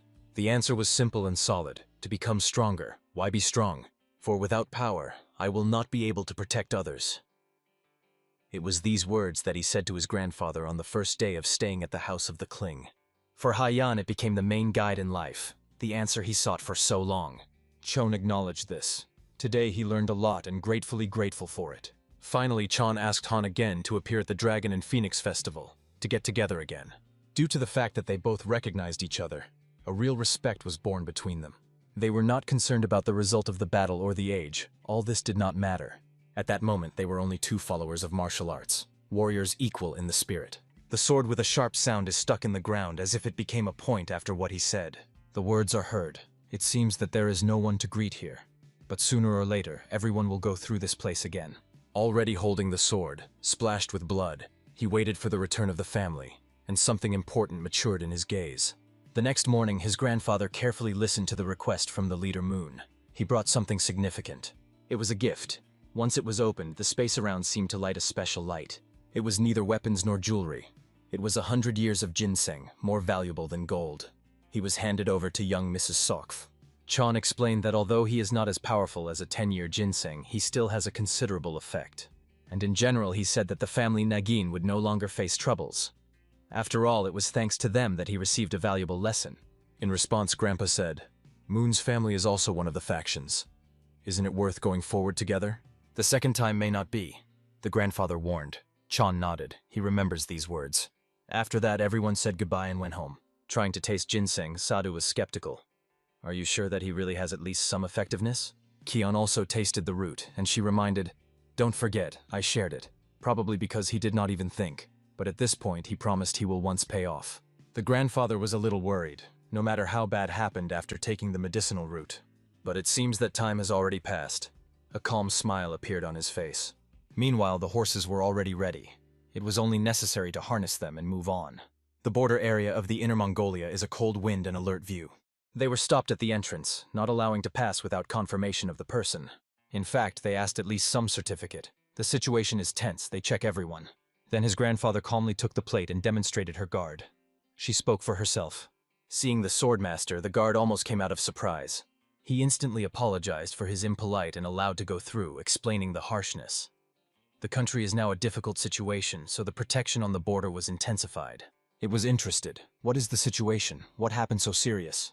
A real bloody massacre was arranged on the western border. Many of their people were killed, and they suspect that it is a matter of the hands of someone from Murim. The investigation is still ongoing. There is no official conclusion. Grandpa knew, outside the Central Plains, their influence weakens. But it is the inhabitants of the plains who have the unspoken right not to obey others. The Guardian's care has once again asked them to be careful. Then the way promises to be dangerous. However, my grandfather felt something wrong. He ordered to speed up and asked everyone to stay close. Now they raced forward at high speed, as if the road was drove forward. Although the elders were moving in constant, the children were not far behind. It was visible how much they gave a lot of strength to daily training. Grandpa generally flew. The hare was working behind him like a spoiler on a speed cart. But suddenly he stopped sharply and gave a signal. Stop everything immediately. Then he calmly asked, look forward, what do you see? When nothing suspicious was noticed, he pointed to the grass on the side of the road. Look on both sides. And it was at this point that he appeared, immediately turning to the old acquaintance. I see you became more attentive from our last meeting, said a stranger with a predatory smile. The old man immediately recognized him. There was a bloody wolf in front of him. And at the same moment everything became clear. It is the basis. But there was no need to understand something. The enemy came out of the shadow. Ordinary people go this road, so their goal is us, my grandfather thought, wadding the situation. The bloody wolf laughed somehow terribly, so the frost went on the skin. There was nothing human in that laugh. The old man realized that the recently revealed activity of a demonic cult was a matter of this freak. The bloody wolf is exactly involved. But the enemy calmly specified, this is not a demonic cult, it's a sect of a heavenly demon. Kion immediately felt a powerful depressing energy that came out of it. It cut the air like a blade. He instinctively closed his ears. This aura pressed so much that he seemed to tear her head. And the worst thing, he realized that he had already felt this energy before. You are not confused with anything. On the day when the Tyre family died, and these words were ominously from the mouth of the bloody wolf, then you fully enjoyed your play with death, remember? He threw it as if he had been a memory. The old man didn't answer. Instead, he asked the question. Recent clashes with small fractions of Maroom. Is this your business? Try to overthrow me like then, the wolf replied as if challenging, filled with cruel irony, and immediately sent two of his fighters towards Mernon. The attack was rapid and sudden. But Mernon neutralized both with one movement of the sword. They did not even have time to react. There is only one on this battlefield who can say the last word, and I will be, he said coldly. The reason why the Bloody Wolf led only 10 fighters to the elite detachment of the Bloody Sword was simple. If there were at least 3 captains in this detachment, they would be able to cope with the leader of the old school clan without any difficulty. So he ordered his people to attack, 3 for each adult and 1 for each child. He expected that even despite the greatness of the spirit with which the old man grabbed the sword, he was tired, not as sharp as before. The grandfather briefly told the children to keep together. The 3 against the 3, without panic as one. And indeed, the children gathered in a circle like a real family that protects each other. It seemed funny to enemies, as if children were just playing in war. They decided not to rush. They wanted to see how long these kids will withstand. The first was the Kion. He put his sword under the enemy without hesitation of a second. The sword of the enemy was overwhelmed by the thirst for blood, but Khan firmly believed he would handle it. Already at the same moment, he determined which art the sword is best to apply right now. It was a large extension technique, powerful, flexible, and murderous in melee. The enemies were convinced that the children would only be defended. Too easy, they thought, to read such a strategy. They believed that even if they were children from the clutter, they were still just children. One of them cast a look at the soak, considering her the weakest just because she was a girl, and decided to start with her. However, his first attack did not go away. The sewing blocked the blow. Moreover, she even managed to repel the enemy's sword. Power and techniques spoke for themselves. She withstood my blow. He flashed into his head, not believing in what he saw. And it was at this point that, seeing that the enemy opened, Khan rushed into the attack. Unfortunately, it was inconvenient to be inconvenient, so it was not possible to hit the sword. I had to push the enemy with a foot. That evil threw a brazen boy, eyes blazed with anger, but he did not even imagine what he was waiting for him. The fact is that the children just suffered as if they were focused on defense, and it was at that moment that Khan went on the offensive. From the very beginning, they planned to reduce the vigilance of the enemy cunning. And here is the perfect moment, a moment to move to a real attack. They had to make him scream, make him shed blood. Everything was thought out to the little things. Even now the enemy did not believe what happened. It seemed to be sleeping. Another moment ago he was about to attack the weak girl, and now he was lying in his own blood on the ground. Others saw how in a moment the children broke up to one point and again gathered in combat. Is it possible? The fighter from their elite detachment, from those who were considered invincible, was destroyed in one past. Now in their eyes the children looked quite differently, not like weak puppies, but as real warriors. Lightning broke out, and another bastard lay motionless on the ground. Another barely kept on his feet, in fact, was already brought out of battle. They really dodge, thought among enemies mixed with nervousness. Ming watched the fight with interest. How long will they be able to evade such accuracy? One of the enemies had already lost his hand. Blood was streaming. The morale crashed at the seams. But relying on some unclear inner feeling, he again rushed to the attack, calling the children, "Pants!" He waved his sword, trying at least once to get on them. The rage covered her eyes. But again and again, his sword cut only the air. No one got into the area of impact. He simply did not see the enemy in front of him, because Ming was already standing behind him. With some miracle, he was able to repel the blow. Reflexes were still working, though on the border. He thought, everything is fine. The wound is not deadly. I can survive. And looked at the guy in front of him. But something was wrong. The picture swam. The world began to change the corner. She sailed because he was already looking at her with the eyes of his cut, out head that flew to the ground. Only his own smile. That's all he had to see before the full end. Meanwhile, the bloody wolf wandered a brutal battle with the elder clan. A collision was a real explosion of power. The grandfather was the first to strike. The first bloody wound appeared on the enemy's body. And without losing the opportunity, he addressed him. Something you are holding on to. You understand it yourself, yes? In response, the bloody wolf burned. Tang out. His anger only grew. But in a moment, he saw nothing in front of him. The attack came unexpectedly, and only in the last second did he manage to expose his giant sword, a reaction on the verge of instinct. In 30 years that the cult of demon has acted in the shade, the bloody wolf learned to walk around the edge of death. It has reached new levels of insight and has become stronger than ever. But now he is not just a grandfather before him. In front of him is a silhouette of a giant tiger that breaks through light and shadow, ready to kill. The bloody wolf felt like a rat trapped, driven and powerless. It was then that he came to a real understanding. The path of study has no end. There is no boundary.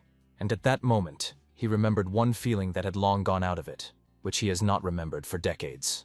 This word was simple but ruthless, fear. And it was at the moment they raised the swords to the family. They, in fact, had no chance. The reconciliation of Murian, who, during his training with Han, gained a small but real understanding. It was in this moment that he felt the power concentrated in his body. Before him was a bastard who tried to hit the sword, but it was too late to change something. Mern managed to repel the enemy's blows several times, calmly, without panic. The old man turned to the enemy with a smile. Do not change your mood. When your movements are so predictable, it's easy to read. It would be strange if I did not evade such a straight line, he added with a cold irony. But after evading, his grandfather suddenly realized this freak did not aim at him. His grandchildren were his real goal. The wolf intended to dramatically change the direction of attack, bypass his grandfather, and attack the Muran's failure together with the detachment. But here he came across what he did not expect again. At first glance, a simple guy, an inexperienced young man, suddenly put a block and stopped his huge sword, and immediately applied the technique of a radiant sword. The light flashed like a lightning explosion. The bloody wolf did not believe in his own eyes, in words not to describe his surprise. The boy not only blocked the blow but also pushed him back. The power was real. On the night before leaving the Hebei clan, Pen showed him the technique of 5 tigers that punched the gate. She perfectly complements the shining sword, and now Mern has proven it brilliantly. In battle with the Bloody Wolf, an opponent of the level of deadly threat, his grandfather could not afford to miss any of his movement. Meanwhile, the Bloody Wolf mentioned a report that it was written. There is only one to beware, a blue dragon sword, a mines. After that, the Bloody Wolf turned to his detachment and sharply ordered everyone to get out of here. But who did he talk to? Hello? All his people were already lying on the ground filled with blood, dead or fainting. Everything was over. To continue the battle is senseless. Resistance will only accelerate death. The elder suggested that he make the last right decision, to go to the Murim Union and to tell about the activities of a demonic cult. But what happened that no one could predict? The energy of the Bloody Wolf has changed suddenly and sharply. It was felt around. Even just looking at him at this moment was painful. She cut off the air like a poisoned needle. The elder did not understand at first. It is not anger or rage. It was a huge inner strength. And when the Bloody Wolf again rushed into the attack, the old man calmly said, "You will die here." But where did he come so much? The question was in the air. Did he just hide his true power all this time? And so, breaking through the old man, he changed the target. This time he rushed directly to the mine. Let it be there, he thought, but I have to take at least one with me. Ming collided with an enemy who has never seen. It was a real demon in the human body. Putting all his energy into the sword, he tried to restrain the fierce pressure of the Bloody Wolf, the battle until the last breath. Lowering his gaze, Ming saw. Blood was already flowing from his leg. He was wounded, but still held. The honey looked at his brother with anxiety. His heart was squeezed from excitement. At this point, the Bloody Wolf said through the clenched teeth, "From the very beginning you acted on my nerves. I'll tear you on small pieces." His aura became so murderous that even the skin was done with fear. Will mine avoid this blow? But does it make sense to evade when the chance of survival is close to zero? Skills will help little now. He even consulted his grandfather earlier, and Khan was well aware. Everything was very bad when he saw this bastard simply on him. At that moment, the Hoon focused. All thoughts were combined into one single line, clean and clear. The world seemed to stop. The sound subsided, only the goal remained. The Bloody Wolf kept his army filled with dark energy like a bloody fog. Kion felt this energy streaming and pulsating, and knew that he should use it against the enemy himself, with the skills that are now, with that internal energy, to resist him. Madness, he thought, but perhaps there is no other way out. If your own power is missing, the enemy's power should be used. The Bloody Wolf froze.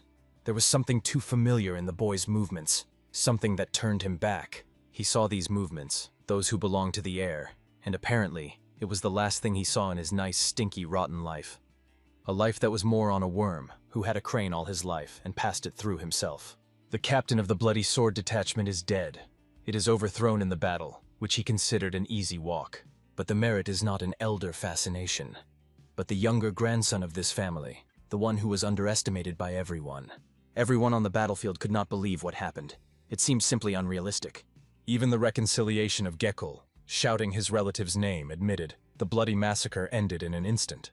He was sitting on the ground, confused, explaining. Everything was calm, and at the end I ran like a fool. He recognized it himself, but suddenly, behind their backs, he came into the center of attention again. And he called everything that happened, not heroism, but ordinary luck. Like, if the enemy was not inattentive, if he had not wounded his grandfather, he would simply could not answer that blow. But my grandfather thought completely differently. In his eyes, there was no accident. The last course of the boy was brilliant. Even with his experience, he could not predict this final movement. To make the coincidence inevitable is the true ability of Han, he thought. And he wondered, maybe he is not the same guy he saw before. This is a new level. After the battle, the boys consulted. It is possible to call back safe. When he asked Han where he plans to go further, he replied, "Beijing is nearby. It's time to visit Penclan." And a friend immediately said, "I'll go with you." "Everything is normal," said one of the guys. He dealt with everything even in our absence. But he asked, "Look at my father and Mint until I am." But Hyon did not leave thoughts. The last words of the Bloody Wolf were settled in his head, as if poison. The activity of the demonic cult was not completed. It was only one page in much darker history. They will continue to threaten, and may still appear worse than a bloody wolf. But if he ever managed to cope with them, he will be able to find the answer to the main question that does not give him rest. The time has passed. Master Pen Gilson arrived at the battlefield. His figure suggested peace and respect. He stood over the body of a bloody wolf, calmly asked, "Where is the Elder Mirn?" Hearing that he is asleep, he just smiled lightly. Do not awaken him for no serious reason. Looking at the wolf's corpse, he quietly acknowledged, "I would ever come together in battle." but he died by Moran's hand. So another warrior of this era passed away, and although the wolf deserved death, it was difficult not to feel that the whole era was coming to an end. Then the master addressed the eldest. "Is your father a compartment for his head?" But the answer was unexpected. It did Kion. He had long heard of the guy's talent, but could not believe that he was able to reach the level compared with the bloody wolf. Once it was about him, the master asked, "Where is this pitch now?" And they answered, "Now the boy is training it himself in full silence." Hilson slowly approached Han, amazed at the very fact he still trained. He could not even believe after all that chaos, after death, battle, and blood. The guy continued to manage himself. Stopping nearby, the master began to look closely. What exactly did he do? The first movement is a sword in a circle around him, then the second, third. Everything is concentrated and clear. Hilson saw the Chen made a horizontal incision, accurate as along the line. But something didn't happen. Isn't it just a sword method? He thought. But with a small amount of energy, a fog began to emerge around like a ball of thin threads. Ascension level, dance with a sword, education technique. The gift of the language just taken away. Hilson frozen, unable to say a single word. And Han's eyes, they were filled with something deep, almost uncontrolled. It was a thirst, so strong that it pervaded at first sight. It was enough to look. And suddenly, Kion fell sharply to the ground, as if consciousness came out of the body. Hill's son ran, but he saw with relief. Fortunately, he just fell asleep from exhaustion. The master himself once trained in his youth, but to reach such a level at the age of Han seemed impossible. And now he had a boy who not just grew up. He cut off his head to the enemy who was the level of a real monster. It was at that moment that Hilson realized, this guy. He can no doubt be a new hope of all Marima. And then he made a decision. He cannot leave such a talent without support. It is the future that is worth protecting. When the cheese woke up, he was a little confused. He seemed to fall asleep in the woods and now in a soft bed, in a room that looked familiar. And here the room ran into the room. "You are home to the Penn family." Others immediately came after her. Everyone asked how he felt. But Conan was more important. How did they all find themselves here? And he got a complete explanation. Everything came into place. The most important thing is that all alive, all goals, and even if they were wounded, now everything is behind. But something new was waiting for him. Not a battle, but a task. He was informed. Today he has only one mission, not getting out of bed for a minute, except to eat. And this news led the guy in a shock. He did not expect such an important thing. Friends have seriously explained this is not a joke. They just worry about him. He needs to rest all day because everyone saw how exhausted he was. And rest, they said, it is necessary to take not as weakness but as part of the workout. Explaining all the rules of the day, friends have already turned to get out. One of them added, "A maid is on duty in front of the door. Do not shy contact if something is needed." And then Kion was left alone. The room was filled with silence. He looked at his hands, and in his thoughts returned to the moment before falling. Then he realized something. But he was forbidden to even think about training. And now, he already catches himself on what he thought again. So it went. Smiled to himself. Suddenly he heard a rustle behind the door and said, "Who is there?" The room included a girl, leisurely with a light smile. She was a pleasant appearance. Going closer, she stopped and clarified. "Is that you, Cone?" Kion, not understanding who she was, nodded. "Yes, I... And you?" "I am others, but you can turn, Pen," she answered with soft confidence. And immediately she added, "She is the granddaughter of the head of the Pen clan. I often leave with my uncle. My father is not very close to him, but yes," she explained. Then she told who her uncle was, Hong Hun Pen. It is he who is the son of a master. He mentioned that between him and his older brother a big difference in age, and that he has a niece. In the course of the conversation, she asked Han's age. When she learned that he was 12, she was glad. "I am 12. And she confessed. She wanted to see what you really were because I heard a lot from her uncle. A lot. The fact is that Khan studied with Uncle Pan Other. They are peers. So in any case, there is no difference between them." And suddenly, the girl with a smile suggested, "And let's get out of here. It is sad to just sit in this room." She wanted to show him the center of Beijing. They say, if already here, it is worth seeing something interesting. Khan laughed a little. "Not what I don't want, just I have my reason." But as soon as he said it, two more came into the room with laughing. "But where you are, the two of you hide." These were Hilson and Grandpa, alive, smiling, calm. My grandfather finally recovered and explained, "I had only a small ushib, nothing serious." And immediately asked, "And what are these mysterious reasons why you can't leave the room?" Hearing the explanation, just smiled. "Now I know for sure you are just as stubborn as I ever. I told you the same thing." After that, his grandfather allowed Khan to go out, promising to talk to Geekle himself. The only condition, no martial arts in training today. Hilson, by the way, gave a little money. To treat the guy with something delicious, let it be your day. And here they, with smiles and lightness, finally got the will to go for a walk. The elders, looking after them, jokingly began to discuss. They seem to be very good for each other, eh? But suddenly, Hilson began to behave strangely. His grandfather suspected that he had not eaten something. But he just smiled and said calmly, he just looked at them. And an interesting thought came to mind. What if my other daughter-in-law? I want Keon to become my son-in-law. How do you get the idea? Said Hilson with a very serious facial expression. The old man suspected his eyebrows, something you clearly conceived, and decided to ask directly. Hilson waved. No, nothing like that. You have already lost the ability to lie as before. Why don't you look into your eyes, oh? The old man grunted. After several such direct arguments, Hilson seemed good, just accidentally saw how Khan is training. The old man understood everything right away. Yeah, you probably saw a dance with a sword, right? Hilson nodded. Yes. And that's what made me talk about the wedding. His enlightenment is close. So everything is clear. He spoke of marriage because he put his eye on Han's talent and seemed serious. At this time, Han himself was already happily walking through the streets, tasting something delicious, without any idea of the conspiracy of the elders. Well, what kind of respectful family does not want such a guy in the son-in-law? But suddenly their walk is interrupted by a girl who is calling Han by name. Pen immediately paid attention to it, and clearly not indifference. And Khan himself did not hide astonishment because he was in front of him, which he had not seen for a long time.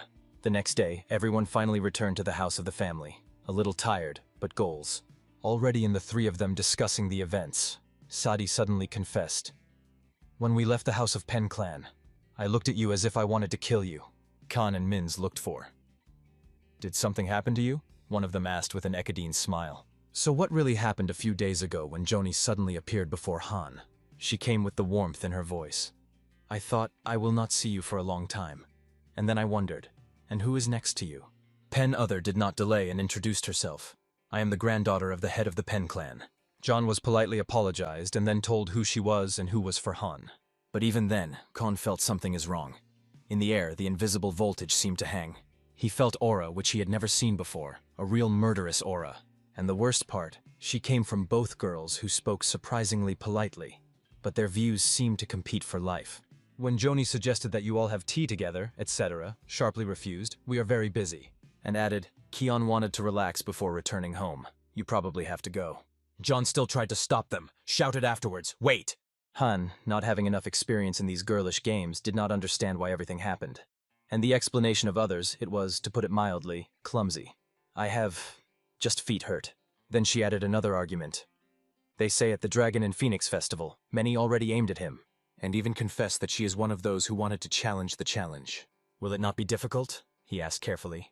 After all, as far as he knows, strong masters have no right to participate in the Dragon and Phoenix Festival. But the conversation did not end there. Keon added another sentence that was definitely not worth saying. But I saw your martial arts. Well, not to say that impressive.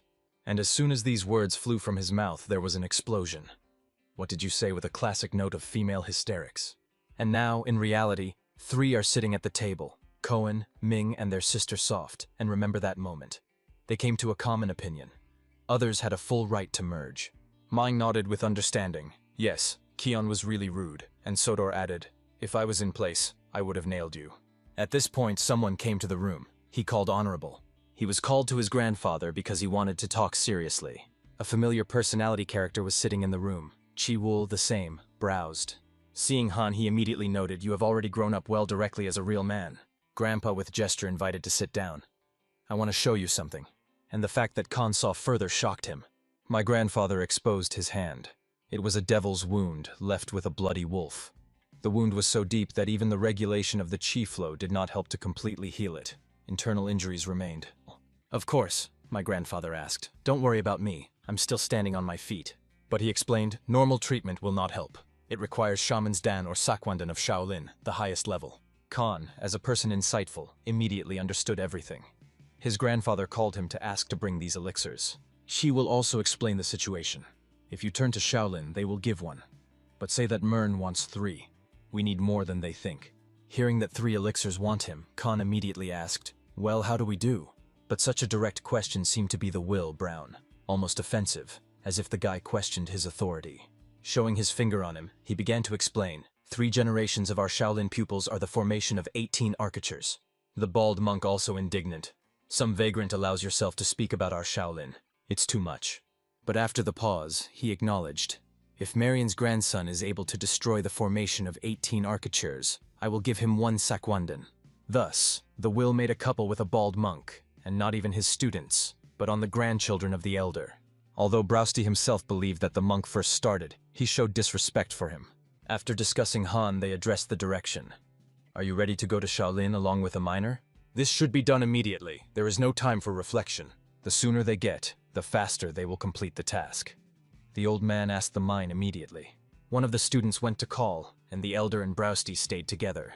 The old man looked at the distance and said quietly, you will no longer have a second chance for actions of special importance. It's time to open up in Marima openly.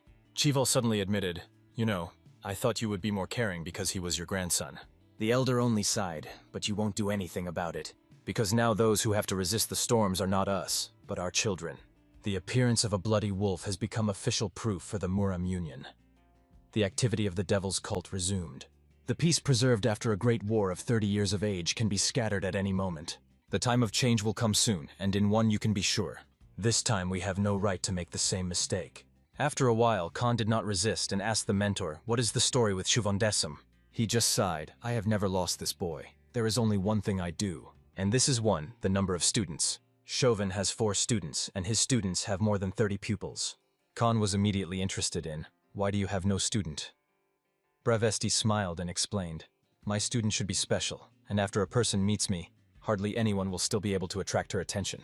Then maybe everything will be decided if I become your student truly, said Kun with a smile. Of course, Brewsty realized, his grandfather will always be a real master for Han. He does not claim such a place. But there are times when one student is taught by several mentors, and here he was thought of. Keon can become a worldly student of the community of the lease. All you have to do is get permission from the head of one of the branches of this organization. Keon first thought it was difficult, but the brewery only waved. But it's the little things. Now I will go and tell about it in elderly reconciliation. The elder, hearing the idea, eagerly agreed. He believed in the potential of Han. Joan Bank, the head of the community, also agreed, but put forward several conditions. The most important thing, they were agreed by Chon Singing, the head of the Dragon Branch. The basic condition is that Keon will not learn the formation of 18 architectures, secret technology, which is protected as a relic. Now it seemed that an unusual rivalry began between grandfather and Bravosti. But for Han, his grandfather will always be in the first place. Because the Will is not just a brewery. He is one of 5 knights who were recognized as the gods 50 years ago during the Battle of Chongs. There were 5 of them, 5 friends who went side by side. Together they became the legends of Marima. During the Battle of Chongs, each of them stood for 100 warriors, and thanks to them, the apostles were destroyed by death and chaos. And now, Khan promised, I will not let you go, mentor. No, grandfather. I will destroy the formation of 18 Shaolin architectures. The elder did not even doubt his words, and in general, it seemed to him, it is necessary to hear the guy, and everything becomes clear. Khan wanted to try to go this way on his own. Only through self-awareness does true progress come. And when he said it aloud, his grandfather smiled. Delicious thoughts. But still decided to give one hint. The essence in the energy concentration at one point, if you master it, you will conquer any formation. There are 5 large mountains known throughout the empire in the central plain. They are called 5 sacred peaks. Central among them is Junyu, located in the province of Henan. It is there that is the main spiritual center. There is a large temple known all over the world as Shaolin. Monk, having learned about the couple, already told his students. And now they train, holding huge stones over their heads, because in a month they will come to them. Nagin Hong, a student of Muran. Inamun Ming, divine sword of the blue dragon. Although the couple was the result of a serious quarrel, now it has become an opportunity. It's not just a challenge, it's a confrontation with a recess. That is why the abbot makes the students train as if they lose equals death, because there will be no other right to mistake. It takes a few days. Finally, the day of departure to Shaolin, for Han, Mina, and Chi-Will, browsed. Exactly 5 hours after leaving the clan. They are waiting for the first test. Bravesti grunted, why do current children are so weak? They ran some 100 meters and they are barely breathing. Ming saw. Despite his grandfather, he kept the perfect pace to expand the limits of Han's opportunities. He was already tired, but realized that Cheon was going on exhaustion. Subsequently, the old man stopped and explained, "Ahead is a hemlock owned by the Travelers Union." They stood in front of the gate, a place called the Eyes of the Serenian Community. All their intelligence and secrets flooded. "We will rest here today. The extra rest will not hurt," his grandfather approved. Looking at Han, he realized, although he bent at speed, the guy cleverly caught up with them and demonstrated the impressive growth rate. Just as the old man opened the door, he came kindly. "Welcome, Elder. We were waiting for you." The grandfather was surprised, recognizing among the meetings of a young man who was not hoped here. It was a mother. His arrogant tone seems to have not softened since the last meeting. He threw Kona from above. "Who are you to turn to me? You look younger. You see how it looks." Keon noticed about arrogance, and Ma began to remember hard where he saw this boy. When the memory broke out, he asked in confusion how Khan was in this place. The old man intervened. "The Hoon is not an ordinary guest here, but my student. Therefore there is respect." Ma remembered that the elder ever swore to take students, and the surprise flashed in his eyes. And he realized, if the old man is 4 times higher than him, then this poor man automatically rises above him for 3 rank. Meanwhile, in the same place, Shimantes, with a trembling voice and tears in his eyes, confessed in a bitter, their master died. He informed with pain, "The bloody sword master is dead." One of the listeners asked it, "How did you come back alive and unharmed?" "I persuaded him not to go against the fracture. Even if I went with him, it would not change anything." He understood that the master had long been getting angry, and if he had waited a little, could walk for glory. And saying that, he raised his hand towards the interlocutor. The flames began to escape around his shoulder, a real fighting threat. But he immediately explained, "I will not go further. It is just a sign of gratitude for your attempt to reassure a detachment of a bloody sword." And added, "In 3 years the young leader will complete his technique, and then there should be no obstacles." Such conversations are not uncommon in the martial arts world. For ordinary people this seems like fantastic, but their status and strength change faster than can be imagined. If the Master Kekman unexpectedly takes the boy to students, he already becomes a mentor for others at a young age. Keon, to avoid unnecessary conversations, explained, "It turned out, I'm unofficial. I'm only a worldly student." He knew that worldly students were usually considered lower in status in the general system. But the brewery was already getting annoyed. He asked directly, "You don't like something, boy?" And although he kept calm, inside boils from indignation. After 3 years of heavy training, he barely reached the student of the 2nd rank. It was a full fiasco for him, although of course, he did not say it aloud. The honey with a smile suggested the decision, and let's sparring that will put in places. "I like this idea." He was convinced, "I am no longer the one who was 3 years ago." But Junicole should remember, not only he has changed in 3 years, Keon too, and more. Soon they stood on the ground, fought on wooden swords, face to face. The difference in power was felt immediately, and although the Junqiao was trying, Keon kept control without tension. But even Kone admitted, "You really added well, it's not the guy that was ever." At the same time, Junicole could not understand how he became so strong at all. What did he do for the last 3 years?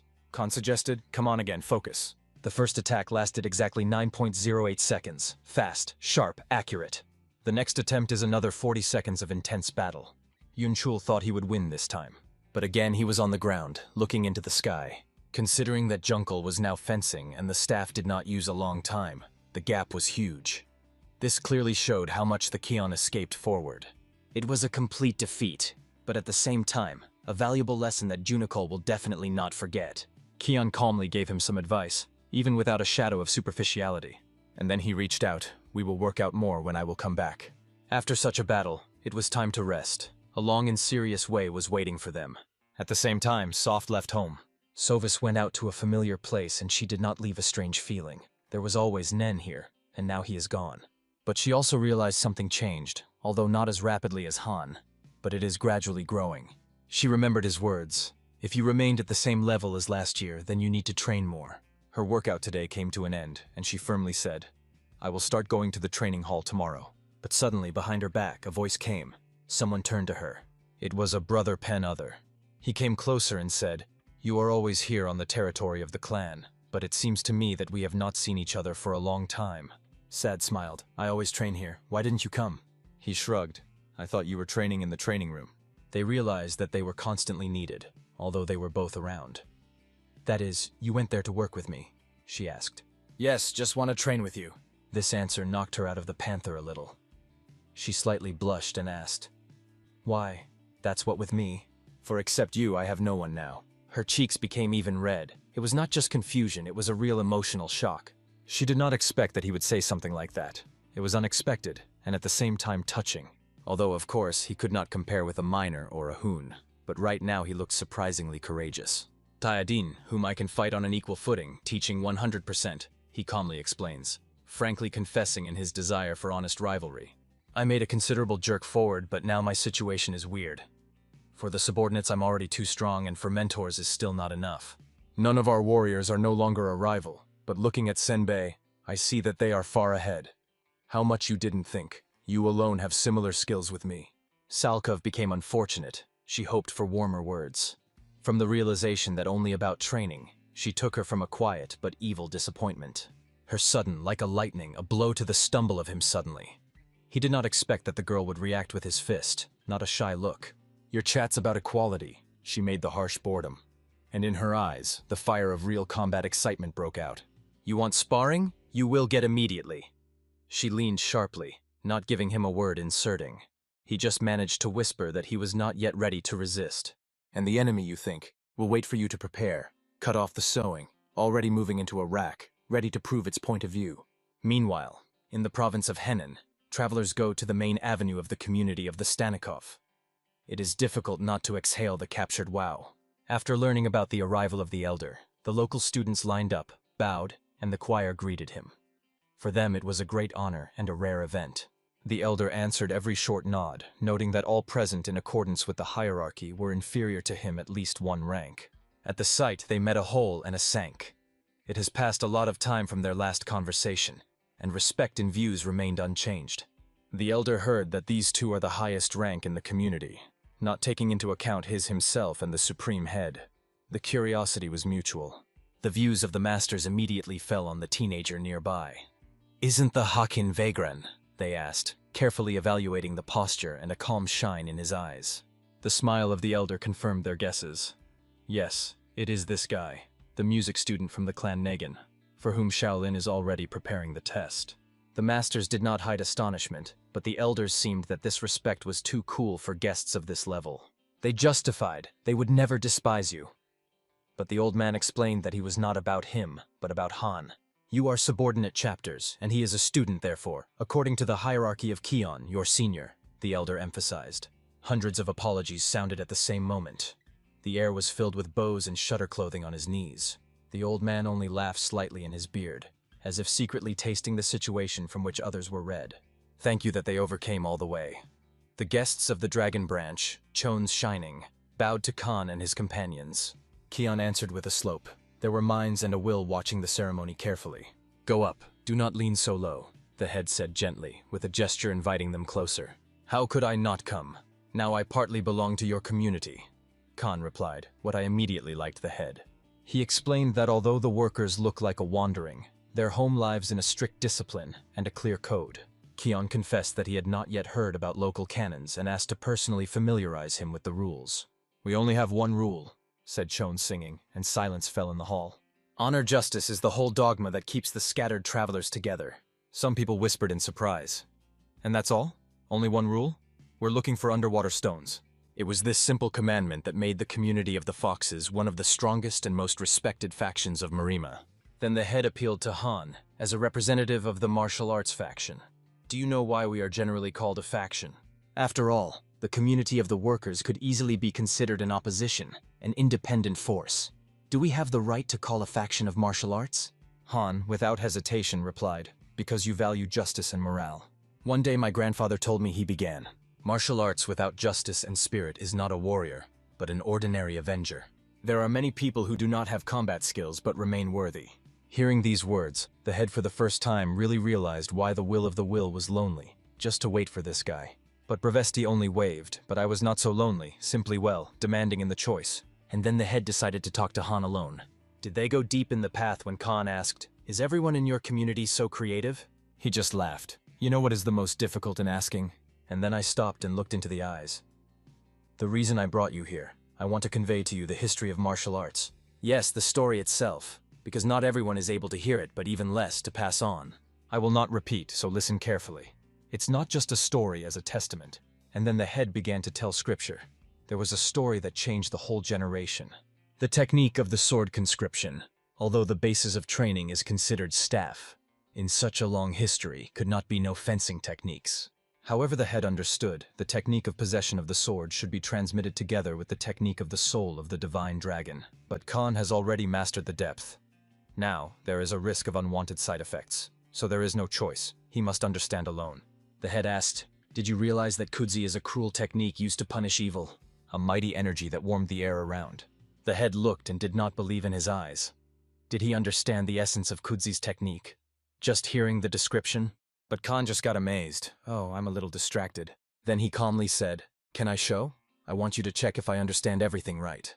And holding only a wooden sword in his hands, Khan waved him. He rolled a thick tree and also hit the second one, which stood on.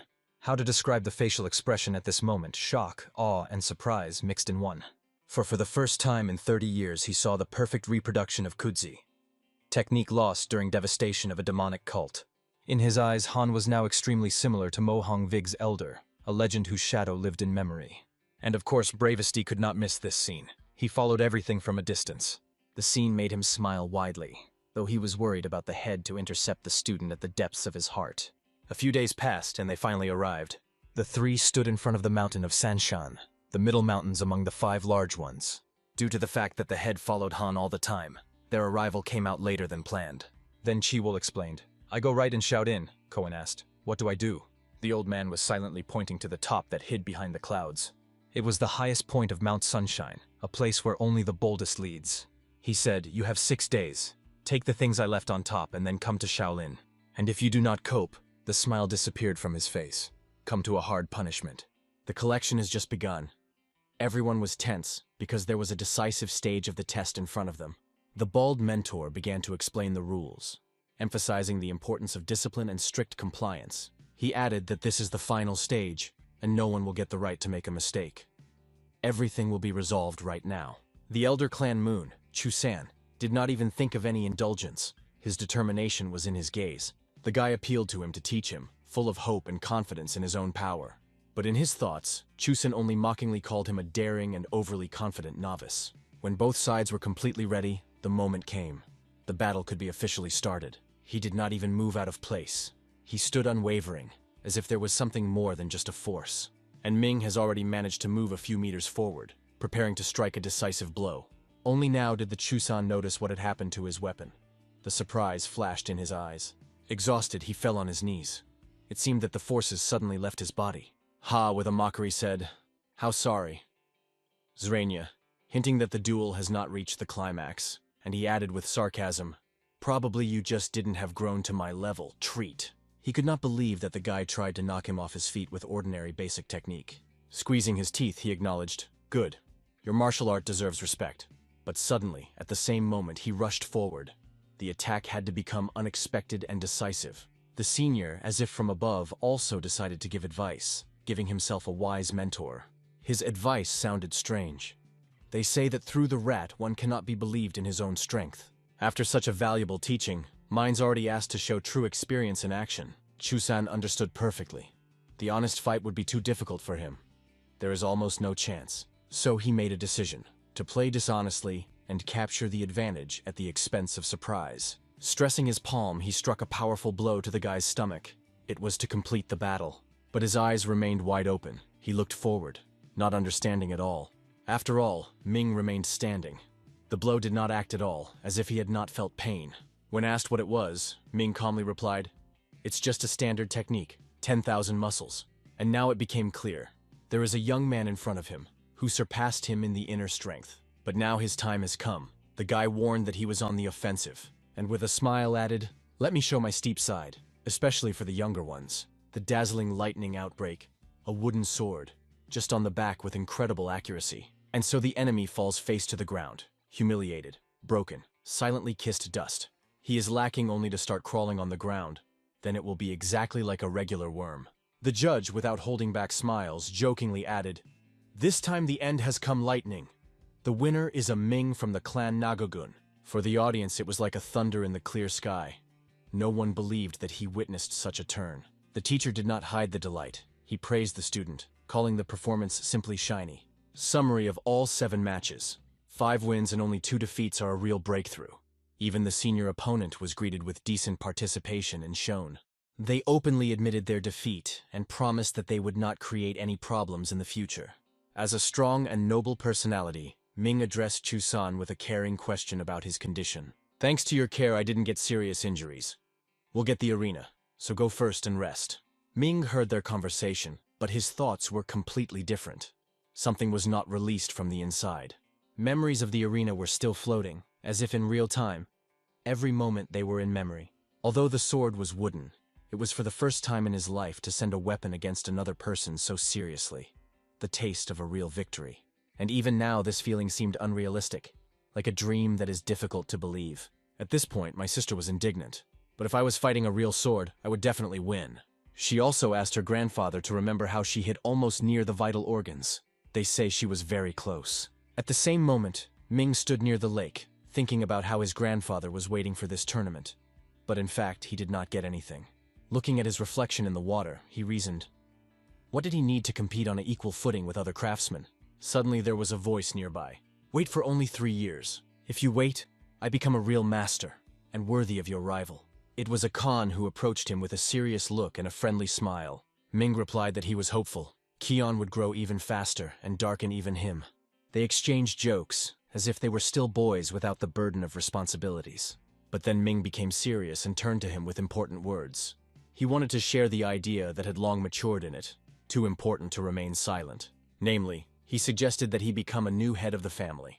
Kion was stunned and did not know what to answer. Such responsibility seemed unbearable. He did not understand how he could accept it, and instead heard a counter, question. "Why do you think you can't?" Kion confessed that the reason is that he is not the native grandson of the head of the clan.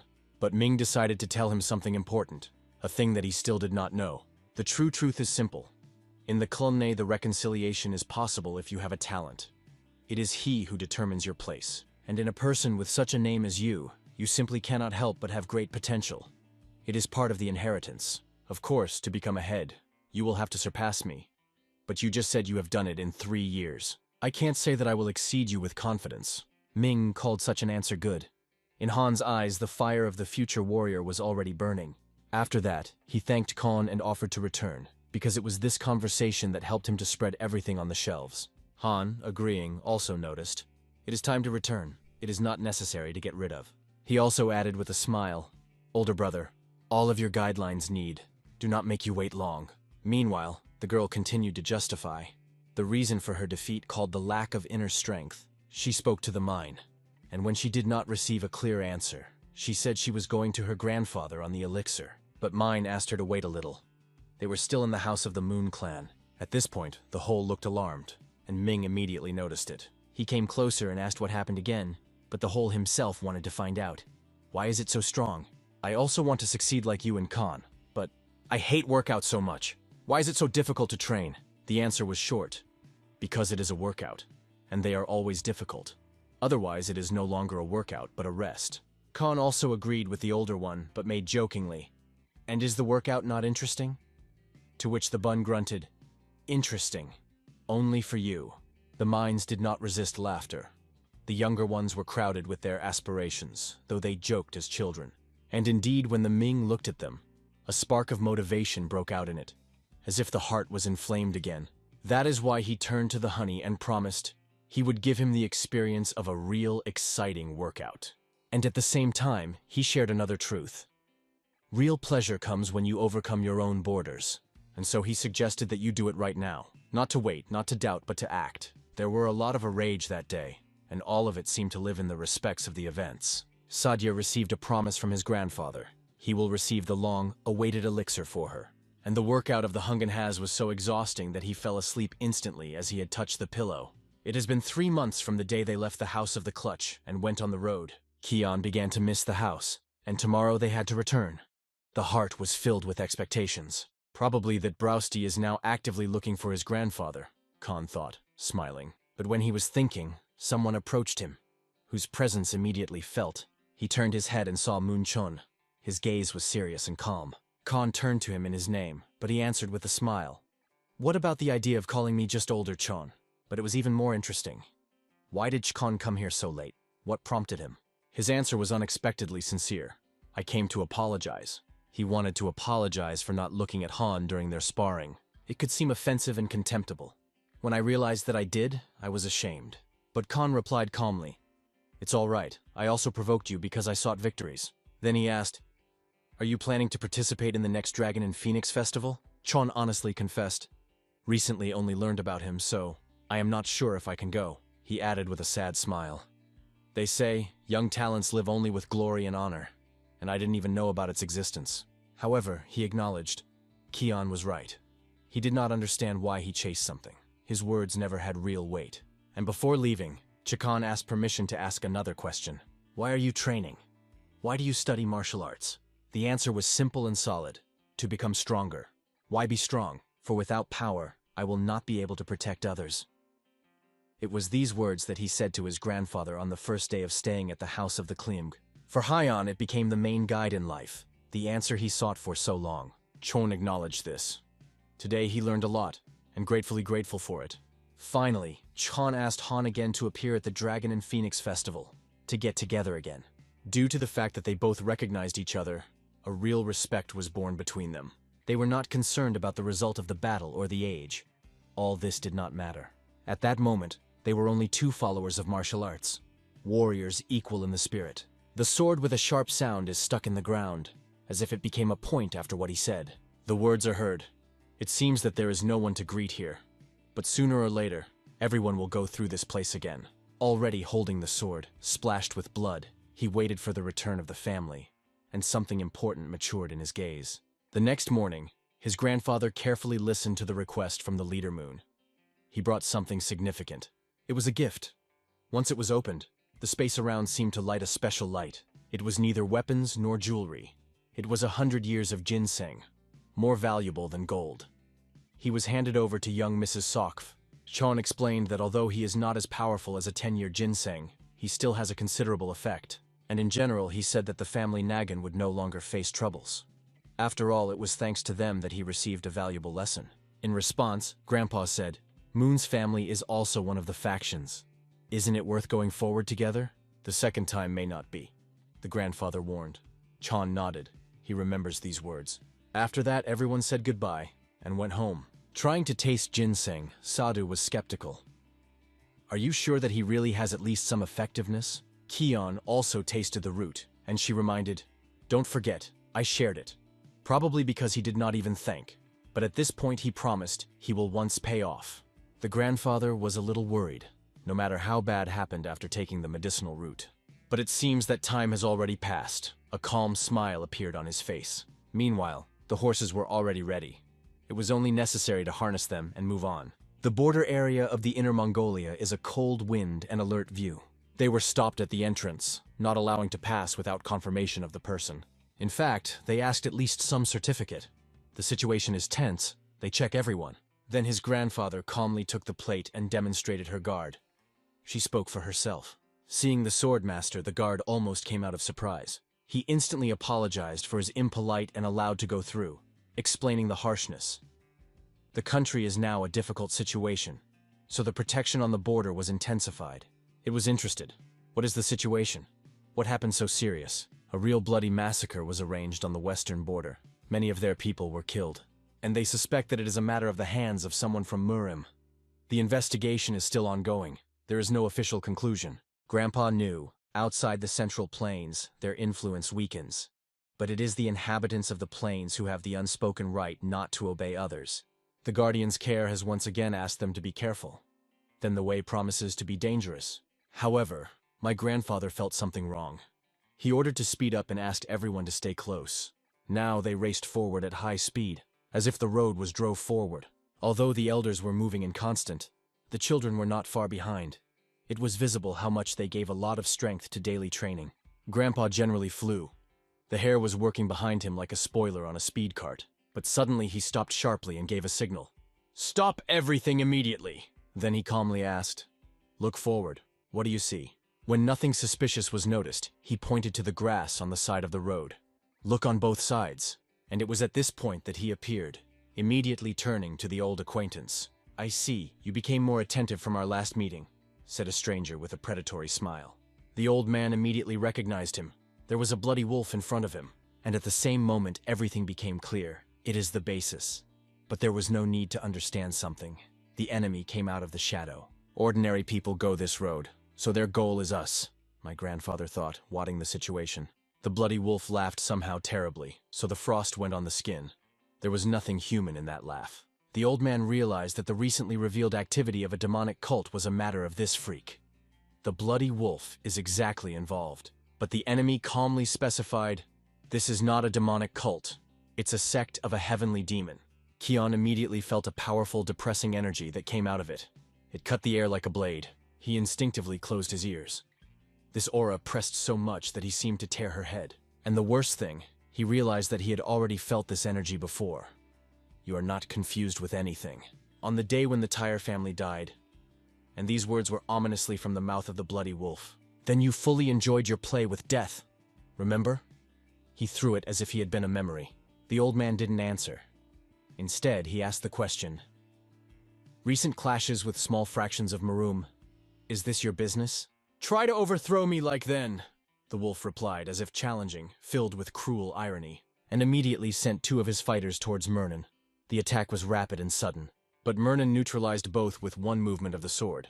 They did not even have time to react. "There is only one on this battlefield who can say the last word, and I will be," he said coldly. The reason why the Bloody Wolf led only 10 fighters to the elite detachment of the Bloody Sword was simple. If there were at least 3 captains in this detachment, they would be able to cope with the leader of the old school clan without any difficulty. So he ordered his people to attack, 3 for each adult and 1 for each child. He expected that even despite the greatness of the spirit with which the old man grabbed the sword, he was tired, not as sharp as before. The grandfather briefly told the children to keep together. The 3 against the 3, without panic, as one. And indeed, the children gathered in a circle like a real family that protects each other. It seemed funny to enemies, as if children were just playing in war. They decided not to rush. They wanted to see how long these kids will withstand. The first was the Kion. He put his sword under the enemy without hesitation of a second. The sword of the enemy was overwhelmed by the thirst for blood, but Khan firmly believed he would handle it. Already at the same moment, he determined which art the sword is best to apply right now. It was a large extension technique, powerful, flexible, and murderous in melee. The enemies were convinced that the children would only be defended. Too easy, they thought, to read such a strategy. They believed that even if they were children from the clutter, they were still just children. One of them cast a look at the Soak, considering her the weakest just because she was a girl, and decided to start with her. However, his first attack did not go away. The sewing blocked the blow. Moreover, she even managed to repel the enemy's sword. Power and technique spoke for themselves. "She withstood my blow?" He flashed into his head, not believing in what he saw. And it was at this point that, seeing that the enemy opened, Khan rushed into the attack. Unfortunately, it was inconvenient to be inconvenient, so it was not possible to hit the sword. I had to push the enemy with a foot. That evil threw, "A brazen boy!" Eyes blazed with anger. But he did not even imagine what he was waiting for him. The fact is that the children just suffered as if they were focused on defense.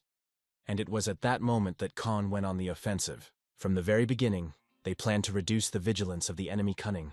And here is the perfect moment. A moment to move to a real attack. They had to make him scream, make him shed blood. Everything was thought out to the little things. Even now the enemy did not believe what happened. It seemed to be sleeping. Another moment ago he was about to attack the weak girl, and now he was lying in his own blood on the ground. Others saw how in a moment the children broke up to one point and again gathered in combat. Is it possible? The fighter from their elite detachment, from those who were considered invincible, was destroyed in one past. Now in their eyes the children looked quite differently, not like weak puppies, but as real warriors. Lightning broke out, and another bastard lay motionless on the ground. Another barely kept on his feet, in fact, was already brought out of battle. They really dodge, thought among enemies mixed with nervousness. Ming watched the fight with interest. How long will they be able to evade such accuracy? One of the enemies had already lost his hand. Blood was streaming, the morale crashed at the seams. But relying on some unclear inner feeling, he again rushed to the attack, calling the children pants. He waved his sword, trying at least once to get on them. The rage covered her eyes. But again and again, his sword cut only the air. No one got into the area of impact. He simply did not see the enemy in front of him, because Ming was already standing behind him. With some miracle, he was able to repel the blow. Reflexes were still working, though on the border. He thought, everything is fine. The wound is not deadly. I can survive. and looked at the guy in front of him. But something was wrong. The picture swam. The world began to change the corner. She sailed because he was already looking at her with the eyes of his cut, outhead that flew to the ground. Only his own smile, that's all he had to see before the full end. Meanwhile, the bloody wolf wandered a brutal battle with the Elder clan. A collision was a real explosion of power. The grandfather was the first to strike. The first bloody wound appeared on the enemy's body, and without losing the opportunity, he addressed him. Something you are holding on to. You understand it yourself, yes? In response, the bloody wolf burned. Tang out. His anger only grew, but in a moment he saw nothing in front of him. The attack came unexpectedly, and only in the last second did he manage to expose his giant sword, a reaction on the verge of instinct. In 30 years that the cult of demon has acted in the shade, the bloody wolf learned to walk around the edge of death. It has reached new levels of insight and has become stronger than ever. But now, he is not just a grandfather before him. In front of him is a silhouette of a giant tiger that breaks through light and shadow, ready to kill. The bloody wolf felt like a rat trapped, driven and powerless. It was then that he came to a real understanding. The path of study has no end. There is no boundary. And at that moment, he remembered one feeling that had long gone out of it, which he has not remembered for decades. This word was simple but ruthless: fear. And it was at the moment they raised the swords to the family. They, in fact, had no chance. The reconciliation of Murian, who, during his training with Han, gained a small but real understanding. It was in this moment that he felt the power concentrated in his body. Before him was a bastard who tried to hit the sword, but it was too late to change something. Mern managed to repel the enemy's blows several times. Calmly, without panic, the old man turned to the enemy with a smile. Do not change your mood. When your movements are so predictable, it's easy to read. It would be strange if I did not evade such a straight line, he added with a cold irony. But after evading, his grandfather suddenly realized this freak did not aim at him. His grandchildren were his real goal. The wolf intended to dramatically change the direction of attack, bypass his grandfather, and attack the Muron's failure together with the detachment. But here he came across what he did not expect again. At first glance, a simple guy, an inexperienced young man, suddenly put a block and stopped his huge sword, and immediately applied the technique of a radiant sword. The light flashed like a lightning explosion. The bloody wolf did not believe in his own eyes. In words not to describe his surprise, the boy not only blocked the blow but also pushed him back. The power was real. On the night before leaving the Heibei clan, Pen showed him the technique of 5 tigers that punch the gate. She perfectly complements the shining sword, and now Mern has proven it brilliantly. In battle with the bloody wolf, an opponent of the level of deadly threat, his grandfather could not afford to miss any of his movement. Meanwhile, the bloody wolf mentioned a report that it was written, "There is only one to beware, a blue dragon sword, a mines." After that, the bloody wolf turned to his detachment and sharply ordered, "Everyone to get out of here." But who did he talk to? Hello? All his people were already lying on the ground, filled with blood, dead or fainting. Everything was over. To continue the battle is senseless. Resistance will only accelerate death. The elder suggested that he make the last right decision, to go to the Murim Union, and to tell about the activities of a demonic cult. But what happened that no one could predict? The energy of the bloody wolf has changed suddenly and sharply. It was felt around. Even just looking at him at this moment was painful. She cut off the air like a poisoned needle. The elder did not understand at first. It is not anger or rage. It was a huge inner strength. And when the bloody wolf again rushed into the attack, the old man calmly said, "You will die here." But where did he come so much? The question was in the air. Did he just hide his true power all this time? And so, breaking through the old man, he changed the target. This time he rushed directly to the mine. Let it be there, he thought. But I have to take at least one with me. Ming collided with an enemy who has never seen. It was a real demon in the human body. Putting all his energy into the sword, he tried to restrain the fierce pressure of the bloody wolf. The battle until the last breath. Lowering his gaze, Ming saw blood was already flowing from his leg. He was wounded, but still held. The honey looked at his brother with anxiety. His heart was squeezed from excitement. At this point, the bloody wolf said through the clenched teeth, "From the very beginning you acted on my nerves. I'll tear you on small pieces." His aura became so murderous that even the skin was dumb with fear. Will mine avoid this blow? But does it make sense to evade when the chance of survival is close to 0? Skills will help little now. He even consulted his grandfather earlier, and Khan was well aware. Everything was very bad when he saw this bastard simply on him. At that moment, the Hoon focused. All thoughts were combined into one single line, clean and clear. The world seemed to stop. The sounds subsided, only the goal remained. The bloody wolf kept his army, filled with dark energy like a bloody fog. Kion felt this energy streaming and pulsating, and knew that he should use it against the enemy himself, with the skills that are now, with that internal energy, to resist him. Madness, he thought, but perhaps there is no other way out. If your own power is missing, the enemy's power should be used. The bloody wolf froze. There was something too familiar in the boy's movements, something that turned him back. He saw these movements, those who belonged to the air, and apparently, it was the last thing he saw in his nice, stinky, rotten life. A life that was more on a worm, who had a crane all his life and passed it through himself. The captain of the bloody sword detachment is dead. It is overthrown in the battle, which he considered an easy walk. But the merit is not an elder fascination, but the younger grandson of this family, the one who was underestimated by everyone. Everyone on the battlefield could not believe what happened. It seemed simply unrealistic. Even the reconciliation of Gikol, shouting his relative's name, admitted, the bloody massacre ended in an instant. He was sitting on the ground, confused, explaining, everything was calm, and at the end I ran like a fool. He recognized it himself, but suddenly, behind their backs, he came into the center of attention again, and he called everything that happened, not heroism, but ordinary luck. Like, if the enemy was not inattentive, if he had not wounded his grandfather, he would simply could not answer that blow. But my grandfather thought completely differently. In his eyes, there was no accident.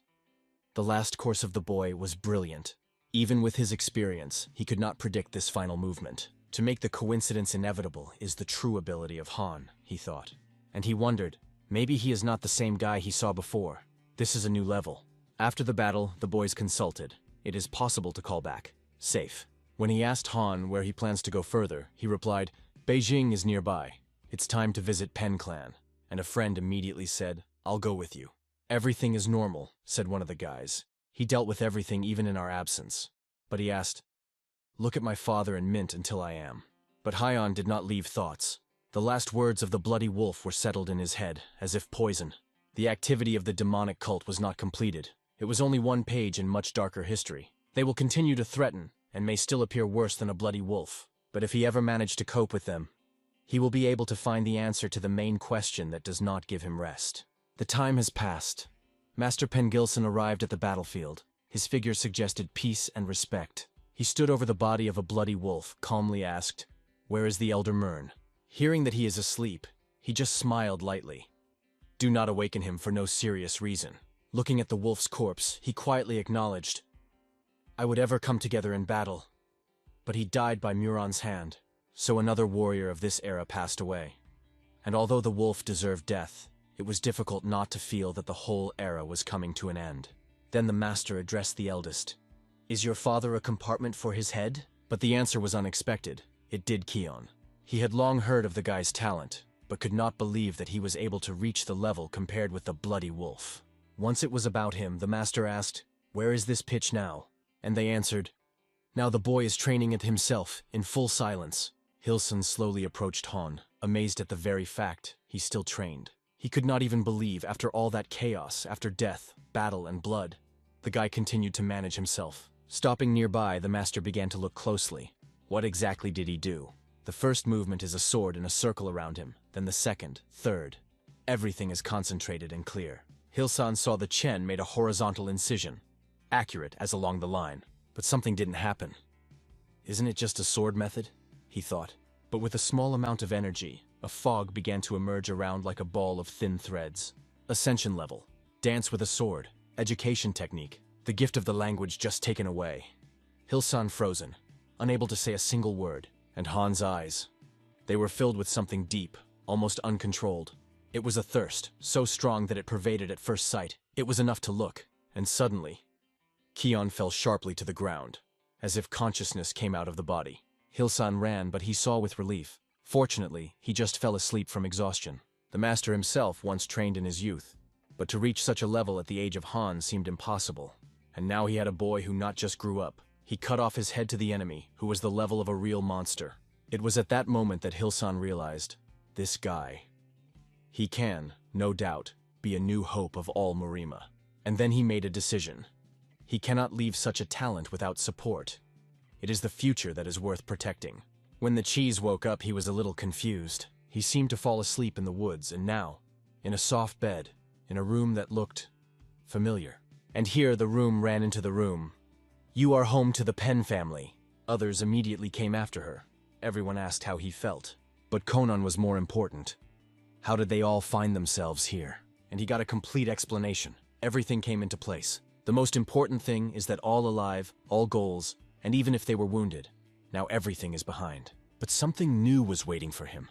Not a battle, but a task. He was informed. Today he has only one mission, not getting out of bed for a minute, except to eat. And this news led the guy in a shock. He did not expect such an important thing. Friends have seriously explained, this is not a joke, they just worry about him. He needs to rest all day because everyone saw how exhausted he was. And rest, they said. It is necessary to take not as weakness, but as part of the workout. Explaining all the rules of the day, friends have already turned to get out. One of them added, "A maid is on duty in front of the door. Do not shy contact if something is needed." And then Keon was left alone. The room was filled with silence. He looked at his hands, and in his thoughts returned to the moment before falling. Then he realized something. But he was forbidden to even think about training. And now, he already catches himself on what he thought again. So it went. Smiled to himself. Suddenly he heard a rustle behind the door and said, "Who is there?" The room included a girl, leisurely with a light smile. She was a pleasant appearance. Going closer, she stopped and clarified, "Is that you, Kon?" Keon, not understanding who she was, nodded. "Yes, And you?" "I am others. But you can turn." "Pen," she answered with soft confidence.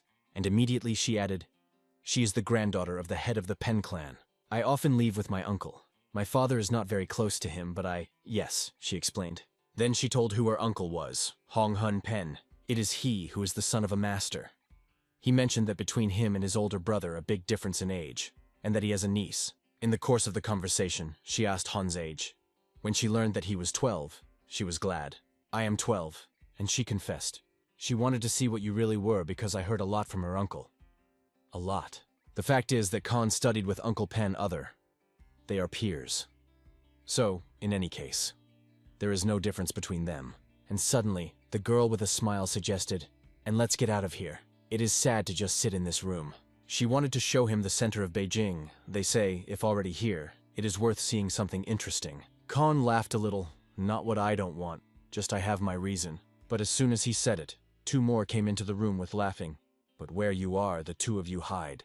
These were Hilson and Grandpa, alive, smiling, calm. My grandfather finally recovered and explained, "I had only a small ushib, nothing serious."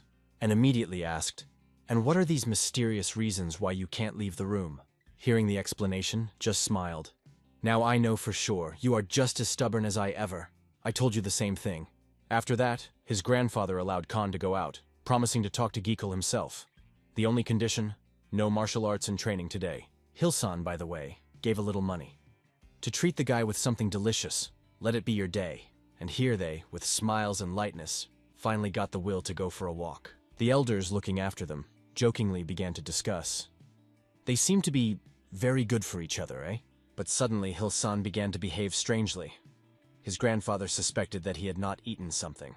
But he just smiled and said calmly, he just looked at them. And an interesting thought came to mind. What if my other daughter-in-law? I want Keon to become my son-in-law. How do you get the idea? Said Hilson with a very serious facial expression. The old man suspected his eyebrows. Something you clearly conceived, and decided to ask directly. Hilson waved. No, nothing like that. You have already lost the ability to lie as before. Why don't you look into your eyes, oh? The old man grunted. After several such direct arguments, Hilson seemed good. Just accidentally saw how Khan is training. The old man understood everything right away. Yeah. You probably saw a dance with a sword, right? Hilson nodded. Yes. And that's what made me talk about the wedding. His enlightenment is close. So, everything is clear. He spoke of marriage because he put his eye on Han's talent, and seems serious. At this time, Han himself was already happily walking through the streets, tasting something delicious, without any idea of the conspiracy of the elders. Well, what kind of respectful family does not want such a guy in the son-in-law? But suddenly their walk is interrupted by a girl who is calling Han by name. Pen immediately paid attention to it, and clearly not indifference. And Khan himself did not hide astonishment, because he was in front of him, which he had not seen for a long time. The next day, everyone finally returned to the house of the family, a little tired, but goals. Already in the three of them discussing the events, Sadi suddenly confessed, "When we left the house of Pen clan, I looked at you as if I wanted to kill you." Khan and Mins looked for. "Did something happen to you?" one of them asked with an Ekadine smile. So what really happened a few days ago when Joni suddenly appeared before Han? She came with the warmth in her voice. "I thought, I will not see you for a long time. And then I wondered, and who is next to you?" Pen Other did not delay and introduced herself. "I am the granddaughter of the head of the Pen clan." John was politely apologized, and then told who she was, and who was for Han. But even then, Khan felt, something is wrong. In the air, the invisible voltage seemed to hang. He felt aura, which he had never seen before. A real murderous aura. And the worst part, she came from both girls who spoke surprisingly politely. But their views seemed to compete for life. When Joni suggested that you all have tea together, etc., sharply refused, "We are very busy," and added, Keon wanted to relax before returning home. "You probably have to go." John still tried to stop them, shouted afterwards, "Wait!" Han, not having enough experience in these girlish games, did not understand why everything happened. And the explanation of others, it was, to put it mildly, clumsy. "I have just feet hurt." Then she added another argument. They say at the Dragon and Phoenix Festival, many already aimed at him, and even confessed that she is one of those who wanted to challenge the challenge. "Will it not be difficult?" he asked carefully. After all, as far as he knows, strong masters have no right to participate in the Dragon and Phoenix Festival. But the conversation did not end there. Keon added another sentence that was definitely not worth saying. "But I saw your martial arts. Well, not to say that impressive." And as soon as these words flew from his mouth, there was an explosion. "What did you say?" with a classic note of female hysterics. And now, in reality, three are sitting at the table, Kon, Ming, and their sister Soft, and remember that moment. They came to a common opinion. Others had a full right to merge. Ming nodded with understanding. Yes, Keon was really rude. And Soder added, "If I was in place, I would have nailed you." At this point, someone came to the room. He called Honorable. He was called to his grandfather because he wanted to talk seriously. A familiar personality character was sitting in the room, Chi Wol, the same Broust. Seeing Han, he immediately noted, "You have already grown up well," directly as a real man. Grandpa with gesture invited to sit down. "I want to show you something." And the fact that Khan saw further shocked him. My grandfather exposed his hand. It was a devil's wound left with a bloody wolf. The wound was so deep that even the regulation of the chi flow did not help to completely heal it. Internal injuries remained. Of course, my grandfather asked, "Don't worry about me, I'm still standing on my feet." But he explained, "Normal treatment will not help. It requires Shaman's Dan or Sakwandan of Shaolin, the highest level." Khan, as a person insightful, immediately understood everything. His grandfather called him to ask to bring these elixirs. Chi Will also explained the situation. "If you turn to Shaolin, they will give one. But say that Mern wants 3. We need more than they think." Hearing that 3 elixirs want him, Khan immediately asked, "Well, how do we do?" But such a direct question seemed to be the will, Brown, almost offensive, as if the guy questioned his authority. Showing his finger on him, he began to explain. 3 generations of our Shaolin pupils are the formation of 18 architures. The bald monk also indignant. "Some vagrant allows yourself to speak about our Shaolin? It's too much." But after the pause, he acknowledged. "If Murian's grandson is able to destroy the formation of 18 architures, I will give him 1 Sakwandan." Thus, the will made a couple with a bald monk, and not even his students, but on the grandchildren of the elder. Although Brousty himself believed that the monk first started, he showed disrespect for him. After discussing Han, they addressed the direction. "Are you ready to go to Shaolin along with a minor? This should be done immediately. There is no time for reflection. The sooner they get, the faster they will complete the task." The old man asked the mine immediately. One of the students went to call, and the elder and Brousty stayed together. The old man looked at the distance and said quietly, "You will no longer have a second chance for actions of special importance. It's time to open up in Marima openly. Chivol suddenly admitted, "You know, I thought you would be more caring because he was your grandson." The elder only sighed, "But you won't do anything about it, because now those who have to resist the storms are not us, but our children." The appearance of a bloody wolf has become official proof for the Murim Union. The activity of the Devil's cult resumed. The peace preserved after a great war of 30 years of age can be scattered at any moment. The time of change will come soon, and in one you can be sure. This time we have no right to make the same mistake. After a while, Khan did not resist and asked the mentor, "What is the story with Chuvon Desom?" He just sighed.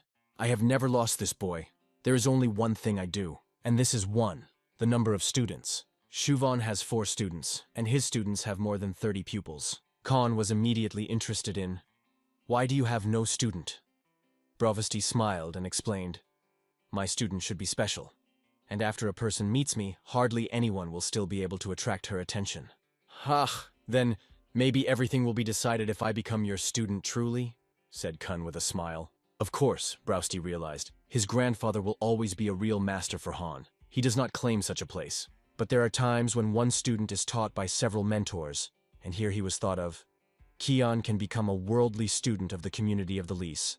All you have to do is get permission from the head of one of the branches of this organization. Kion first thought it was difficult, but the brewery only waved. "But it's the little things. Now I will go and tell about it an elderly reconciliation." The elder, hearing the idea, eagerly agreed. He believed in the potential of Han. Joan Bank, the head of the community, also agreed, but put forward several conditions. The most important thing? They were agreed by Chon Singing, the head of the Dragon Branch. The basic condition is that Kion will not learn the formation of 18 arcatures, secret technology, which is protected as a relic. Now it seemed that an unusual rivalry began between grandfather and Brovasti. But for Han, his grandfather will always be in the first place, because the Will is not just a brewery. He is one of 5 knights who were recognized as the gods 50 years ago during the Battle of Chongs. There were 5 of them, 5 friends who went side by side. Together, they became the legends of Marima. During the Battle of Chongs, each of them stood for 100 warriors, and thanks to them, the apostles were destroyed by death and chaos. And now Khan promised, "I will not let you go, mentor. No, grandfather. I will destroy the formation of 18 Shaolin arcatures." The elder did not even doubt his words. And in general, it seemed to him, it is necessary to hear the guy, and everything becomes clear. Khan wanted to try to go this way on his own. Only through self-awareness does true progress come. And when he said it aloud, his grandfather smiled. Delicious thoughts. But still decided to give one hint. The essence in the energy concentration at one point. If you master it, you will conquer any formation. There are 5 large mountains known throughout the empire in the central plain. They are called 5 sacred peaks. Central among them is Junyu, located in the province of Henan. It is there that is the main spiritual center. There is a large temple known all over the world as Shaolin. Monk, having learned about the couple, already told his students. And now they train, holding huge stones over their heads, because in a month they will come to them. Nagan Hang, a student of Muran Inamun Ming, divine sword of the Blue Dragon. Although the couple was the result of a serious quarrel, now it has become an opportunity. It's not just a challenge, it's a confrontation with a recess. That is why the abbot makes the students train as if they lose equals death. Because there will be no other right to mistake. It takes a few days. Finally, the day of departure to Shaolin, for Han, Mina, and Chi Will, Broust. Exactly 5 hours after leaving the clan. They are waiting for the first test. Bravasti grunted, "Why do current children are so weak? They ran some 100 meters, and they are barely breathing." Ming saw. Despite his grandfather, he kept the perfect pace to expand the limits of Han's opportunities. He was already tired, but realized that Kion was going on exhaustion. Subsequently, the old man stopped and explained. Ahead is a hammock owned by the Travelers Union. They stood in front of the gate, a place called the Eyes of the Serenian community. All their intelligence and secrets flooded. "We will rest here today. The extra rest will not hurt." His grandfather approved. Looking at Han, he realized, although he bent at speed, the guy cleverly caught up with them and demonstrated the impressive growth rate. Just as the old man opened the door, he came kindly. "Welcome, elder, we were waiting for you." The grandfather was surprised, recognizing among the meetings of a young man who was not hoped here. It was a mother. His arrogant tone seems to have not softened since the last meeting. He threw Kona from above. "Who are you to turn to me? You look younger, you see how it looks. Kion noticed about arrogance, and Ma began to remember hard where he saw this boy. When the memory broke out, he asked in confusion how Khan was in this place. The old man intervened. The Hoon is not an ordinary guest here, but my student. Therefore there is respect. Ma remembered that the elder ever swore to take students, and the surprise flashed in his eyes. And he realized, if the old man is 4 times higher than him, then this poor man automatically rises above him for 3 rank. Meanwhile, in the same place, Shimantes, with a trembling voice and tears in his eyes, confessed in a bitter. Their master died. He informed with pain, the bloody sword master is dead. One of the listeners asked it. How did you come back alive and unharmed? I persuaded him not to go against the fracture. Even if I went with him, it would not change anything. He understood that the master had long been getting angry, and if he had waited a little, could walk for glory. And saying that, he raised his hand towards the interlocutor. The flames began to escape around his shoulder, a real fighting threat. But he immediately explained, I will not go further. It is just a sign of gratitude for your attempt to reassure a detachment of a bloody sword. And added, in 3 years the young leader will complete his technique, and then there should be no obstacles. Such conversations are not uncommon in the martial arts world. For ordinary people this seems like fantastic, but their status and strength change faster than can be imagined. If the master Kekment unexpectedly takes the boy to students, he already becomes a mentor for others at a young age.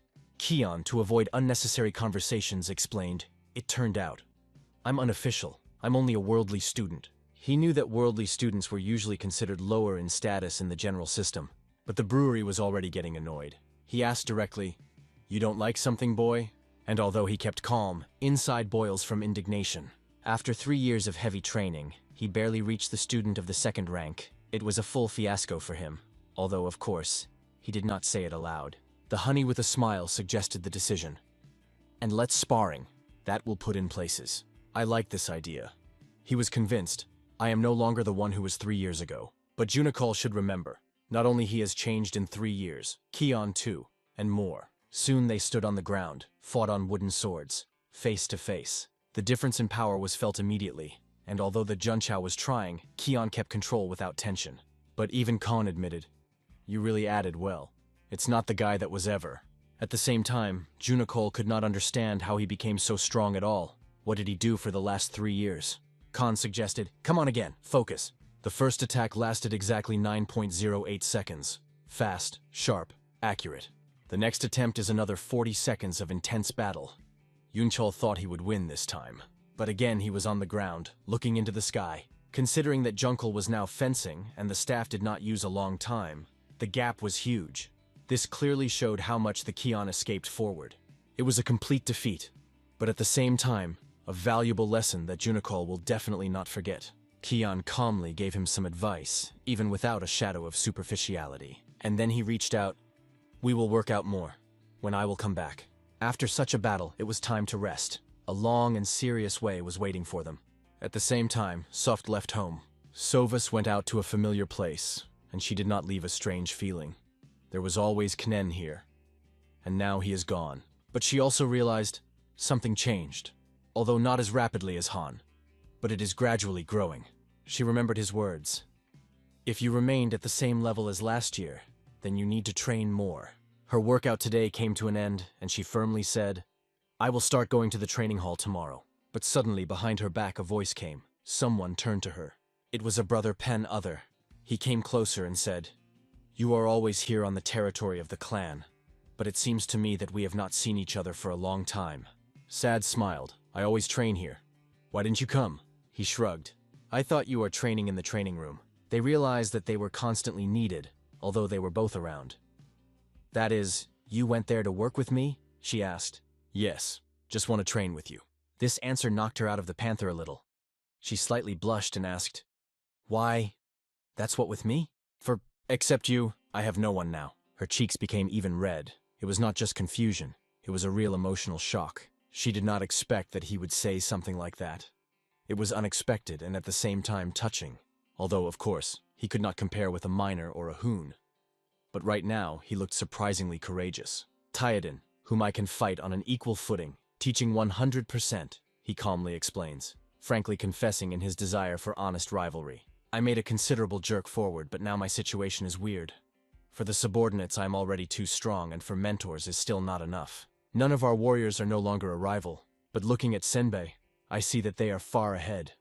How much you didn't think? You alone have similar skills with me. Sokf became unfortunate. She hoped for warmer words. From the realization that only about training, she took her from a quiet but evil disappointment. Her sudden, like a lightning, a blow to the stumble of him suddenly. He did not expect that the girl would react with his fist, not a shy look. Your chats about equality? She made, the harsh boredom. And in her eyes the fire of real combat excitement broke out. You want sparring. You will get immediately. She leaned sharply, not giving him a word, inserting. He just managed to whisper that he was not yet ready to resist. And the enemy, you think, will wait for you to prepare. Cut off the sewing, already moving into a rack, ready to prove its point of view. Meanwhile, in the province of Henan, travelers go to the main avenue of the community of the Stanikov. It is difficult not to exhale the captured wow. After learning about the arrival of the elder, the local students lined up, bowed, and the choir greeted him. For them it was a great honor and a rare event. The elder answered every short nod, noting that all present in accordance with the hierarchy were inferior to him at least one rank. At the sight, they met a whole and a sank. It has passed a lot of time from their last conversation, and respect and views remained unchanged. The elder heard that these two are the highest rank in the community, not taking into account his himself and the supreme head. The curiosity was mutual. The views of the masters immediately fell on the teenager nearby. Isn't the Hakin Vagrun? They asked, carefully evaluating the posture and a calm shine in his eyes. The smile of the elder confirmed their guesses. Yes, it is this guy, the music student from the clan Nagan, for whom Shaolin is already preparing the test. The masters did not hide astonishment, but the elder seemed that this respect was too cool for guests of this level. They justified, they would never despise you. But the old man explained that he was not about him, but about Han.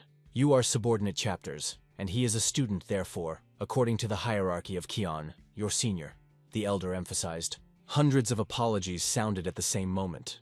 The air was filled with bows and shutter clothing on his knees. The old man only laughed slightly in his beard, as if secretly tasting the situation from which others were red. Thank you that they overcame all the way.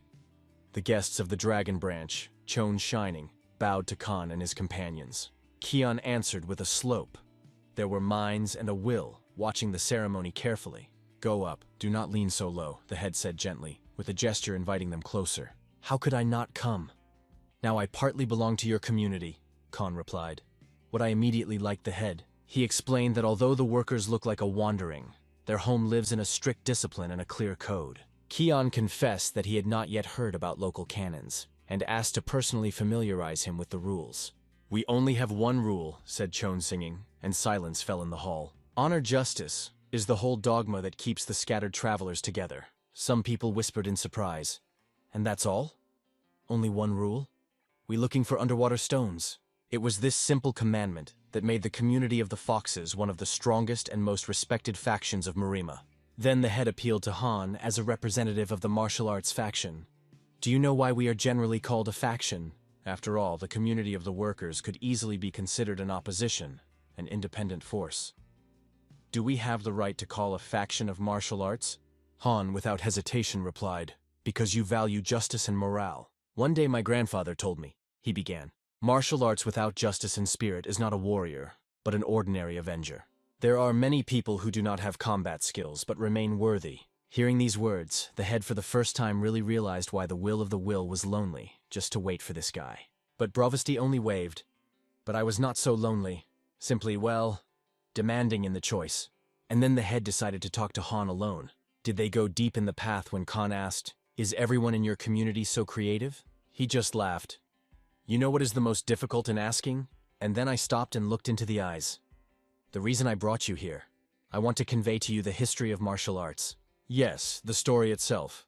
Because not everyone is able to hear it, but even less, to pass on. I will not repeat, so listen carefully. It's not just a story as a testament. And then the head began to tell scripture.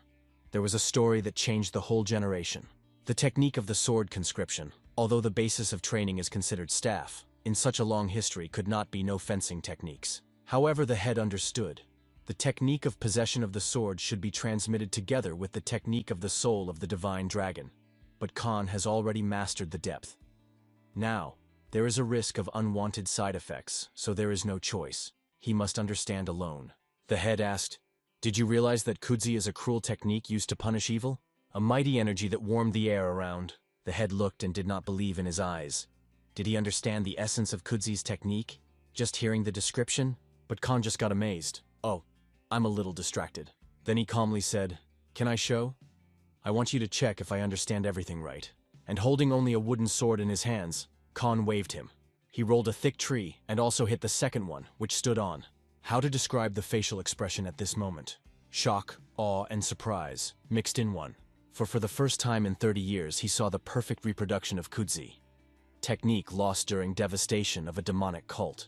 In his eyes, Han was now extremely similar to Muhongvig's elder, a legend whose shadow lived in memory. And of course, Bravasti could not miss this scene. He followed everything from a distance. The scene made him smile widely, though he was worried about the head to intercept the student at the depths of his heart. A few days passed, and they finally arrived. The three stood in front of the Mountain of Sunshan, the middle mountains among the 5 large ones. Due to the fact that the head followed Han all the time, their arrival came out later than planned. Then Chi-Wol explained, "I go right in Shaolin." Kon asked, "What do I do?" The old man was silently pointing to the top that hid behind the clouds. It was the highest point of Mount Sunshan, a place where only the boldest leads. He said, "You have 6 days. Take the things I left on top, and then come to Shaolin. And if you do not cope..." The smile disappeared from his face. "Come to a hard punishment." Hakyeon rushes down the slope of Sunshan, ignoring the master's order of 6 days' journey. He strives to conquer the summit within a day to prove his own strength. In his memory emerges the audacious laughter at the warning of the gray-haired teacher. The master only smiled mysteriously, hinting at the true nature of the 5 great mountains. The majestic peaks hide a trap, difficult even for a talented youth. Reality strikes the breath. Hakyeon freezes confused in the middle of the forest. Before his eyes again the same stone, resembling a bear. An hour passes, and in the boy's gaze appears the first glimmer of anxiety. Heavy steps again lead him to the very same stone boulder. A terrible suspicion is confirmed. He is stuck in an endless circle. The sky is torn by thunder and the mountain summit vanishes without a trace in the fog. A sudden revelation. A familiar suffocating atmosphere, like 2 years ago. This is not just a forest, but a masterfully arranged combat formation. In memories, the wooden staff of the master whistles, who knows no mercy. The senior student desperately defends against strikes, tempering his spirit in a brutal sparring. The exhausted boy begs for a break, barely standing on his feet. The teacher laughs. For the first time in years, the proud student admitted his weakness. The master, enveloped in an aura of wind, enjoys genuine combat experience. His cunning smile reveals satisfaction from the pupil's progress. The old man praises the student, but he worries about the fate of his younger brother. Will Hakyeon be able to escape the trap set by the patriarch himself? Doubts are obvious. Such a trial borders on deadly risk. The master is unwavering. He is ready to renounce the student if he does not find a way out. The path to Shaolin is closed to those who cannot overcome their own limitations. Hakyeon masters panic and calms his breathing, analyzing the situation. A golden determination flashes in his eyes. Time to recall every word of the teacher. The basics of truth are simple. Traps can be human or natural. The mathematics of battle requires control, direction, distance, target. Breaking even one link, he will shatter the illusion to pieces. His gaze scans the space in search of the hidden key to freedom. Hakyeon freezes near a familiar boulder. It is the only clue in this forest. A vigilant look reveals the truth. The stone looks alien. A victorious smile lights up the face. The solution is found. The boulder is buried too shallow. It was placed here deliberately. The young man presses his palms against the rough surface, gathering willpower into a fist. A scream breaks the silence. The body trembles from immense tension. Once physically weak, now he challenges his own limits. Inner energy seeks an outlet, turning muscles into steel. Golden flame envelops the hands. Rage becomes pure power. A burst of strength sweeps away the obstacle. 3 years of training have borne fruit. The illusion melts, revealing under the sun the true path to the peak. The formation seems simple if you find its vulnerable core. Hakyeon admits, the old man knew how to make him think faster. Even the legendary Shaolin guards will not stand before one who sees the essence. A dash, and the boy disappears, leaving only raised dust behind. Hope for a quick triumph adds strength for the final throw. Icy downpour in a familiar glade. No stone, but the trap remains. A terrible suspicion. Ahead lies a whole labyrinth of invisible obstacles. The 6th day of the trial is coming to an end on the majestic slopes. The senior student is worried.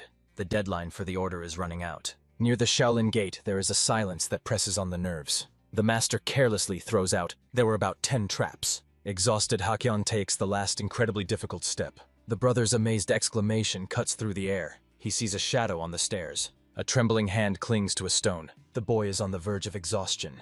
The old man laughs, boasting to the student about the success of his plan. The master opens his arms, preparing to receive the prodigal son. Sudden numbness. The teacher's smile instantly fades. Instead of gratitude, a devastating punch right to the old man's jaw. The bald monk cannot believe his own eyes. The legendary shrine has returned from the peak of Chunggik. A huge golden statue of Buddha thunders down to the ground in front of the stunned monk. While Shaolin thanks for the find, Ha-hyun suspiciously glances at his eccentric teacher. The logical question arises. How did the monastery relic end up on a distant peak at all? 10 years ago, an old rogue stole it just as a joke on a competitor. Now he returns the stolen item with the appearance of a great benefactor, making the students embarrassed. Monk Wonchol, the elder's best student, greets the guests with excessive respect. It turns out that before them is one of the 3 strongest fighters of the new generation. Ha-hyun is puzzled. Why does the usually rude master speak so kindly to a future rival? Wonchol radiates holiness, assuring that their goal is mutual development, not hostility. The old man is ironic, calling the monk the savior of the relic, although he only followed orders. The youth in saffron robes shines with happiness, attributing everything to the higher will of Buddha. The master fumes to himself. It was his personal will, not divine intervention. Shaolin impresses with its scale. It is not just a temple, but a whole city under the protection of faith. Here, martial arts masters and ordinary people live side by side in complete harmony. Ha-hyun instantly draws a parallel with the traveler's community, the only analog in the world. The teacher sends the youth on a break, and he himself sets off to meet the ancient idiot. After 6 days of hellish traps, Ha-hyun can barely stand on his feet. The very word formation causes the boy to twitch nervously and feel uncontrollable fatigue. The elder brother confesses. While the little one wandered the forest, he fought the elder every day. The result is disappointing. No attack penetrated the monk's absolute defense. Defeat for a warrior of such a level is a bitter experience. But the Namgunis do not know the word give up. The brother's eyes flash with excitement. He is ready to attack again, just to touch the opponent at least once. Ha-hyun sees in this stubbornness a common trait of his entire fierce clan. Pride in his own blood fills his heart. True Namgunis never stop. Suddenly, the eccentric old man notices the overly confident gaze of the young man. The upbringing was not in vain, but the old man wants to personally test Ha-hyun's skills. The boy does not avert his eyes, accepting the challenge with a barely noticeable predatory smile. Against the backdrop of the setting sun, the beginning of a new grand duel is being prepared. Ha-hyun refuses the sword. Today his weapon is his own fists. The golden energy of chi flares in the palms, signaling the start of a fierce duel. The ground beneath the feet explodes. The young man rushes forward in a frontal attack. A powerful strike cuts through the air, but the old master melts away like a ghost. Shocked, Ha-hyun cannot believe his eyes. The opponent is elusive. A furious exchange of blows begins, where every move of the elder is a perfect lightning strike. Logic retreats. Ha-hyun surrenders control of his body to pure instinct. The intense pressure continues. The young man squeezes out all his accumulated experience. Circular leg attack fails. The master deliberately pins the boy against the wall. The old man flies up with a sneer, pushing off a stone above the student's head. Instant enlightenment. Ha-hyun notices the only vulnerable second in the enemy's movement. Endless steps of the Namguns. The boy soars into the sky, leaving a bright energy trail. The master's eyes widen in horror. He did not expect such speed in the air. The companion freezes in silent admiration of Ha-hyun's incredible dive. Maximum concentration. The elder brother's technique emerges in the mind. Strike! The fist crashes into the master's block, releasing a wave of destructive power. The fighters land. The old man irritably hisses through his teeth at the lost moment. Ha-hyun unexpectedly interrupts the fight with a traditional bow. The confused master does not understand why the youth stopped at the very peak. Goal achieved. One touch of the legend was enough to win over oneself. The old man grumbles about a foul mood and goes to drown his defeat with sacrificial rice. The majestic sunset over Shaolin witnesses a quiet triumph. While the world watches the greatness of the elders, Ha-hyun makes his move toward enlightenment. Inner peace and a bright aura confirm.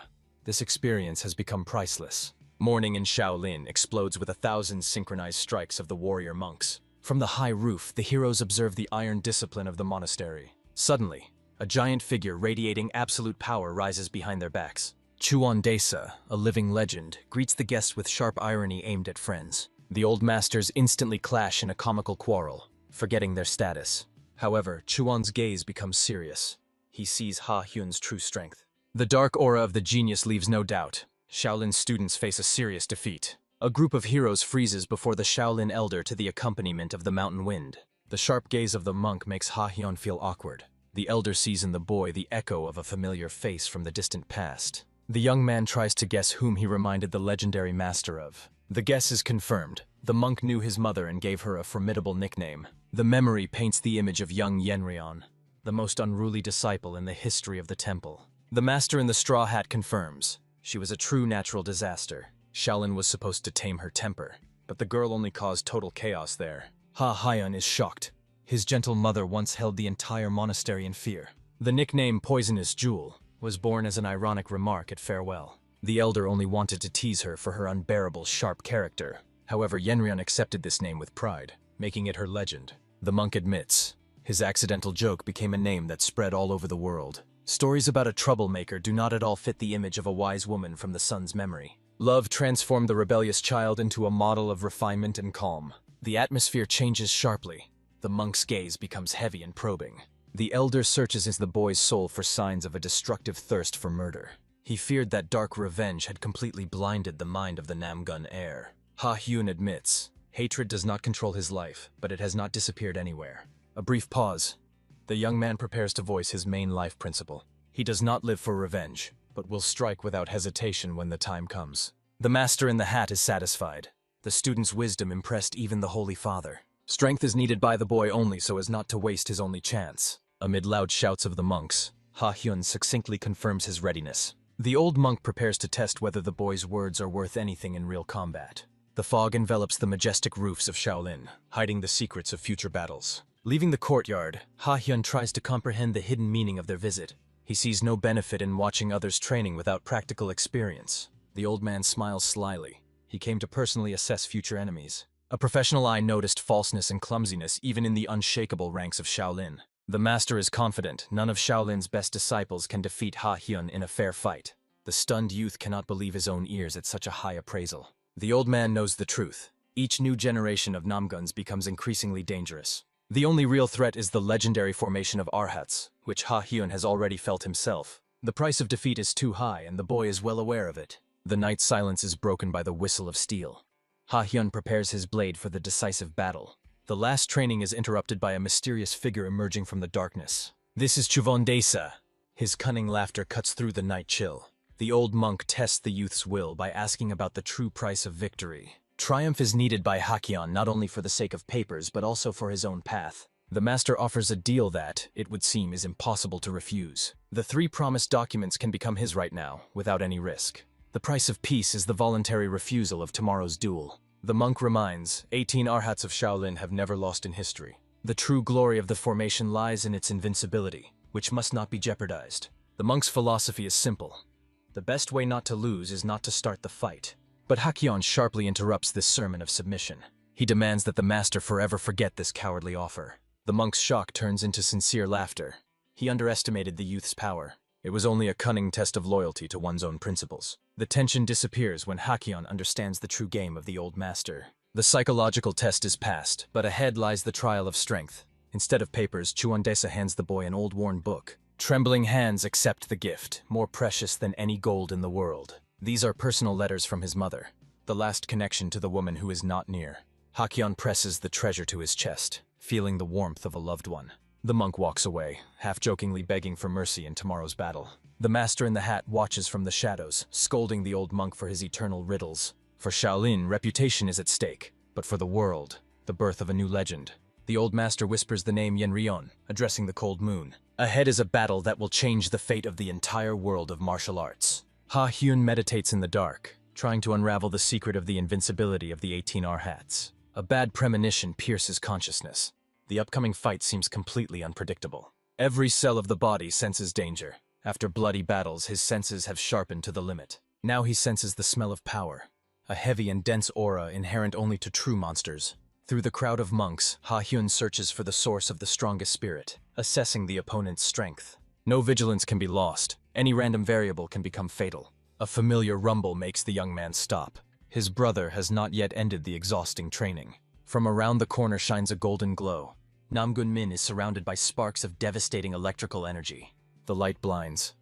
The brothers' power has reached a new, incredible level. Exam morning. Abbot Wonjin greets guests with a calm smile. The slender rows of monks freeze in perfect steel discipline. The white-browed elder is irritated by the protocol.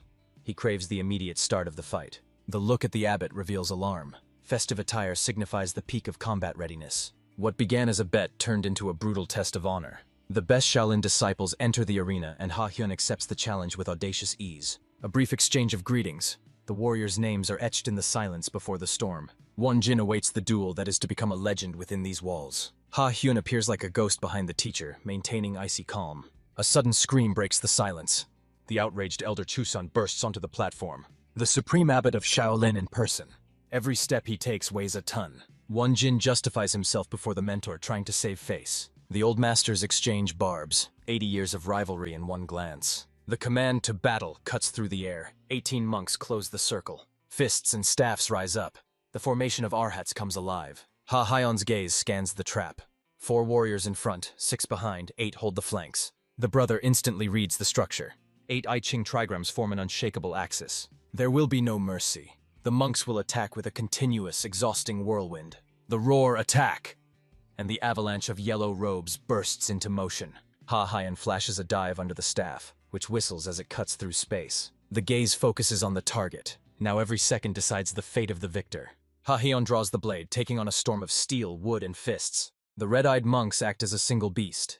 Every failure of Ha Hyun becomes a chance for the next strike. The brothers stand back to back. Above them rises a phantom white snake, a symbol of absolute defense. Shaolin discipline is impeccable. The warriors move in rhythm, not hindering each other. Namgun Min focusedly deflects attacks that become increasingly fierce and complex. The elders enjoy the spectacle, proud of the perfect training of their disciples. In a cloud of dust, Ha Hyun suddenly remembers the last decisive hint from his grandfather. The secret of victory lies in concentrating all energy into a single point. The rhythm falters. One of the monks receives a staff strike to the chest from his own comrade. A momentary confusion in the enemy ranks, the first sign of a crack in the perfect formation. Ha Hyun skillfully deflects the steel, exhausting the opponent and dispersing his attention.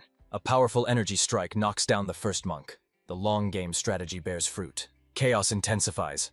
Another monk is hit on the head by his own ally. Blood on the enemy's face makes the abbot nervous. He demands an immediate end. In a battle against the crowd, the one who knows how to wait for the enemy's mistake survives. But for the Namgun brothers, the usual rules of combat no longer exist. Ha Hyun rushes into the epicenter, fully adapting to the battle pattern. Blocking the crossed staffs, he finds that very point, the living vulnerability of the formation. Experience suggests any unbreakable wall has its weakest stone. A hard kick to the face. The weakest link falls, destroying the entire formation. The shout "now" becomes the signal for the brothers' devastating counterattack. Yesterday's secret training left behind only completely cut bundles of straw. The force capable of cutting dozens of bales simultaneously is now directed at living targets. The brothers break through the formation. An explosion of energy scatters the Arhats like dry leaves. The superiors freeze in silent shock. Only the old Chusan calmly admits defeat. Dust settles to the sounds of fallen weapons and the heavy breathing of defeated warriors. Ha Hyun mockingly summarizes. It seems from now on they should be called the 17 Arhats. The crack of wood. A stick flies into the body of a monk whose scream drowns in the noise of battle. Ha Hyun falls from above like a predator. The brothers' belated warning does not save the victim. A powerful kick in the air. The enemy's weapon shatters into pieces. A precise strike with a stick to the face puts a full stop to this attack. The fallen monk freezes in the dust under the stern gazes of the masters. Chivolgolge discontentedly states, the formation balance is finally lost. Desperate calls to restore order are shattered by the icy confidence of the youth. Panic grips the ranks of Shaolin. Their unbreakable pride crumbled before their eyes. The senior disciple rages, trying to hide shame behind shouts at comrades. Ha Hyun's laconic verdict, the fight is over. You have already lost. The last flare of rage. 3 monks launch a hopeless assault. The deadly weapon freezes a millimeter from the target. A higher power intervened. The old master's staff unwaveringly blocks the strike. The trial is officially over. The disciple seeks revenge, refusing to accept the bitter truth of defeat. The stern gaze of Abbot Wonjin cuts off any attempts to object. Harsh ultimatum. Admit weakness or disgrace the secrets of the order before a stranger. The heads of the monks bow. The pride of Shaolin yields before the obvious. Ha Hyun smiles with satisfaction. He almost deciphered the code of the highest technique of the Arhats. Horror in the opponent's eyes. The young man stole their martial art right during the fight. Unanswered question. Who is this monster hidden behind the mask of a polite child? Official recognition of defeat and respectful exchange of bows between yesterday's enemies. The wounded are carried out. Shaolin immerses itself in analyzing its own mistakes. The old master jokes about the new duel, acknowledging the remarkable talent of the guest. Victory was only the beginning. The true titans of the order have not yet entered the arena. Whether it is modesty or a subtle warning, the true power of the monastery remains a mystery. Promise kept. 3 cherished documents pass into the hands of the Namgun heir. A new turn. The abbot prepares a meeting for the young man that will change the vector of his path. The majestic walls of the main temple breathe with the age-old calm under the boundless sky. Ha Hyun bows before the highest authority, preserving the dignity of his clan. The abbot Chusun Sonsa greets the guest with the wise smile of one who sees the truth. The abbot invites the guest to tea, recalling the old Namgun Muryeon. The true purpose of the meeting is the secret request of the young man's grandfather. A painful memory of the deadly elixir Chasodan emerges in the mind. Ha Hyun remembers the price of that power. He almost burned in its flame. Within the walls of Shaolin lives one whose fate is identical to Ha Hyun's fate. Heaven enters the hall, a man radiating calm and hidden strength. The young man instantly feels the colossal energy that cannot be fully concealed. Before him stands a true titan, whose golden aura blinds the inner sight. Heaven, the former legendary Wolryeon, greets the colleague in misfortune. He strives to personally verify the nature of the young heir's power. The warrior's palms come together for a dangerous contact. Electric discharges pierce the air. 2 forces enter into resonance. Hae-won directs his might into the boy's body, observing the reaction. A sudden shock on the master's face. The transferred energy disappears without a trace. The abbot calmly drinks tea, awaiting the verdict of the test. The conclusion is striking. Ha Hyun is a perfect black hole for any external force. The youth demands explanations. What exactly makes his body so special? Hae-won prepares to reveal the truth he has studied for decades. Imagine energy as colorful chaos, red, green, blue. Each elixir has its own shade, which must match the master's aura. Incompatibility of spectra leads to pain, exhaustion, or instant death. Ordinary people are limited to only one color of inner strength. However, Ha Hyun and Hae-won are exceptions that stand outside these rules. Their inner energy has no color. It is completely transparent. This makes them universal vessels, capable of absorbing any power in the world. But there is a difference. Hae-won is only semi-transparent, while Ha Hyun is crystal clear. Inside, the young man burns a perfect sphere, ready to engulf an entire ocean of power. This is the gift of absolute copying and instant mastery of any techniques in the world. Heaven sees in this a meeting determined by the higher will of Buddha. The past of the demon is over. The monk is ready to leave the world of battles forever. Behind Ha Hyun's confident words, he sees the deep, unspeakable sorrow of the old master. This decision is the final act of atonement and the last gift for the new generation. Hae-won declares his will, to transfer all his energy to Ha Hyun to the last drop. The heir of the Namguns is stunned. The legend offers him a gift bordering on a miracle. Once this old man lost all his brothers in the bloody battle at Cheonsa. The tragedy of the past echoes in the young man's heart with a mute shock. Among the mountains of corpses, the young monk vowed to become stronger than death itself. For 20 years he lived like a fierce demon, whose soul was forged in steel and rage. Only in his twilight years did he find true peace within the monastery walls. Ironically, the will of Buddha finally caught up with the one who ignored it all his life. But the fighting spirit demands an heir. Hae-won decides to pass his power to Ha Hyun. The young man hesitates. Why should he, a stranger, receive Shaolin's greatest treasure? The abbot explains. The transfer of energy is a deadly risk, not just a gift. Usually the lion's share of the power dissipates, never finding a new home. Foreign energy is a wildfire that burns the unprepared body from within. Madness and loss of control. This is the price for greedy absorption of another's power. However, the master's intuition did not fail. He felt perfect compatibility during the first contact. Ha Hyun is the only one capable of accepting this ocean of power without losing his mind. This energy is born from pain and fierce desire to protect dear people. The youth clenches his fist. His heart beats in unison with the old warrior's aspiration.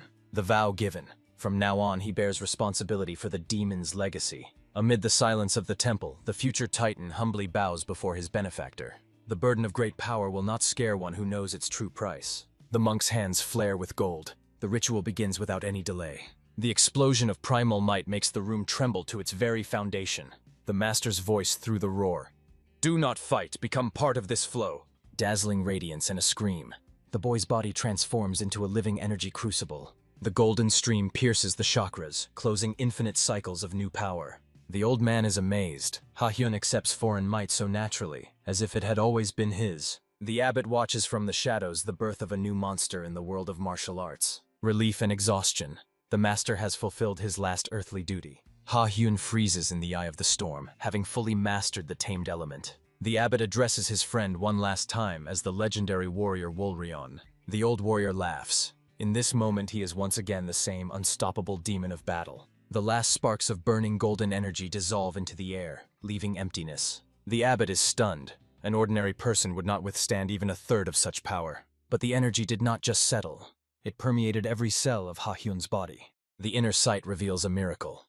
Golden clusters of power are evenly distributed throughout the being. This is unprecedented potential. The boy is capable of absorbing power without any limits. The old monk only smiles gently, entrusting fate to a higher will. Tears of relief flow down the cheeks. His earthly duty and the burden of power are finally passed on.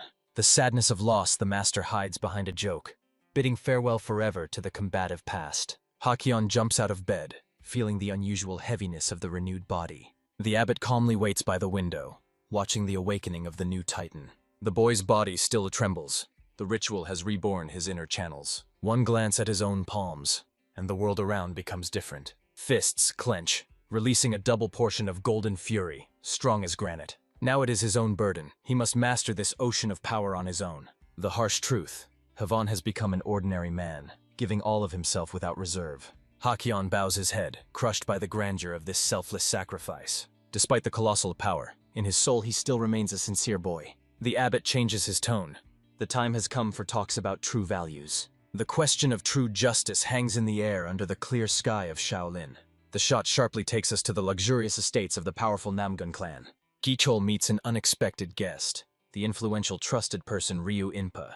Old acquaintances exchange pleasantries, recalling times that flew by in a flash. Light flirting and compliments hide the true purpose of the visit. The cold Namgun warriors are rarely eloquent, which only amuses the guest. Ryu Inpa gets down to business. She brought news from the very Iron Fist. Matchmaking? Gichol is sure it is about the pride of the clan, Mina. However, the matchmaker smiles mysteriously. The rules of the game have suddenly changed. The choice of the clan head shocks. The groom is not at all who everyone expected. The name of the chosen one sounds like thunder in a clear sky. Namgun Ha-hyun. Gichol freezes in silent shock. The loser Ha-hyun has become the center of a great game. Ha-hyun is puzzled. The word justice in the master's mouth sounds like a trap. The young man feels. The old sage is not asking for a dictionary definition. He is seeking the essence. The abbot smiles. In the simplest sense, justice is absolute honesty. The elder's gaze becomes heavy. It's time to move from theory to dangerous practice. A direct strike to the core. Can the cult of the devil be called just? Ha-hyun is convinced. It is pure evil, but the master demands deeper reflection. For the boy, this is an axiom, yet the old man forces him to seek the root of this hatred. Bloody images of mad killers who bring only death appear before his eyes. An unexpected question presses. Do we have the right to such an unequivocal verdict? Ha-hyun freezes in shock. This doubt seems to him the edge of madness. The elder reassures, this is only a test for the mind, not an insult to the clan's principles. He recalls the fiery mother of the boy, who would have already rushed into battle for such words. The next trial? Are the warriors of Safa truly evil? Ha-hyun is unwavering. Those who bring chaos do not deserve justification. Their path is the destruction of peace and endless suffering of innocent people. The elder closes his eyes.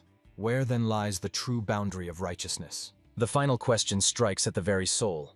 Who truly defines the rules of morality? The young man hesitates.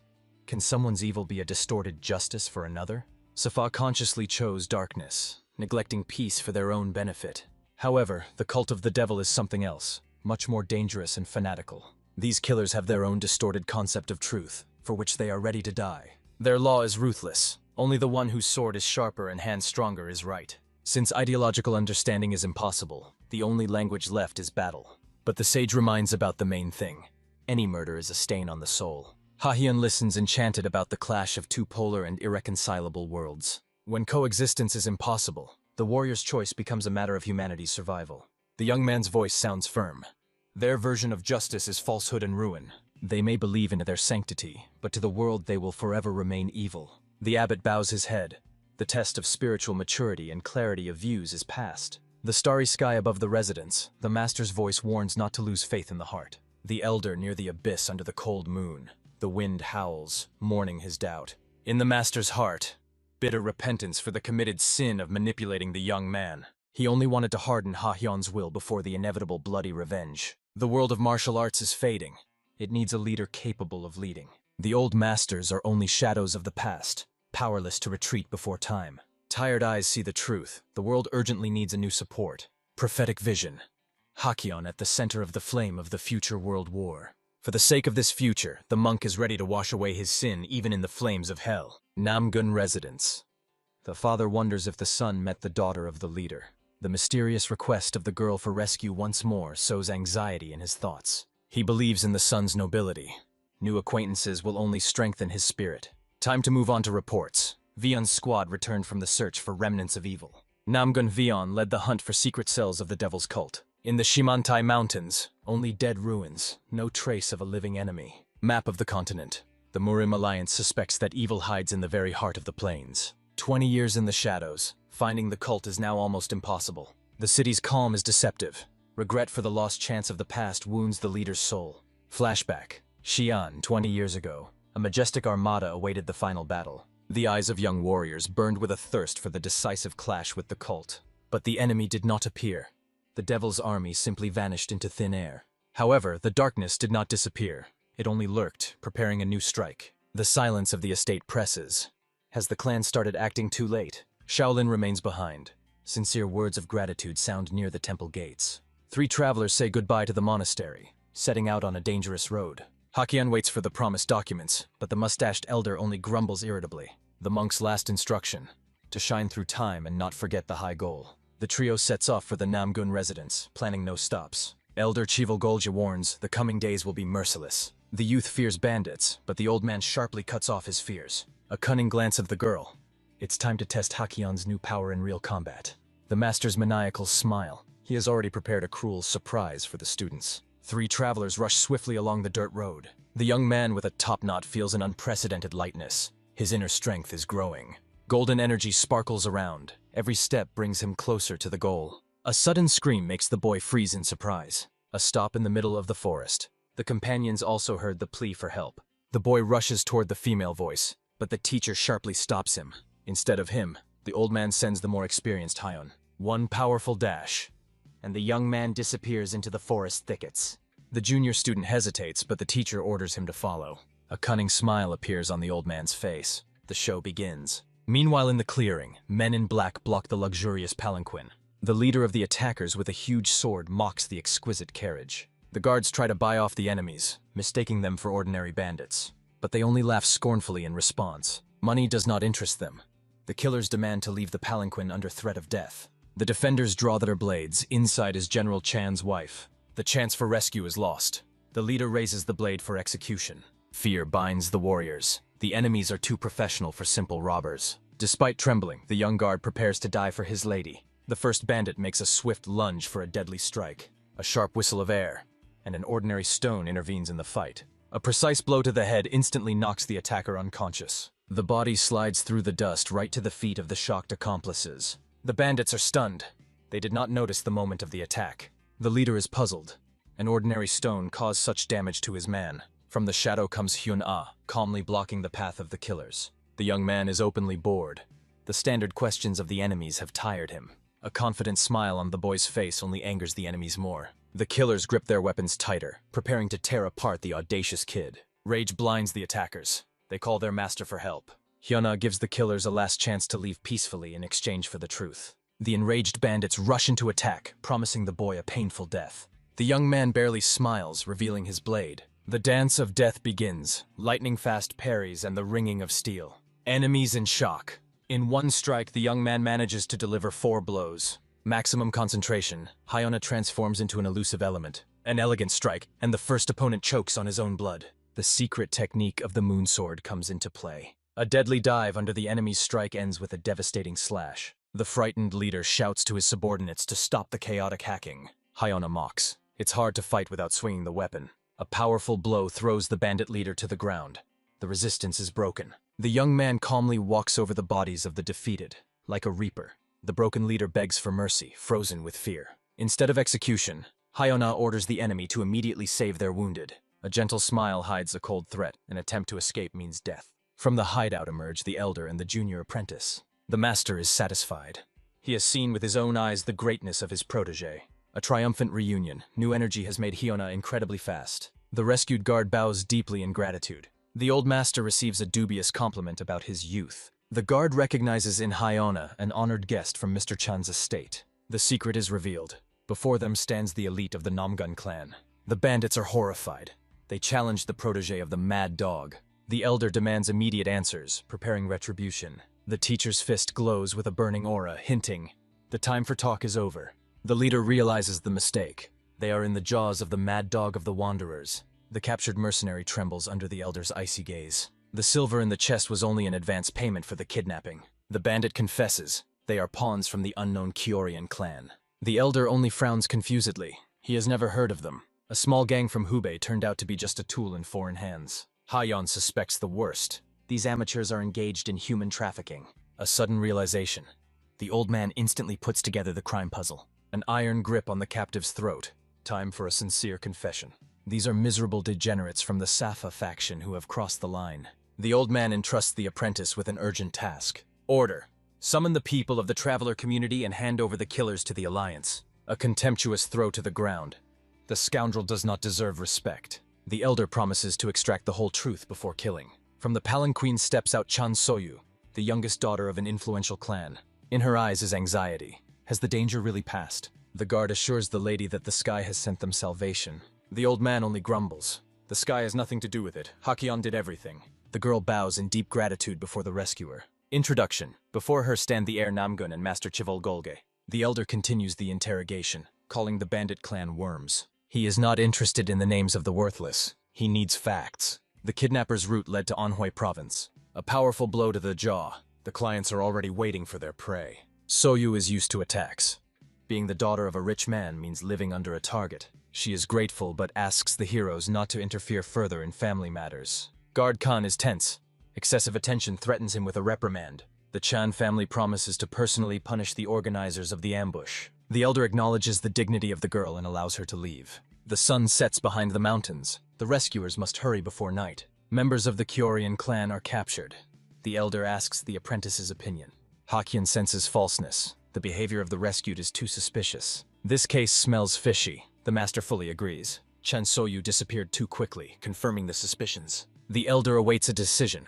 What will the young master do? Hakyon chooses duty over home. He must learn the truth. The teacher's sly smile indicates full approval. The time has come for a lesson in tactics and strategic tricks. A sharp mind requires practical cunning. Hakyon becomes a disciple, but the old man says, next time you will act alone. Rule 1. Any plan begins with gathering information. There is time. The meeting with the clients is scheduled for the day after tomorrow. The target is set. The squad heads to the enemy's lair in Yanyan. The young man hesitates. Is the master going to arrange a bloodbath? The old man's bloodthirsty grin reveals the essence of the plan. The goal is not death, but absolute control over the clan for leverage. Frightened Unhu begs for mercy, promising complete obedience. No mercy for the scoundrels who suck the blood of the weak. In the enemy's lair, there are only 18 fighters, including the leader. Hakyon studies the leader's past, searching for his weak spots. Rumors say that the clan head is a loser exile from a great school. A classic story, a mediocrity who became a bandit due to ambitions. The trio arrives at the pompous clan residence. Hakyon orders the prisoner to go first. It's time to pay a visit. The young man's attentive gaze notices a glaring detail of the surroundings. The luxurious sign costs a fortune. Too much for a gang. Anger boils. This gilding is earned on the tears of innocent people. Steel whistles out of the sheath. Diplomacy is over. One devastating strike cuts through the air. Massive gates shatter into pieces under the pressure of force. Hakyon enters through dust and debris, terrifying the inhabitants. Inside the residence, panic. The bandits did not expect such audacity. An armed crowd rages, trying to understand who broke into them. A cold young man leads a trembling prisoner behind him. With a predatory smile, Hakyon prepares for battle. Today will be a long day. Hakyon avoids the attack. The bandits panic trying to stop him. The enemy is stunned. The boy's inner power goes beyond reason. The mercenary crowd rushes into a suicidal attack on the leader's order. A familiar premonition grips the youth. Time around slows down. Hakyon dives under the swords, recalling his hardest fight. Now he sees every breath and every micro-movement of the opponents. Golden glow in the eyes. Professional killers have become motionless targets. The clang of steel. Hakyon's body responds only to true thirst for killing. A light jump, and 3 enemies cut the emptiness beneath their feet. A powerful swing against the backdrop of a crimson sky. Enemies see a demon in it. A devastating landing breaks the formation. The clearing is washed with blood. The leader in a kimono gloomily watches the defeat of his people. Dripping with sweat, the killer tries to learn the name of the victor. Hakyeon points the blade at the enemy. Time to reveal intentions. The old man senses pure strength of great masters in the boy. The youth wants to understand. How could a clan apprentice become an ordinary bandit? The leader grips the weapon tighter, promising a bloody confession. A fierce attack. The old man is about to end the conversation in hell. Hakyeon easily dodges the strike.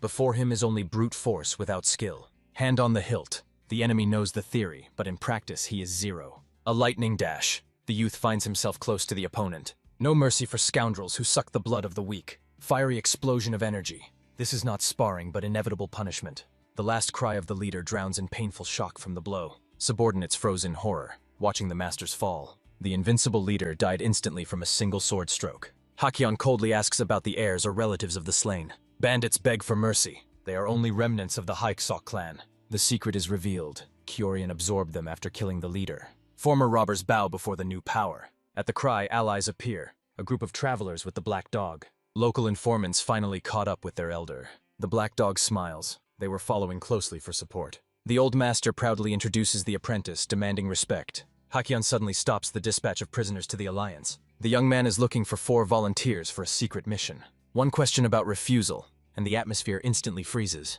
The boy's deadly aura leaves no choice. Refusal means death. The horror before the young man is stronger than the fear of the law. Former bandits swear allegiance to the new master. The squad sets off in full strength to the residence in Yanyang. The city greets the heroes with the groans of exhausted companions. Hakyeon is lively while his assistants lie powerless. The bandits are sure. Their new leader is a tireless monster. The apprentice is met by a girl worried about the young master's condition.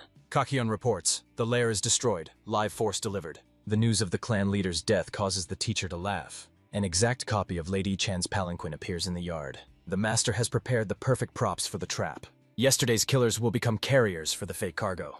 The plan, to lure the client by delivering the prey to Buyan Haion. The young man watches his mentor's approach with fascination. But for success, the main thing is missing. The bait inside. The role of the victim must be played by someone capable of a devastating strike. A delicate figure is needed so the shadow resembles a female. Who is this ideal candidate for transformation? A terrible guess. Hakyeon understands whom the master is pointing to. First acquaintance with the carriage causes disgust from the stench. For the masquerade, craftswomen arrive from Kiru. The elder does not tolerate chatter. It's time to prepare the beauty. The women are delighted. Hakyeon's white skin makes him the perfect lady. The master reminds, the task must be brought to a perfect finish. The young man's world collapses as they begin to dress him. Hakyeon ends up at the Halmun Inn, a refuge for outcasts. Here reign the Kisin and maids who know all the Murim gossip. The beautiful craftswoman is shocked by the idea of dressing the boy. But the young man's lovely face inspires her to create a masterpiece. The elder urges the woman while she takes measurements from the boy. The old man notices Namgun Min's paternal gaze. He worries about the student, considering the masquerade a cruel test. The elder only mocks. A couple of dresses is the least of the troubles. The master is amazed. The reserved boy began to show emotions. Once Namgun Min was just a soulless killing machine. His world was limited only to the sword, without any compassion. Now he understands. The true power of Hakyeon is in his soul. A sudden exclamation announces the finale. The masquerade is ready. Experienced warriors froze. Before them stood an incredible beauty. Anhui Province. Mercenaries deliver the loot into the forest. Bandits on edge. The deal's finale is near. The palanquin freezes in anticipation of the mysterious client. The sensitive hearing of the leader catches the approach of a stranger. Hakyeon on alert. The master technician Shinbop rushes to them. The leader gives the order. After delivering the cargo, disappear immediately. A man in luxurious clothing emerges from the darkness. The stranger in a floral kimono radiates a threat. The mercenaries demand the promised gold for the girl's head. The man ignores the robbers, not taking his eyes off the palanquin. A lightning-fast dash, and the client is already standing by the door. His voice trembles. He promises freedom to the captive. The stranger asks the girl to come out, sympathizing with her. Sudden horror freezes the man. He fears for Soyu's condition. He leans inside, suspecting the effect of drugs. An angry shout at the bandits is cut off. A man's hand appears. Horror and misunderstanding. In the palanquin instead of the beloved. A stranger. Blind rage, the client draws a sword for a strike. Hakyeon flies out of the trap, knocking down the enemy with a counterattack. The young man remains calm. This man knows too much about Soyu. Hakyeon's playful gesture finally throws the enemy off balance. The man chokes with anger. He was brazenly deceived. A desperate cry. Where is the real Soyu? She is safe. The enemy barely recovers when he feels a new wave of threat. A devastating blow to the chest. Lotus energy tears through the defense. The man realizes he has challenged a genius of martial arts. Hakyeon does not stop. The masquerade will be a lesson for the enemy. The young man blocks the blade with bare hands, creating a wave of energy. Lightning-fast dodge and a new cry of pain. The enemy's defense is broken. A blow to the solar plexus knocks the last spirit out of the man. A cloud of dust swallows the body while Hakyeon freezes in stance. Triumph, the secret 100-step fist worked flawlessly. The monk's instructions were confirmed. The path begins with a single step. Hakyeon knows true power is the result of hellish labor. It's too early to celebrate. Time to bring the client to consciousness. Namgun-min recognizes the fallen man as the son of a wealthy family. The secret is revealed. Before them is Yu Chongyop, the heir of the clan. The puzzle comes together. This story has a completely different subtext. Shocking truth. This is not a kidnapping, but an attempt by lovers to escape. Jang Soyu was escaping an unwanted marriage through a fake attack. The elder suggests retreating, but the decision is up to the apprentice. Hakyeon wants to bring the matter to a just end. For the sake of the apprentice, the master is ready to get involved in a family drama. Yu Jonyop finally opens his eyes. Time for an honest conversation. Light breaks through the darkness along with an uncertain call. Before the eyes, the legendary elder Shivol Golge and his silent companion. Yu Jonyop springs to his feet, trying to escape the terrible reality. Cold sweat and numbness. Could it really be the very same master before him? The elder did not come for tea. He is interested in the client of the audacious kidnapping. Pleading on knees does not work. The tale about the mistress did not move the old master. The elder's rage explodes. Involving Safa mercenaries is the height of madness. A bitter confession of a mortal sin. Despair left him no other choice. The question about the lady winner only provokes the elder's mocking laughter, the emotionless gaze of the same beauty. The masks are off. This is Hakyeon, the heir of Namgun and the disciple of the great master. A harsh reproach. Selfish love almost cost the lives of the honest guards. Tears of despair. The verdict is final. The road to the Murim alliance already awaits. A desperate scream breaks the silence.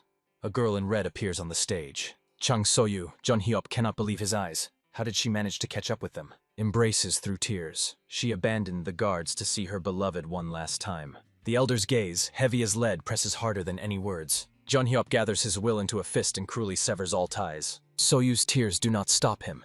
He no longer wants to be a burden to her life. A decisive break. Yu is ready for the trial, ignoring the girl's pleas. The last farewell in the back. Looking her in the eyes is beyond his strength. The elder's mocking smile. This cheap drama has finally come to an end. A cruel parting advice. To return home and forget about the dead man. Figures disappear into the twilight, leaving Soju broken on the cold ground. The night city and a palanquin filled with quiet sobs. Return to the golden cage. The Gimva merchant clan. Only despair in the eyes. The future husband, Gil Chinok, evokes only disgust in her. The Gimva clan, an empire of greed built on dirty deals with Safa. Gil Chinok, the embodiment of all the vices of his kind in one glance. A mysterious figure blocks the way. The guards realize. Bandits would have been a better option. The palanquin stops it abruptly. Soju inside is gripped by icy horror. Swords drawn, but the masked killer is unshakable. His names do not interest them. The blade glistens in the darkness. The target is one, the youngest daughter of the Chan family. The night sky shudders from the fury of the head of the Chan clan. Chan Noya is frantic. Servants babble about a kidnapping without any clear explanations. The guards justify themselves. They were simply following the lady's orders in Buyanhyun. Everything happened instantly. A masked person appeared out of nowhere on the return path. A sudden interruption. A servant bursts into the room with a panicked scream. A bundle trembles in the hands. A direct message from the kidnapper. The ultimatum is clear. 50 sacks of gold by tomorrow or Soju's life will end. The letter crunches in the hands of the angry father. This is blatant audacity. Time works against them. Gathering such a mountain of gold in a day is an almost impossible task. An order across the entire market. Scrape together every coin. The last chance. Financial aid from the Allies. A night gallop to the Gimwa estate. Chan Noya is forced to ask for support. Meeting with poisonous friendliness. The clan leader is already waiting at the gates. Gil Chinok meets his father-in-law with a sly smile and a self-satisfied look. The last hope for the groom's connections breaks against the wall of cold indifference. Sarcastic sympathy. Gil Chinok enjoys the helplessness of the elderly man. Predatory smile. He blames Soya herself for creating unnecessary problems for the clan. A stab in the back. Instead of help, Chinok demands to immediately break off the engagement. Chang Noya cannot believe his ears. He did not expect such a vile betrayal even from Himva. Boundless cynicism. The girl, having been in the hands of kidnappers, lost her value for him. Icy gaze and final no. For him, she is already dead or disgraced. Cold wind over the night estate emphasizes absolute hopelessness, loneliness, and despair. One night destroyed everything the clan leader had built for years. Bitter image of the daughter before his eyes. The father realizes this is his punishment for the forced marriage. A joyful exclamation of the servant cuts through the silence. Those ready to challenge the kidnappers have been found. Accident or fate? Unknown masters are already ready to set out on the search. The heroes heard about the trouble at the market and volunteered to save the girl themselves. A name that makes the heart beat faster. A majestic family that knows no defeat. Before Chang Noya stand the masters of the Namgun clan. The real game begins. The residents of the Chang family under the gloomy night sky. The calm before the storm. Divine sword of the blue dragon. Namgun Min introduces himself with the dignity of a legend. The last hope. Old Chang Noya is beside himself with joy upon seeing the master. The father's relief and the hero's cunning smiles. The great game begins. Without words. The plan is already in action, and everyone knows their role. Morning, the courtyard is filled with warriors ready for anything. The magic of the title. Every word of Namgun Min is caught by the crowd with open mouths. Master's order. Stay as far away from the gates as possible to avoid startling the beast. Boldness in the ranks. One of the warriors decides to test the patience of the heroes. Disdainful gesture towards Hakyeon. Could a child really be better than the veterans? A brief exchange of glances. Permission to demonstrate strength granted. A lightning-fast attack. Steel freezes a millimeter from the insolent's face. Shock and numbness. The crowd didn't even have time to blink. Cold sweat and paralysis. Death just breathed in the warrior's face. Pride broken. Instead of threats, trembling pleas for forgiveness. Hakyeon's friendly smile. Speed is the best argument in a dispute. Doubts vanished. The crowd respectfully parts before the pair of heroes. Min's complaints about the harshness of the methods. But he himself sought tricks. A serious look into the past. It all started with the teacher's crazy idea. The Chivol Golge plan is simple and audacious. We will kidnap the girl ourselves. The master in the mask easily takes Soju, unfolding his own chess game. Observation of Chinook. The merchant left empty-handed.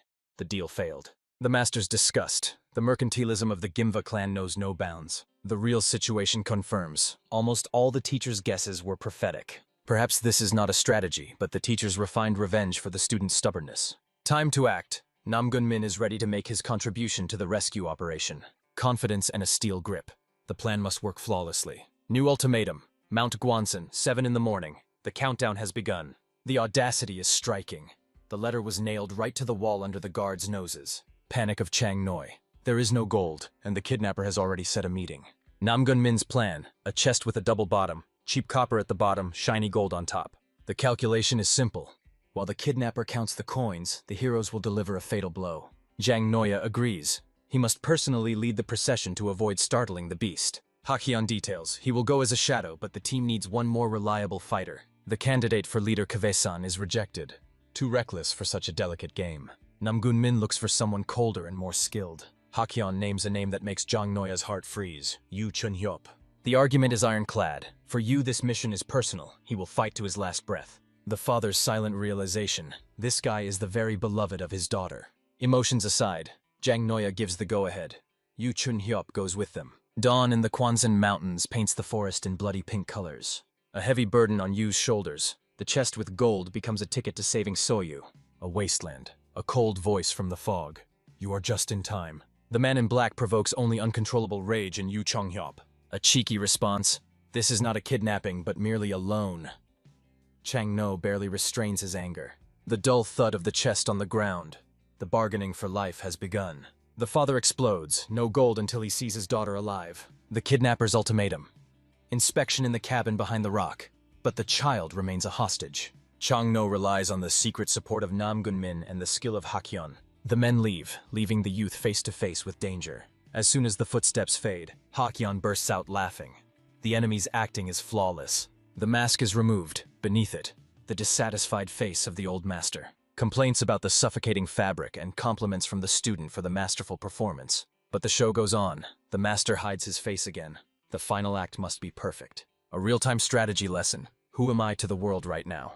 The plan unfolds. Righteous warriors must epically defeat the villain in front of the family. The spectators return.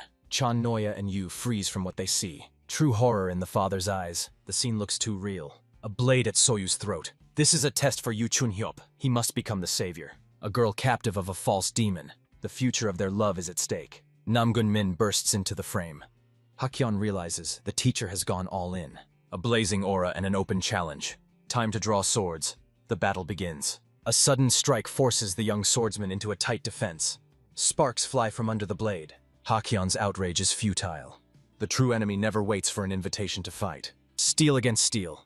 The wasteland trembles from the continuous ringing and flashes of metal. Through sweat, Hakyeon sees excitement in the teacher's eyes.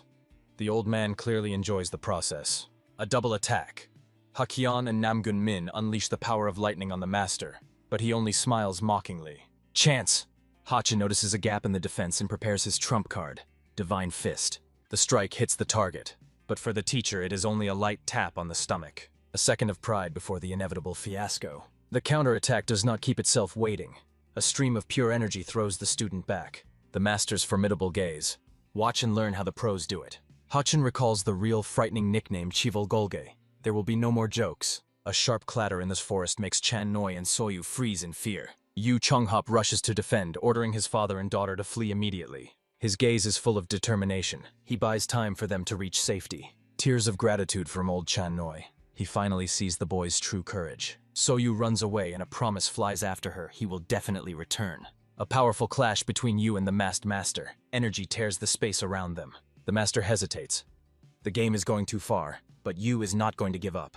The master's memories of past sins and a chance for redemption in the Murim alliance. For the first time in many years, he fights honestly, feeling the hot blood pulsing in his veins. Chonyop notices changes. The former villain has taken the path of righteousness. A calm response through the mask. From now on, this is his only path. A lunge forward. Welcome to a world where honest steel decides everything. Return to the reality of training.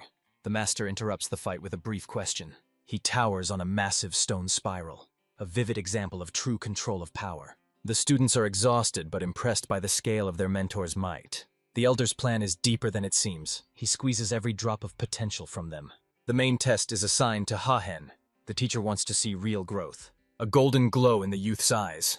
Time to show what he is truly capable of. A swift air attack. The Namgun Min sword crashes down on the teacher with incredible fury. The master stops the devastating blow with bare hands, releasing a wave of pure energy. Ha-hen is stunned. The mentor does not hold back even against his own, demonstrating an absolute level. The sword's hilt sparkles with lightning. The technique is still raw, but there will be no other chance. The 8th position and the 13 lightning strikes. Ha-hen goes all in, slicing the air with electricity. Even the old master exclaims in surprise, not expecting such power from the student. Namgun Min supports the attack with a massive azure explosion, destroying everything in his path. Instead of fear, a spirited laugh.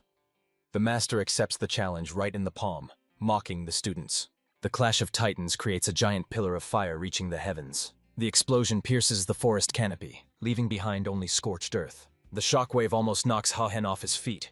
He holds the defense with his last strength. The smoke disperses, revealing the exhausted Namgun Min choking on a cough. The strongest technique drained all strength. The warrior collapses under the anxious cries of friends. A harsh reprimand from the teacher. Using unfinished techniques is suicide. The teacher cuts off Mina's childish excuses with a cold order to be silent. A sudden change in atmosphere. The heroes feel that they are no longer alone here. Channoya and Soyu freeze in the middle of the ashes, not believing their eyes. Panic grips the old man. He is convinced that their secret conspiracy has been exposed. The scene of total destruction leaves Channoya speechless. The father's greatest fear has come true. The invincible divine sword seems to be defeated.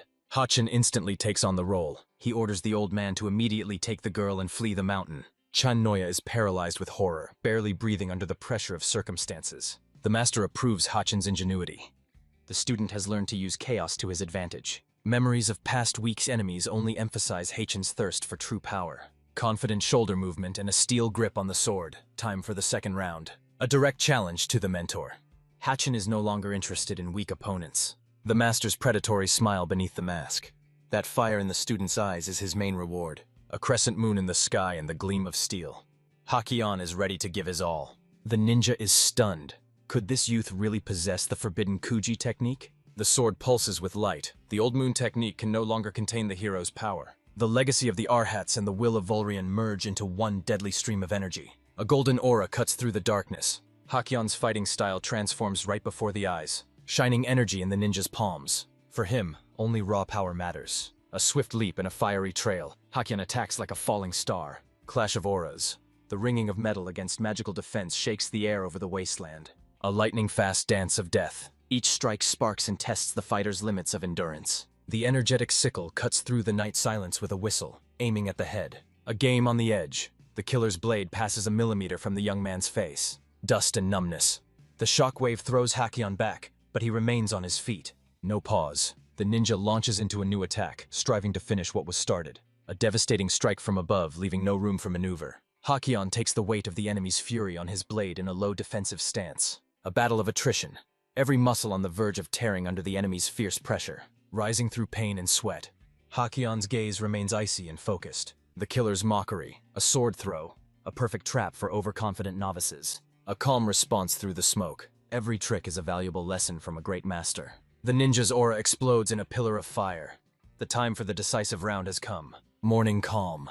The monk sighs with relief. All heroes have returned intact. Enemies defeated. Min is confident. After such a defeat, they will no longer appear. Rumors spread instantly. All of Murim now knows about the feat of the Namgun masters. Peaceful sky over the estate. Birdsong replaces the clanging of swords. Happy ending. The father gave his blessing, and the lovers are preparing for the wedding. Sue's smile and a promise of eternal gratitude. The golden cage dissolved. Deep reflections. The mission taught Hakion tactics and the art of information warfare. The main wisdom of the mentor. In martial arts, the mind weighs more than muscles. Tenderness in the glances. True happiness, for which it was worth going through hell. A gaze into the distance. The young man wonders, what is true love that leads to the altar? The period is set. The exhausting incident on Mount Guanzan has finally become history. The white-haired elder greets the travelers. All matters are completed perfectly. Valuable gifts attract attention. What treasures did the heroes bring? 2 legendary blades from the grateful Chan Noi. The red and blue dragons. Exquisite sheaths and flawless steel. This weapon is made for great achievements. Emotional outburst. The elder rushes to Min begging for mentorship. Strange proposal. A former opponent now dreams of becoming Hakion's personal servant. Awkward smile and agreement. The traveling company gains another eccentric. Min's skepticism is obvious. This new companion will bring a lot of trouble. The road home is exhausting. The newly made servant barely stands on his feet from fatigue. The pace slows. Hakion offers a rest, seeing his companion's shortness of breath. 4 days of continuous running. The youth sincerely wonders at the weakness of the older comrades. The final burst through strength. The native home is already on the horizon. The grand gates of the Namgun clan. A place of power and ancient traditions. Hakion's joyful shout breaks the silence. The return home has happened. The faithful servant is overwhelmed with happiness upon recognizing the young masters. Wide open doors and sincere greetings. But the appearance of the strange Unku raises many questions. Explanations will come later. Right now, the mind is filled only with thoughts of meeting the grandfather. Hakion hurries to the main chambers, searching for the head of the family. The venerable Namgun Murion is already waiting with a warm smile and praise for the successful mission. A respectful bow and an official report.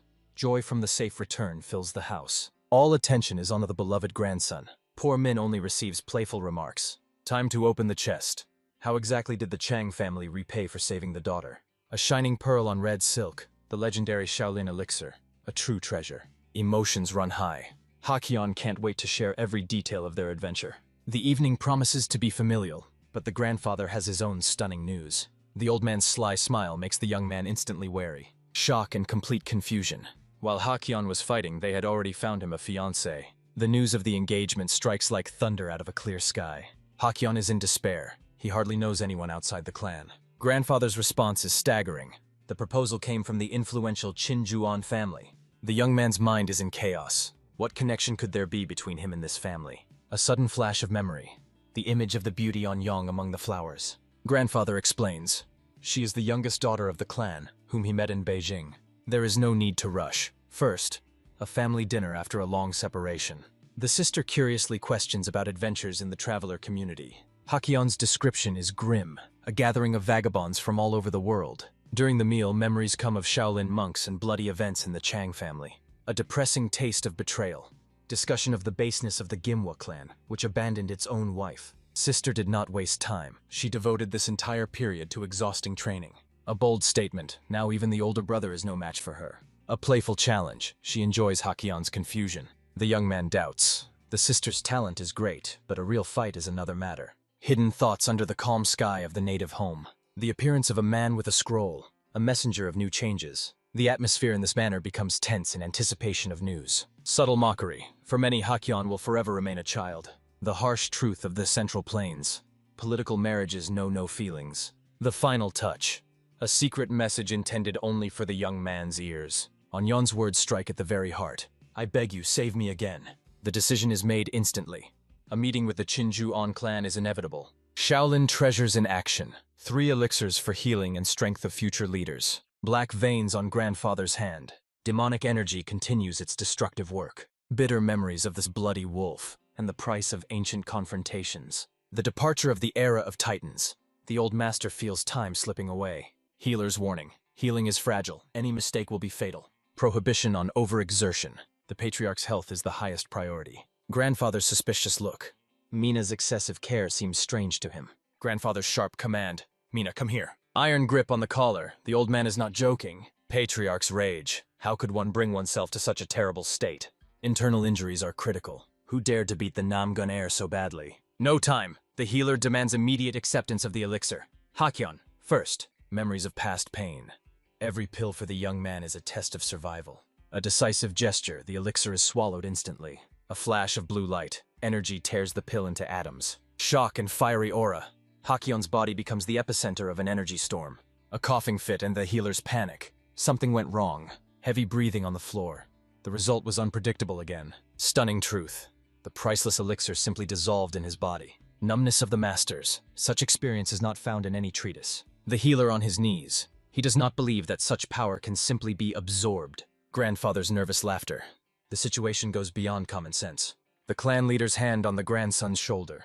Time to look inside this monster. Vision of fire. Inside Hakyeon pulse glowing energy cores. Horror and delight. What kind of mad power is ripening in this young man? The legacy of Volrian in action. Ancient energy consumes everything to grow further. The body is only a vessel for the great flame. Hakyeon begins to understand his essence. The elixir became fuel for the inner beast that has not yet awakened. The healer's jokes through clenched teeth. The boy now has more problems than hair on his head. The only way is endless training. Chaos must be tamed. A familiar figure crosses the road. Someone was eagerly waiting for the hero's return. A warm greeting to an old acquaintance. A bold smile and the anticipation of battle. The time has come for a real sparring. The challenge is accepted. Sword in hand, excitement in the eyes. The fight will be glorious. The courtyard of the residence. 2 young men prepare for a conversation that smells of tempered steel. Penhyeon's bold smile. Can the younger catch up with him in skill? Hakyeon does not remain in debt. He also strives to see the fruits of his friend's training. Both admit, the time of separation was spent in endless honing of deadly skills. Complaints about Nunu.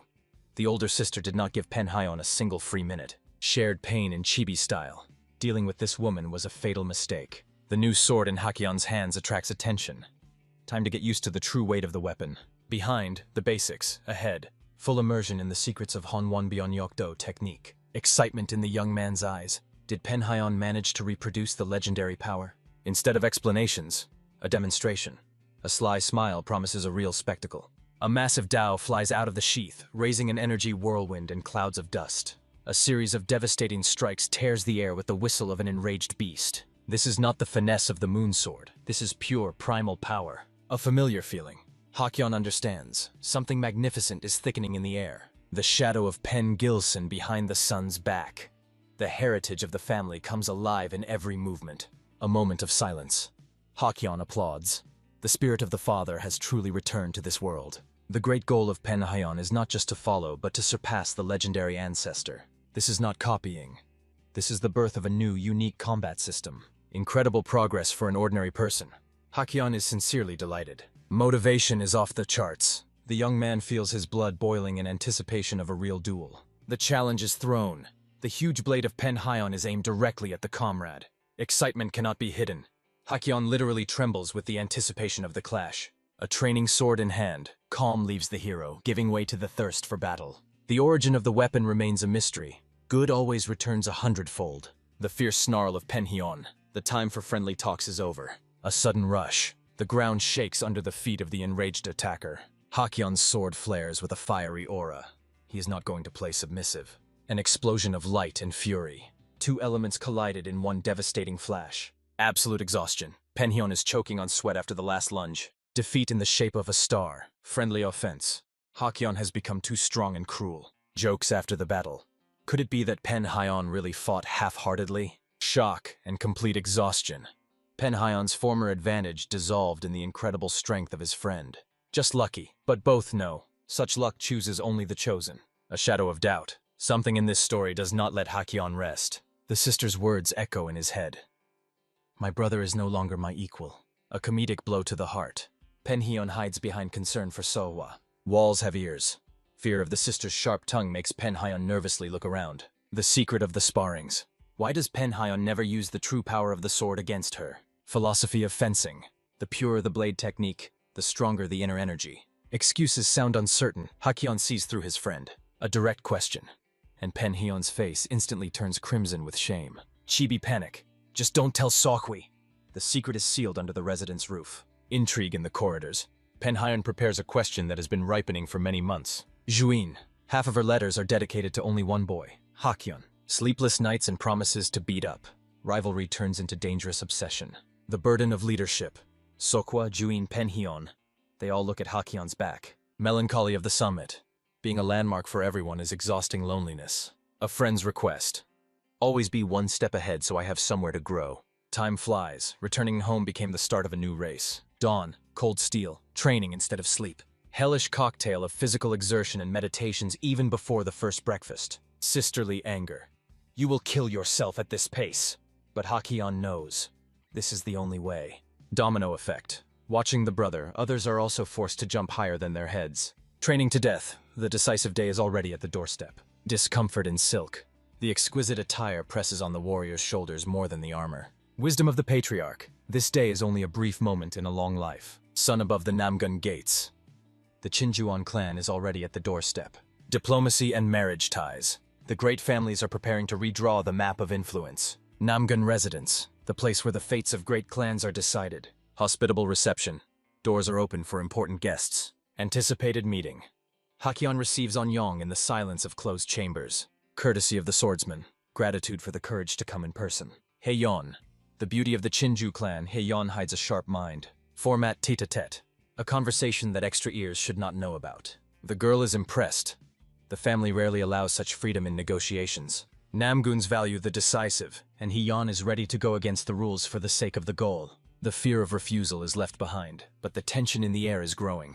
Hakyeon is ironic. Asking for rescue and expecting refusal is strange logic. Masks are off, the cup on the table. Time for a serious conversation. A penetrating gaze sees everything. Escape and engagement are only part of the game. Haeyeon does not hide her admiration for the intellect of her future ally. It's time to get to the point before time runs out. Cold sweat. The girl feels that Hakyeon reads her thoughts like an open book. The game has begun. The young man is ready to hear the terms of the secret agreement. Shocking proposal. Become my fiancé. Even the composed Hakyeon momentarily loses his speech at such straightforwardness. The plan is perfect. A fake engagement for 5 years for absolute freedom. She doesn't care about gossip. The main thing is to break free from the despotic control of the family. The image of a strict father is the main driving force of this desperate adventure. The Namgun clan will become her unbreakable shield against which no elder will stand. Living day by day, she will solve future problems as they come. Hakyeon's first condition, total secrecy from the entire Murim world. The girl's counter condition, breaking the agreement if Hakyeon's heart chooses another. A promise to repay in every possible way. A dangerous price for a service of such a level. The young man warns, making such promises is a path to great troubles. Risk for the sake of the goal. Hakyeon is impressed by her readiness to stake everything. This is not about gold. Money cannot buy the freedom she desires. There is only one thing she truly needs. Hakyeon awaits the final word. A sudden blush from Onyeon. Hakyeon is completely confused. Panic and shame. The girl's thoughts turn into chaos. Martial arts. Hakyeon's concise answer stops Onyeon mid-sentence. Relief. It turns out he was only interested in the secrets of her clan. A playful question. Did you just blush? His goal is clear. To master the unique techniques of the On family. The misunderstanding disappeared. Could knowledge really be the only price of a sham marriage? The deal is accepted. Time to negotiate with the family. Chibi rage. Onyeon is not happy that the young man revealed everything to the adults. Stability is better than endless escapes. Hakyeon's strategy works for the future. Truth is the best shield. He simply answered the elder's question honestly. Verdict of the masters. The girl's courage earned their sincere respect. Recognition of potential. The elder sees in her a future warrior, not just a bride. Silent shock. For the first time in her life, she was valued for her strength of spirit. Bitter memories her father saw in her only an obedient doll. Namguni recognized her as a person. Something changes forever in Anyong's soul. Hakyon's responsibility. Having already interfered in her fate, he must see it through to the end. Tears that cannot be held back. The burden of others' expectations has finally fallen. The boy's panic and the girl's sincere gratitude through sobs. A new goal, to become a mentor to be proud of. An unexpected turn. Anyong is interested in Hakyon's tastes regarding women. The question about the future chosen one catches the young man by surprise. Evening gossip. The maid considers Hakyon not a very successful match. Too frivolous. But Anyong just laughs. At least he is handsome. Time for serious decisions. Anyong calls the maid for a special request. Radical change. The lady of the On clan wants the maid to become her strict teacher. What exactly made her choose the path of pain and training? The desire to be worthy of someone from whom one can learn true wisdom. A question about intensity. The warrior's path does not forgive weakness. Determination in her eyes. She will reach the heights to dictate her own will. The engagement process in the Namgun clan is moving full speed under a cloudless sky. Two young men in a sunny estate, one relaxed, the other steadfast as a rock. 4 years of training flew by like lotus petals on the water. Namgun's spring residence, a time of great changes and new challenges. Hakyon officially in the elite, friendly support and sincere congratulations from comrades. Instead of joy, embarrassment. A friend notices the hero's anxious look. Doubts gnaw. Hakyon believes that Hyon deserves the status more than him. Good old humor. Strange that such a training fanatic is still not in the Blue Dragon. Calm is shattered by a loud exclamation. Letters have arrived from the legendary elder. 3 envelopes on the table. Fate calls the patriarch, his son and grandson. Murion's gaze becomes heavy. The content of the message promises nothing good. Huiyin is wounded. Sachchendanga calls for help, and he needs Hakyon specifically. Anxious silence. The boy catches every word about the mentor's critical condition. A heavy "so" from the grandfather. The puzzle of danger begins to come together. The trail leads to the cult of the devil, the darkest threat to all of Murim. Huiyin was digging under the demons, and Hakyon has his own bloody scores with them. Direct question from the patriarch. Is the grandson ready to accept this challenge? No doubt. Hakyon sets off immediately, not waiting for the morning. An elite fighter is allowed everything, but the grandfather insists on a reliable partner. The choice falls on Hwan Hyun. The old man only raises his eyebrows skeptically. The hero's argument. With Hwan, no masks are needed. He is strong and genuine. Lack of greed is a rare gift. The perfect team is formed. A final bow before the long journey. Return to the origins. Grandfather hands over a letter, asking one last time about the grandson's inner peace. A shadow on the face. Hakyon understands that the shadows of the past are close again. 4 years of forging have not been in vain. Time flies too fast. The main lesson learned. Now only cold calculation, no emotions. A confident smile at farewell. Hakyon promises not to succumb to feelings. Boundless pride of the patriarch. His grandson has finally become a true master. The main rule of Hakyon at the end. If it smells like something burning, drop everything and run. Farewell at the gates. The grandfather approves the tactic. Life above all, heroism can wait. A comical quarrel. Hakyon promises to protect Hwan, driving the elder comrade mad. The rustle of the wind and the scorching sun. The travelers leave the walls of their native clan. A father's anxiety behind the backs of the young. The grandfather only smiles wisely. The making of a father. Murion sees how his son has finally started to truly care about the family. A comparison of generations. Hakyon is much better prepared than his father was in youth. An ironic end to the conversation. The grandson has already surpassed the father's starting level. A swift run through the forest. Only dust and the whistle of the air. Hakyon is unwavering. He could not ignore Huiyin Hyunim's injury. A 5-hour marathon. Hwan is impressed by the endurance. For the boy, this is just a comfortable pace. True strength of a partner. Hakyon understands that Hwan's inner energy is a true ocean. Starry sky of Muhan. The majestic city buildings greet travelers with lights. Noisy tavern. Hakyon did not expect to see such a crowd in the city center. Travel plan. 10 days to Sashon. But Hwan's attention is caught by a stranger's conversation. Dirty gossip at the neighboring table. Namguns are called cowards and weaklings. An attempt to defend the clan's honor by mentioning the victory over Moyon only fuels the dispute. An insult thrown in the face. 80% of Namgun fighters are worthless weaklings. Hwan's anger explodes. The table shakes under his powerful strike. Panic among the gossipers. The merriment instantly turns into animal fear. Hwan's eerie smile. He is intrigued by the interesting conversation of the strangers. The sword plunges directly into the enemy's table. Time to answer for the words. Namgun's symbol on the pendant. Realization of the mistake paralyzes the talkative visitors. A whisper passes through the tavern. Here is a true master of the great family. Pathetic apologies are blamed on alcohol, but Juan offers to continue at his expense. Gossips flee into the night, saving their own skins. Code of honor. Juan endures insults directed at him, but will tear anyone apart for the family. An unexpected voice breaks the silence. The girl in the cloak is captivated by the warrior's spirit. She has already guessed who is before her. Introduction. Chegal Chonghyeon, a representative of one of the 5 great families of Murim. Ha-yeon's shock. The appearance of the Chegals changes all the rules of the game. Traditional greeting. 2 great families have met in one tavern. A straightforward proposal. Chegal wants to join their dangerous journey. Praise from Chegal Chonghyeon. The Namgun clan is a model of honor and an ideal ally. Cards revealed.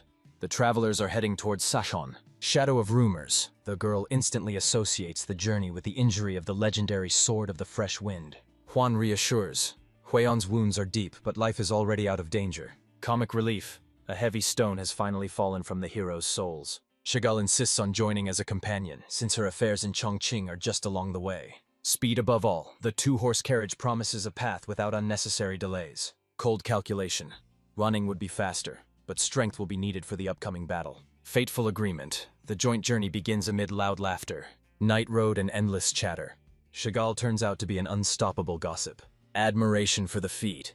Could this young man really have beheaded the bloody wolf with his own hands? Sober realism. Without the patriarch's help, victory would have been impossible. Hajon rushes forward, but the companions insist on an immediate rest. Proverb in action. The quieter you go, the further you'll get. The stop is inevitable. Alertness. The appearance of the chosen establishment inspires no trust. A real haunted house on the edge of the world, but the girl jokes it off. The creak of the door and a call into the void. Chegal is looking for the owners. Dim light, cramped space, and a sticky premonition of trouble. The companion's self-reassurance. Things here supposedly are going well. A friendly hostess and a promise of a hot dinner for tired travelers. Fake compliments from the darkness from suspicious admirers of the heroes. Juan's tension becomes physically palpable.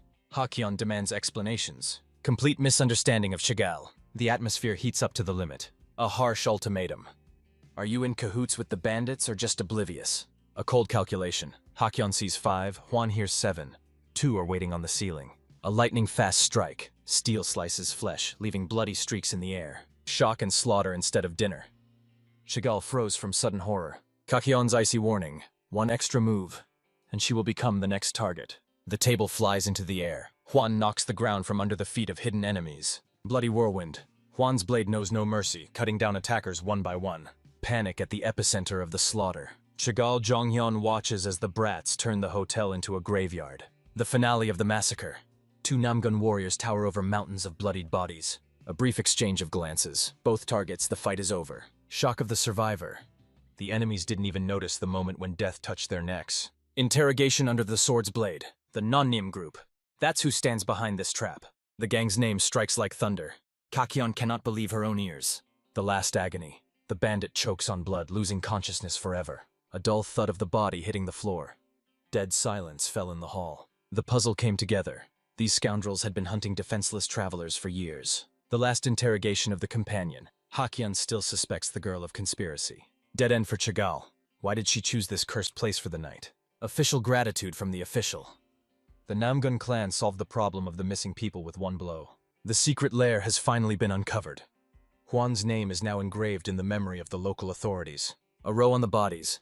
The incident is closed, but a long road lies ahead. Chegal's motives. A dangerous journey for the sake of glory and her own name. A bitter confession.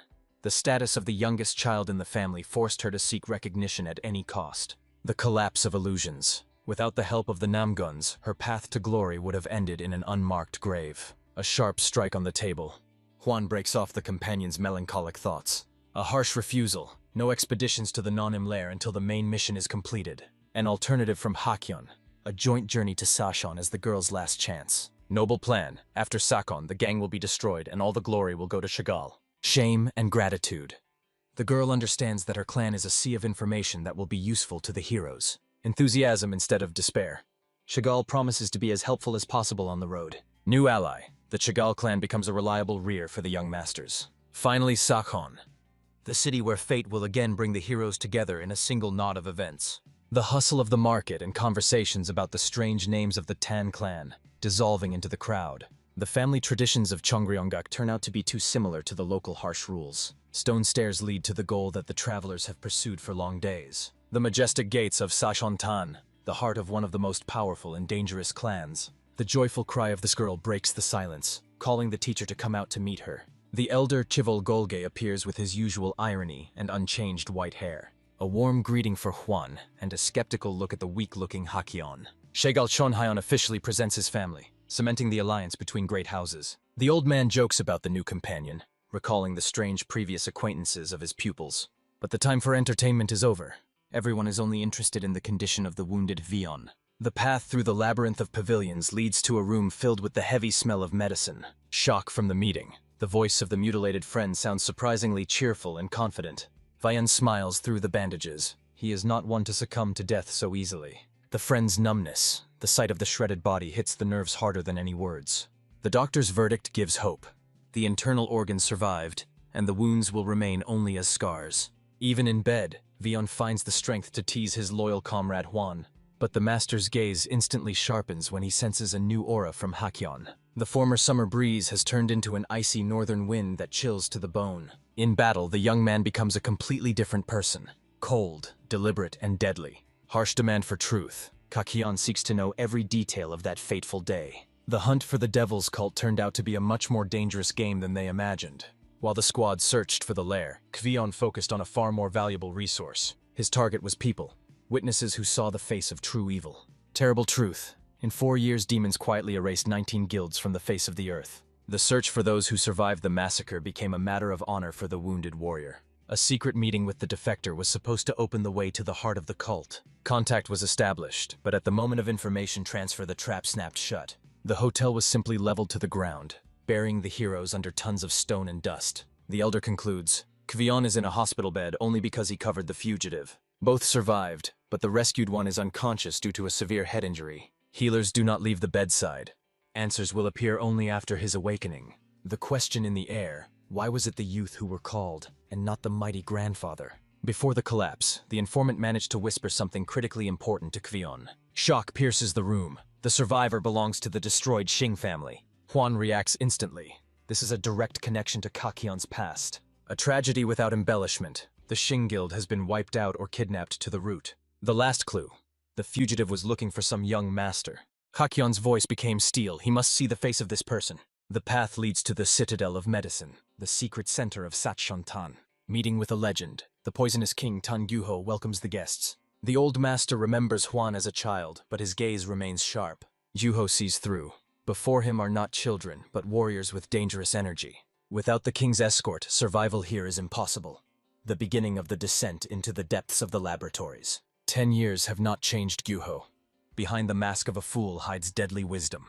Clicks of secret mechanisms. The walls of the mansion come alive under the master's hands. The passage into darkness is open. Tan Gyuho leads the group to the main secret. Mastery of Sachontan in traps is impressive. The last doors finally await. Hayeon takes a step towards his worst nightmares. Curse and gift. The memory of the young man preserves every face from his native home.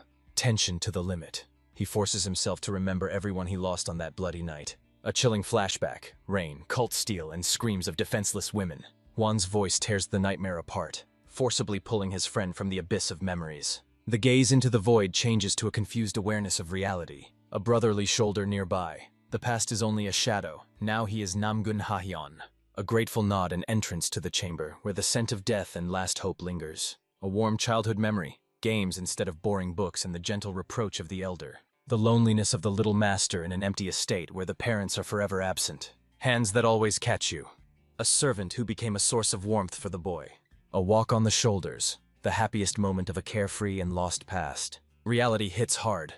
Lying on the bed is the same kind giant from childhood years. Tears that cannot be held back. The steward of the Shinga house has finally found his master.